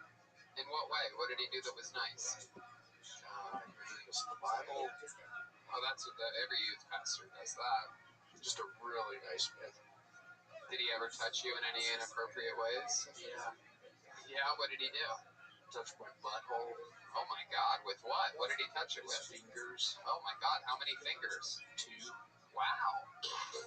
Okay, Red Band. Jesus Christ, 4 minutes into the episode. That's a 2-tone fart. You know, it's weird when the fart noises come before the first kitty. Alright, so William, is it true that you're out of glue? No, that was a lie. Okay. Have you ever met a blimp salesman before? No. You had 2 blimp jokes to start off your set this week. Why do you think that happened? I don't know. I was frantically trying to write stuff earlier, and I thought about blimps, and then those 2 came to mind. It would be really amazing to see you take all your jokes and all the topics in each joke and try to combine all the topics. And so instead of having 1 minute of random jokes all put together, having 1 minute of the same topic. Because you write, really funny shit, but it's so random. You're going from one place to another. Yeah, you're really cool to see it. 10 minutes in a row on Imodium AD. Yeah. That's what the people want. Could have a whole Tonight Show set about blimps. Blip and me. Yeah, you're absolutely right, Douglas. William, what about your normal life this week? Your relationship good? Did you find a new job? Everything? Yeah, relationship's totally positive. Shocking. It's totally positive. I was able to talk to somebody at the unemployment office, so I'm hopefully getting paid here again soon because I'm running out of money. Oh, you are? Yeah, my dad would probably, he's very nice, he'd probably give me a little if it came. Well, he listens down to 0. The funny thing, I don't know, yeah, maybe he's hearing this and he listens to every episode of Kiltony, and my guess is that you're going to get a stimuli from your father. We'll see. He's already been very nice, but yeah, hopefully the unemployment comes because Stimuli from your father and a pink eye from your girlfriend. There you go. Perhaps I should use a healing spell for that burn. That was the Galactic Space King Kevin with that one. God. Didn't you get like a check for like $7,000 or something like that like a month ago? Yeah, my balance is $7,800, but I've only gotten paid $1,700 out of it. I just don't know how it works, so we'll see. Yeah, no, that's good. Your girlfriend's been stealing money from you. The bank probably just didn't believe that you could get that much money all at once. Right. They find you to be irresponsible. They're like, this guy bought Coca-Cola and vodka at the liquor store the other day. We can't trust him. All right, anything else going on, William? You've been exercising at all? You're sweating profusely right now. This is an air-conditioned room. This is a sign of, it's usually a sign of people that are about to have a heart attack. You have shorts on, your dick's still hanging out, you're still sweating. William, why do you, is that just your performing shorts, or do you literally wear those every I wear them every day, and I woke up and there's this shit all on them. I don't know what I was doing last night. That looks like doo-doo. It's called a nocturnal emission, and it is very normal for men our age. Do you have more than one pair of shorts, or do you just love that pair of shorts? Tell the truth on this one. I have other ones. I don't know if they fit me, though. I've gained weight. So how do you wash those, though? You just never wash them? Because I wash these probably 2 or 3 months ago. Oh, are you serious? Yeah. I don't think they smell. I mean, I smelled them. That is what stinky people say. You're probably right. You're like a live-action King of the Hill cat. So gross. You're like the cat lady. They can't smell the cats anymore. I mean, it's so interesting because above the waist, you always have good style. That shirt you're wearing right there, unbelievable. Dale Earnhardt fan club. I know. I mean, it's incredible. You always have cool Tennessee volunteer stuff. You always have cool style, but you wear the same dirty shorts. I need to get some new ones. They're broken. I mean, you're completely exposed in the front. What waist size do you think you could wear so that people at home could send you some shorts? Yeah. What waist are you? 36. Why don't you take a fucking 36 guess, to William? 38. I would say his waist size is toxic. 36 to 38, I would guess. 36 or what? Or 38, I would think. Okay, let's go with 38, and then you can wear a belt like a gentleman. You have a belt, right? Oh yeah, it's the only thing keeping those up. And what t-shirt size do you wear? XL. He doesn't need any t-shirts. Send him 38 shorts. Yep, you send me some 38. Send it to the just mark William Montgomery and send it to the Comedy Store, 8433 West Sunset Boulevard, West Hollywood, California 90069. Send William shorts. This is a new project. It's the Send William Shorts project. It's shorter rather than longer. Shorter. So you don't like the longer shorts. You like it above, like an inch above the kneecaps. Totally. Why? Why? Were you ever an Eagle Scout, William? He actually has great legs on. He doesn't have bike a lot. It's my best feature of my legs. He doesn't have like horrendous. He doesn't have like horrendous thighs or like yeah. He doesn't have e-bike legs. Exactly. He's got regular former bicyclist legs, but the gut. I mean, it's absolutely volatile. It's really like it's putrid. What's happening? It looks like a cyst or something. It really does. Your belly button makes it look like an ass. It does. Wow, it really does. It looks like you have a giant butt. Yeah. If your youth pastor was here, he'd probably put 2 fingers in your belly button. He would. There he goes, William Montgomery, everybody. On to the next one we go.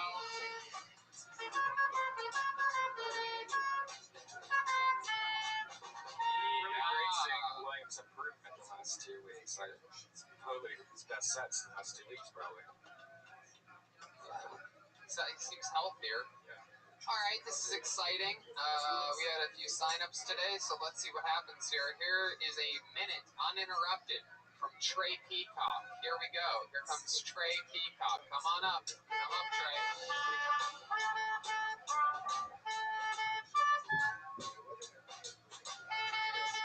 How's it going? Here he is, Trey Peacock, everyone. Hi, how's it going? You can take off your mask if you want to. Yeah. Here he is. One more time, Trey Peacock. What's up, guys? So I once went on a date with this one girl who to put it lightly, was my cousin, but it's okay because our Nana hooked us up. Really, it was her high school prom and no one wanted to take her, so I got the pleasure of taking her, but it just sucks because she never really got the chance to have that prom sex everybody, dreams about in high school. Yeah, we waited till after we both graduated for that. Yeah, I don't know. I have a coworker who likes to fart on me all the time at work. I don't fucking know why. He's Ukrainian, so that might be a reason. But his name's Edward. Shout out Edward. Other than that, I got in a car crash on the way over here.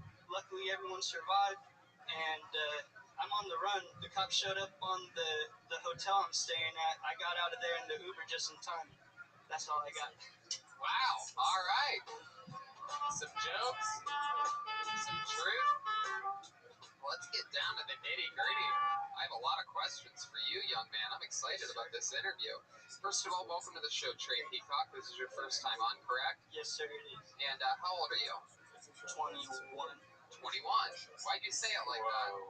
They checked your ID at the front, right? Yeah, they did. Yeah. Okay. Very bizarre. I mean, I don't know who let me in here. Are you 21? Yes. Okay, well, there you go. Then just fucking be cool, dude. My God, yeah. Trey. Jesus, this fucking guy's suspicious ass motherfucker. Yeah. You drove down from Modesto. I actually had a bucket filled with people, and then someone told me before the show, there's this guy who drove all the way from Modesto, California, which for those of you listening is about, 5 hours north, we'll say. Something like that. And they go, he drove all the way from Modesto and he got into a car accident on his way here and he wants to sign up. And I'm like, well, let's get this motherfucker in here. That's exactly what I told the guy with no hesitation. What was the car accident? How did it happen? So hey, that was my next question. That's so crazy you asked that because I was never going to get there. Yeah, I was on the freeway in the slow lane, fat ass flatbed. I don't know why my dad had me drive it, but big old flatbed. And then this lady was merging on, and I got caught between her and a semi was to my left in the middle lane, so I got pinched. And everybody was good though. The semi driver actually he took off. He didn't want to wait for the cops, so. But everybody pulled over for a second. Yeah. And then what about the lady? She was good. She was a little Mexican lady. She was all cool, and she had some Asian kid in her car with her. I don't know why. She wasn't her kid. I don't know. Was the kid tied up? Nah, he was doing schoolwork. I guess he was falling behind in school, so he was reading books. Wow, so you're saying the most stereotypical thing about an Asian kid who was just doing the homework, and that's how you knew he wasn't Mexican? I mean, that sounds about right. He also, speaking of stereotypes, maybe the Asian kid was giving the Mexican lady instructions on how to drive and caused the accident in the first place. I think he actually ran into a coyote who was stealing a Asian kid. That's what I'm thinking. Yeah. She was the one to stick around. I don't know. Oh wow! Look at that. So she stuck around, and you left before the police came. Yeah, well, we were waiting for like an hour and a half, and she was like, I gotta get this kid gone. I don't know where she was taking him, but she had to get out of there. She's babysitting the kid. She's the nanny. Spoiler alert. That was an old kid to be having a nanny. How old do you think the kid was? He was probably like 16 or 17 if I had to guess. Oh, damn it. She's trying to sell that kid? No, that's exactly what it is. Yeah. Maybe she was tutoring him. Maybe the Mexican lady and the Asian boy were just going out to enjoy some rice. They both like rice, those kinds of people.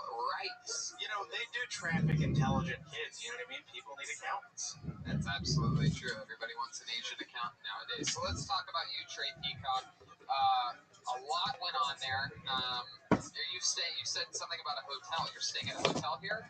Yeah, well, like I said, because I'm here for work for my pops, but since I got in that accident, I didn't get to the place on time, so I had to go up in a hotel.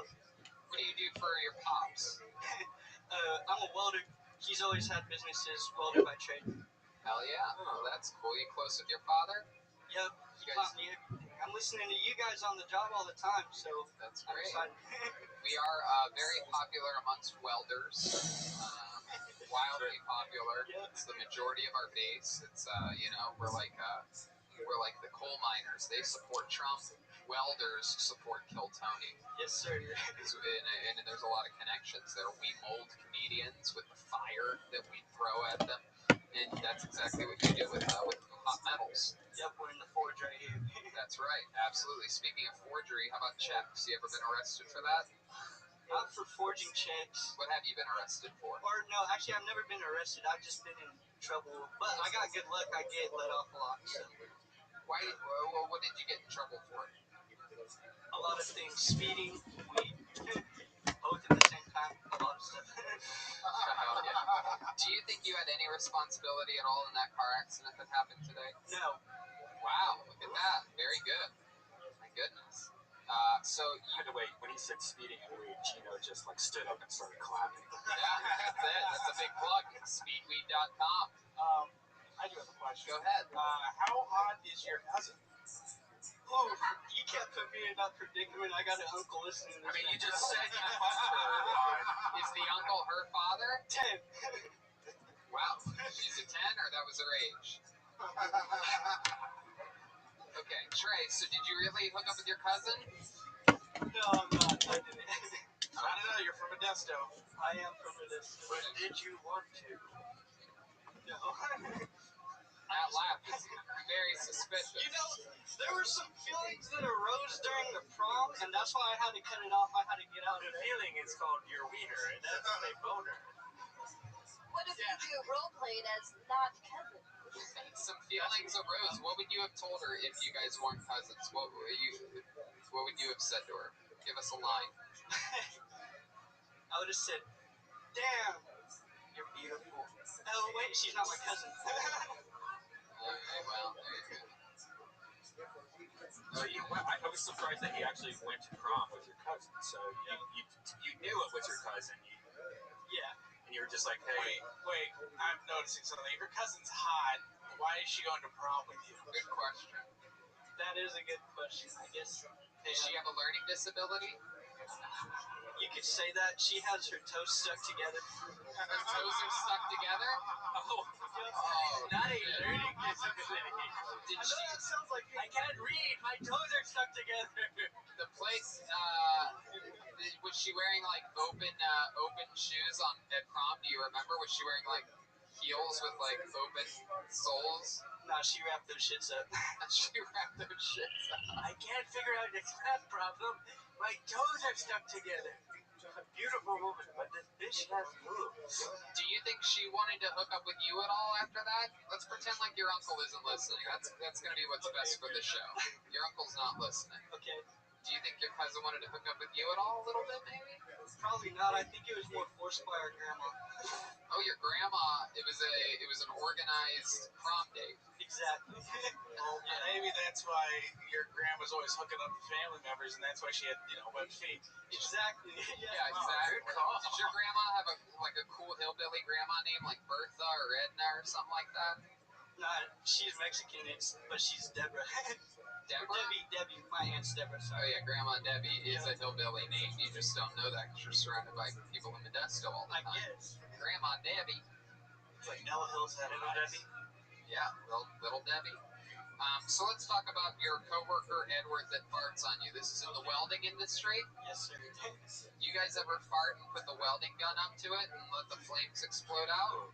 No, the shield gas is actually the opposite of flammable, so it might just spread the smell around. Sometimes I say to Draconio, incendio, and then he lights my farts on fire. Okay, there you go. You got that out. Your friend Edward, does he fart like in your direction, or does he put his butt cheeks right up against you and fart? What types of farts are we talking about? It depends on the mood he's in, if I do something to piss him off, he'll I don't know how he's got a power to conjure up the worst smells, depending on how angry he is. But he'll usually do a drive-by, just walk by and leave the cloud by where I'm working. Well, you said what is his ethnicity? He's Ukrainian. Well, that's how he does the smelly farts. Yeah. Yep, there you go. You're saying the Ukrainians have It's the food, we had somebody growing up from India, and that's different. But here's a good example. The teacher had to take the whole class a aside and go, hey guys, stop making fun of him when he farts because it's his Indian food. And yeah, third grade. Dr. The same person that's sending shorts for William, can we get a map for bracket? Everyone knows India is in Eastern Europe, right between fucking Well, I Germany think you and guys listen to what I'm talking about food. He probably eats Ukrainian food. It's probably a different diet than normal people, so that's why he has stinkier farts. Okay, did you just say stinker farts? Stinkier! Like you fart a hamburger, it ain't bad. Wait, what? Can we get that on a t-shirt? You fart a hamburger, it ain't bad. Alright. And a Chinese fart makes you want more fart after 10 minutes. Do you have any... Jesus. Do you have any special skills or talents that would surprise us about you? You seem like the kind of guy that knows how to fucking, pop your thumb out of the joint or something like that. I can roll my belly, I can fall. You can what? I can roll my... Let's see that. That's called epilepsy. Whoa. Very good. What else can you do? I can play the drums. Whoa! Before he said that, can I also say, he said he could swallow his tongue. That is epilepsy. There you go. You have an extra pair of drumsticks? Yeah. Well, you know what? It's been a long time since we've done this, but I don't know if you know this, Trey Peacock. And you know what? I'm sort of rooting for you in this one. You're an interesting character. You had a great set. You had a great interview. Have you ever done stand-up before? Yes, sir. This is your first time ever, and you've been one of the most entertaining people on this show since this quarantine even started. My friend, we have a competition on this show. Are you aware of what a Mexican drum-off is? Yes, I'm well aware. Wow. So, Trey, this is a huge opportunity for you because you could go from your first time performing, having a great set, and by the end of this night, there's a chance that you could be a full-time cast member and the brand new drummer of the show Kill Tony. Come on up here. Get behind the drum set. This is very exciting. It's been absolutely 4 or 5, maybe 6 months since our last Mexican drum-off. And we're about to have one right here. So, Trey, you know how it works. You get to do a little drum solo, make it your own thing. If you want to do anything funny or silly or anything during it or after it or whatever, you can do that. Anything you want to do, ladies and gentlemen, before you start, let me just say, this is a Mexican drum-off. This is your chance right now, Trey. You could be the first ever victor of this. I must warn you, Joel's never been beaten, but there is a chance. Perhaps this is the longest he's gone without doing one since this whole thing started, so maybe you'll catch him rusty. Ladies and gentlemen, with his opportunity of a lifetime, this is Trey Peacock, a Mexican drum-off. Go ahead, Trey.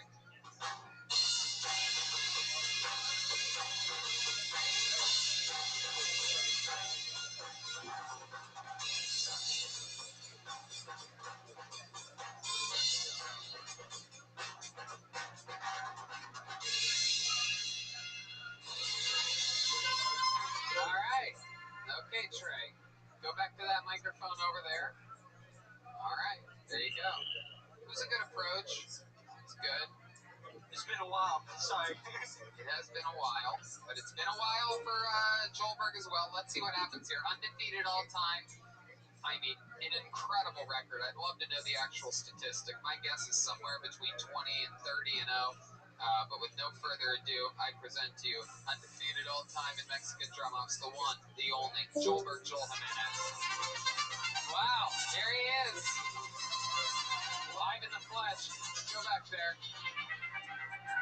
Here he is. All right. This is very exciting. He's getting behind the drums, and it begins now. Here we go.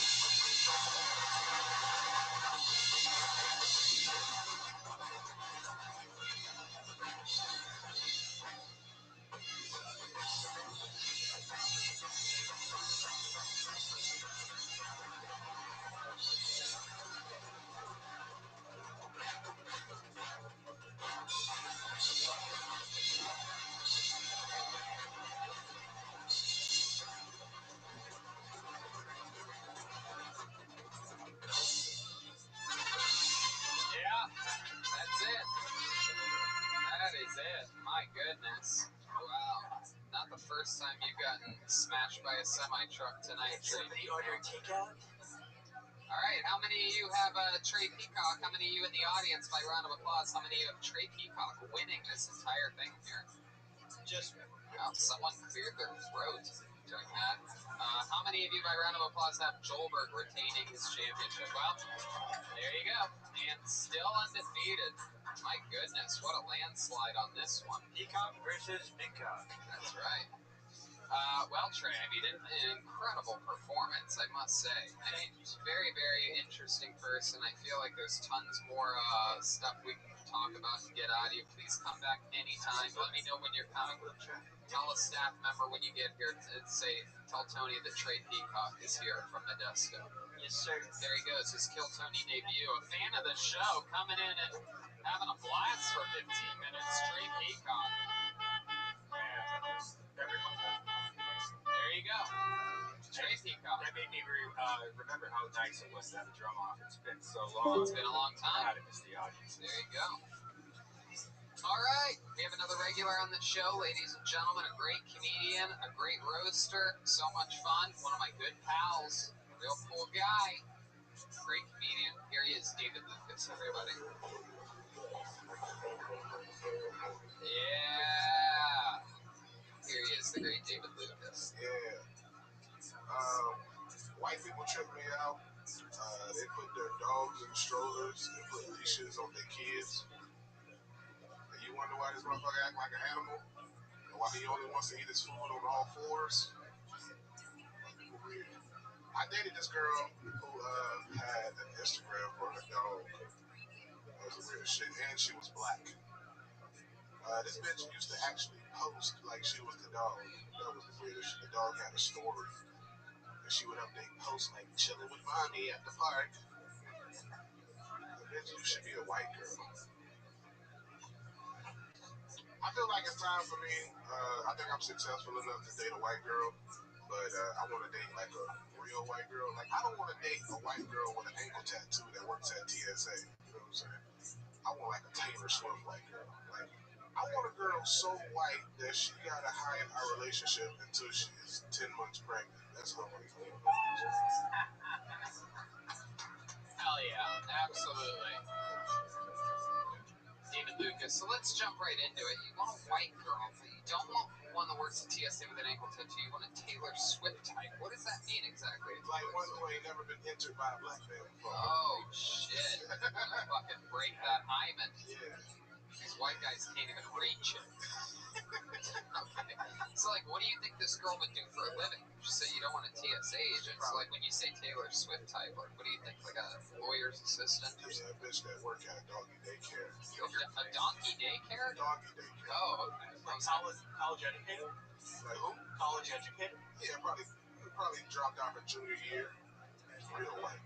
The one that's disappointed with her parents already. And when I come over, I'll just be a bigger disappointment. Oh, yeah. Have you tried D&D? Dungeons and Dragons? Have you ever Dunkin' and Donuts. Alright, man, shut your ass up. You look like a gay member of Earth, Wind, and Fire. Shut your ass up. Oh, are they hiring? I should use a white man. No, I know Earth, Wind, and Fire. We are hip. We understood everything. Dungeons and Dragons, the last time I played a card game was Magic the Gathering when I was a kid. Oh, it's nerdy. Oh, Magic Johnson. I mean, I went to all white school until I was. They called it Black Magic the Gathering. Nigga Magic. I will not say that. That's fun. I have seen a lot of dogs being pushed in strollers lately. There's no doubt about it. I screamed at a lady the other day. Yeah, what'd you say to her? I was like, bitch, do you really have a dog in a stroller? Yeah. I was like, do you have kids? And she was like, no. I was like, all right, well, you get a pass. It makes sense. I saw something worse. I know a guy that I'm friends with that had a book bag with the cat window in the back. He just goes around with the cat in his backpack. He just go to the comic store. Are you still friends with it? Not really. I get your feet. I saw a white lady breastfeeding her dog the other day. What's out of here, man? No, bro. That's not. No, you stop it. I swear to God. Are you serious? Yeah, she was just squeezing her nipple so the milk would come out. Are you serious? Now, was the dog biting or laughing? No, dog was laughing. I'm gonna add that. I'm gonna add that to my set. Thanks. You're on the tag. There you go. Absolutely. I wonder, does she have a baby or did this bitch start lactating from the dog? Fucking hormones kick in. If you suck on anything long enough, it will lactate. That's not a lie. Wow, Douglas. Douglas, have you ever been with a woman before? No, but maybe a goat. Wow, you've been with a goat? Yes, sir. What'd you do to the goat? I went down on it. You did? Yes, I did. You, was it a boy or a girl? It was. I thought a girl at first, and then I had a dick in my mouth, and then I said, "Hello, sir. I do not appreciate you being coy with me." And then he sodomized me. How long did you spend going down on the goat before you We were in a relationship for 6 years before I realized that it was a male. What was its name? Elliot. And you didn't realize Elliot was a boy? No, for 6 years. He was tucking his dick between his legs like a sheep pussy mangina. Oh my goodness gracious, Douglas, I'm so glad I asked these questions. Me as well. That is very interesting to find out that you were in a long-term relationship. 6 years it was. With a goat? Yes. 6 years? 6 years I was in love with a sheep that I thought was a man, but it was actually a woman that wasn't actually a man. How long into the 6 years did you find out that it was a man? Year 3, but I kept plowing through because I need to get to that next level. Oh my god. Bruh, my redneck beating the game? Well, in D&D, there is no limit to levels, so I am very, very high. Oh my goodness. My redneck homies told me that I think a sheep have the closest vagina to women. That's the second closest. What's the first closest? Dolphins. Oh, that's right. Fucking redneck. That's right. I think I've heard you mention that once or How does it feel right? It's on Netflix right now. My redneck homies told me that sheep got the closest vagina to women. It's actually pretty cool looking. If you look at it, like, it looks legit. Yeah, if you've never seen a human vagina yet. You know what's the second closest thing to a vagina? Well, I guess so. Yeah, everybody's born with a clit, right? Yes, sir. Absolutely. Yours just filled out. Everyone's born with a booty hole. That's what I know. No doubt about it. Booty hole jokes. No doubt about it. No, you're allowed to do both booty hole jokes if you want. Oh shit, he just opened up a scroll. Those of you only listening, Just spread the cheeks on the booty hole joke. there you go. When Tony put the dildo in his ass, it got an echo. Oh my goodness. Why would I put a what on my ass? The dildo. It's got an echo? Betray you! Because there's so much space in my ass? Oh, Jesus Christ. I actually would bet, I would bet money, and maybe we should do this test one day where we do a blind taste test and have each cast member put a finger in our Oh, butts. hell no. I'll bet you have the loosest butt. I would bet that. Yeah, because he has a much bigger ass than me. Bigger boobs. I have no ass, Oh, bro. yeah. I got no ass. Dr. Richard! There's only been one finger in my ass ever. A doctor had to check for a dropped appendix at one point. They think that sometimes, you know, I thought I may have had appendicitis at one point, real bad lower pains, and so they checked to see if it like dropped or something like that, and I did not like it at all. What was it? Just like a cell phone or something? It ended up working out. I don't know. I farted or something. And the crazy thing is, bro, because prostate cancer run in my family, I had to get that test early. It's the only thing that runs in your family. Go ahead. None of you guys have ever had a chick finger nurse? Yeah. Oh, And it sucked because it was like where they had like nurses from college like watching. And I was like, no, you can't have like 3 nurses. No, I meant like in sex. I mean, they try. They want to. No, none of you guys? They want to, but I stopped them. I got not into that. Frank, you went that shit? I had it once when I was like 20. There was like some like 29-year-old woman that was older than me that blew me and then was just put a finger in my butt while blowing you. Yeah, it was a lot. It was. Girls are slick, bro. It was like doing mushrooms but sex. It was just like I don't know if I'm here yet. I can't. Douglas, you ever have a finger in your butt? No, but I have had it. Goodness gracious. Oh my goodness. Let's check in with the Galactic Space King Kevin on this one. What's your sex like Galactic Space King Kevin? Oh, it's ravaging. Yeah, tell us more. I thought she was smart, but then I saw her toes were stuck together, so she didn't know too much. But she put those stuck together toes in my ass. Oh my god, alright, there you go. That's how I became a space lord. That was the Galactic Space King Kevin. It's some crazy ass characters, bro. They are indeed. I like this look tonight. I love this. You're dressed like a pumpkin spice latte. It's very exciting. You look like a jack-o'-lantern in December. This is great. You look like a gender lawyer. like you help motherfuckers legally change their gender. Well, I mean, it just so happens that I do that part time now in the quarantine as a sidekick and a gender lord. What about the insurance company? They had the booty hole insurance. That's it. Yep. That's it. B&D, booty holes and dildos insurance. For anybody who got what's some things called hemorrhoids. That's right. That's Do you have hemorrhoids? Nah, nigga, I don't eat like you. What are you talking about? You get hemorrhoids if you're 2 years old. I thought you got them. Wait, what? Yeah, it's just forcing poop out. No, you can get hemorrhoids when you're 10 years old, Red. Rabbi had a hemorrhoid at 6 months. Maybe hemorrhoids is a thing. Google it. Look at it. Dr. Rabbi! You must have had it. Rabbi didn't have an imaginary friend. He just named his hemorrhoids. Right. Rabbi had blended up mashed potatoes and pork chop in his bottle. Okay. Did somebody say pork chop? I live. Oh my God. This show's out of control. Well, David, fun times. Yeah, bro. It's incredible that you continue. You know, it's not easy to write or stand up while not doing shows. That is for sure. And you are doing your fucking absolute best. I can tell. It's very impressive and it's very cool that you're doing it. It's very hard to do your style. You know, Michael Lair is an improv guru trained for decades in Chicago at the hardest levels of having to be in different tough situations and this and that. William's style, very one-liner, very short, silly, goofy jokes, and your style is more true to, you know. Depends on my style depends on pauses and laughter. Right, exactly. Real stand-up comedy. Not to say that their stand-up isn't real stand-up comedy, but very dependent on an audience, and you're still plowing through it. Yeah, man, you got to. You just gotta keep going, dog. Goddamn right. And you are going indeed, ladies and gentlemen. There he is, the great Tony. David.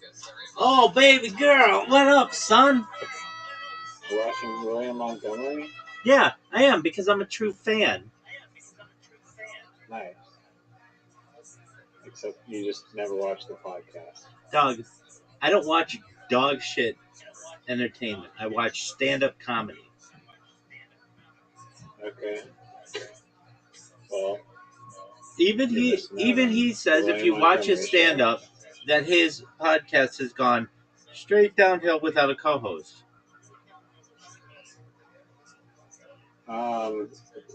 Depending on the guests you have, it's kind of hit or miss. But, yeah, exactly. All right, are we ready for Do you know John Mulaney? Yeah, I know John Mulaney. I mean, not personally. Yeah. My dad and my sister went to see him live recently. They said it was really good. That's baller. My dad in the car this morning said that he's very like theatrical, and he's really good at changing his voice and doing expressions and his mannerisms versus like a typical stand-up comedian where they're just kind of just talking to a microphone.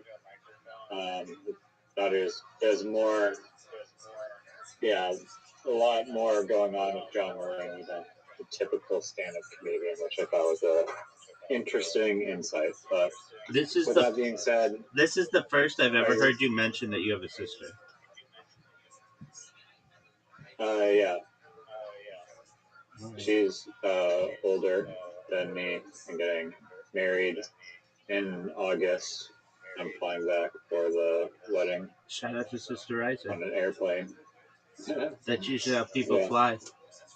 Another piece of cake. Nice. Are we going to watch a documentary? Yeah, Mama Riser has eaten half of a grocery store birthday cake. Good for her. Yeah. Is it packing on the pounds? Is it somebody's birthday? Yeah, it's Mama Riser's birthday today. Well, then she's entitled to it. Come on. Happy birthday to Mama Riser. Yeah, no, I'm not. Doug, quit giving her shit over that. That's fine. That's totally normal. Yeah, no, I only chirp lightly. I don't mean to nag her too hard, but wow. Yeah. Have you heard of the documentary Best in Show? It's like this dog competition documentary.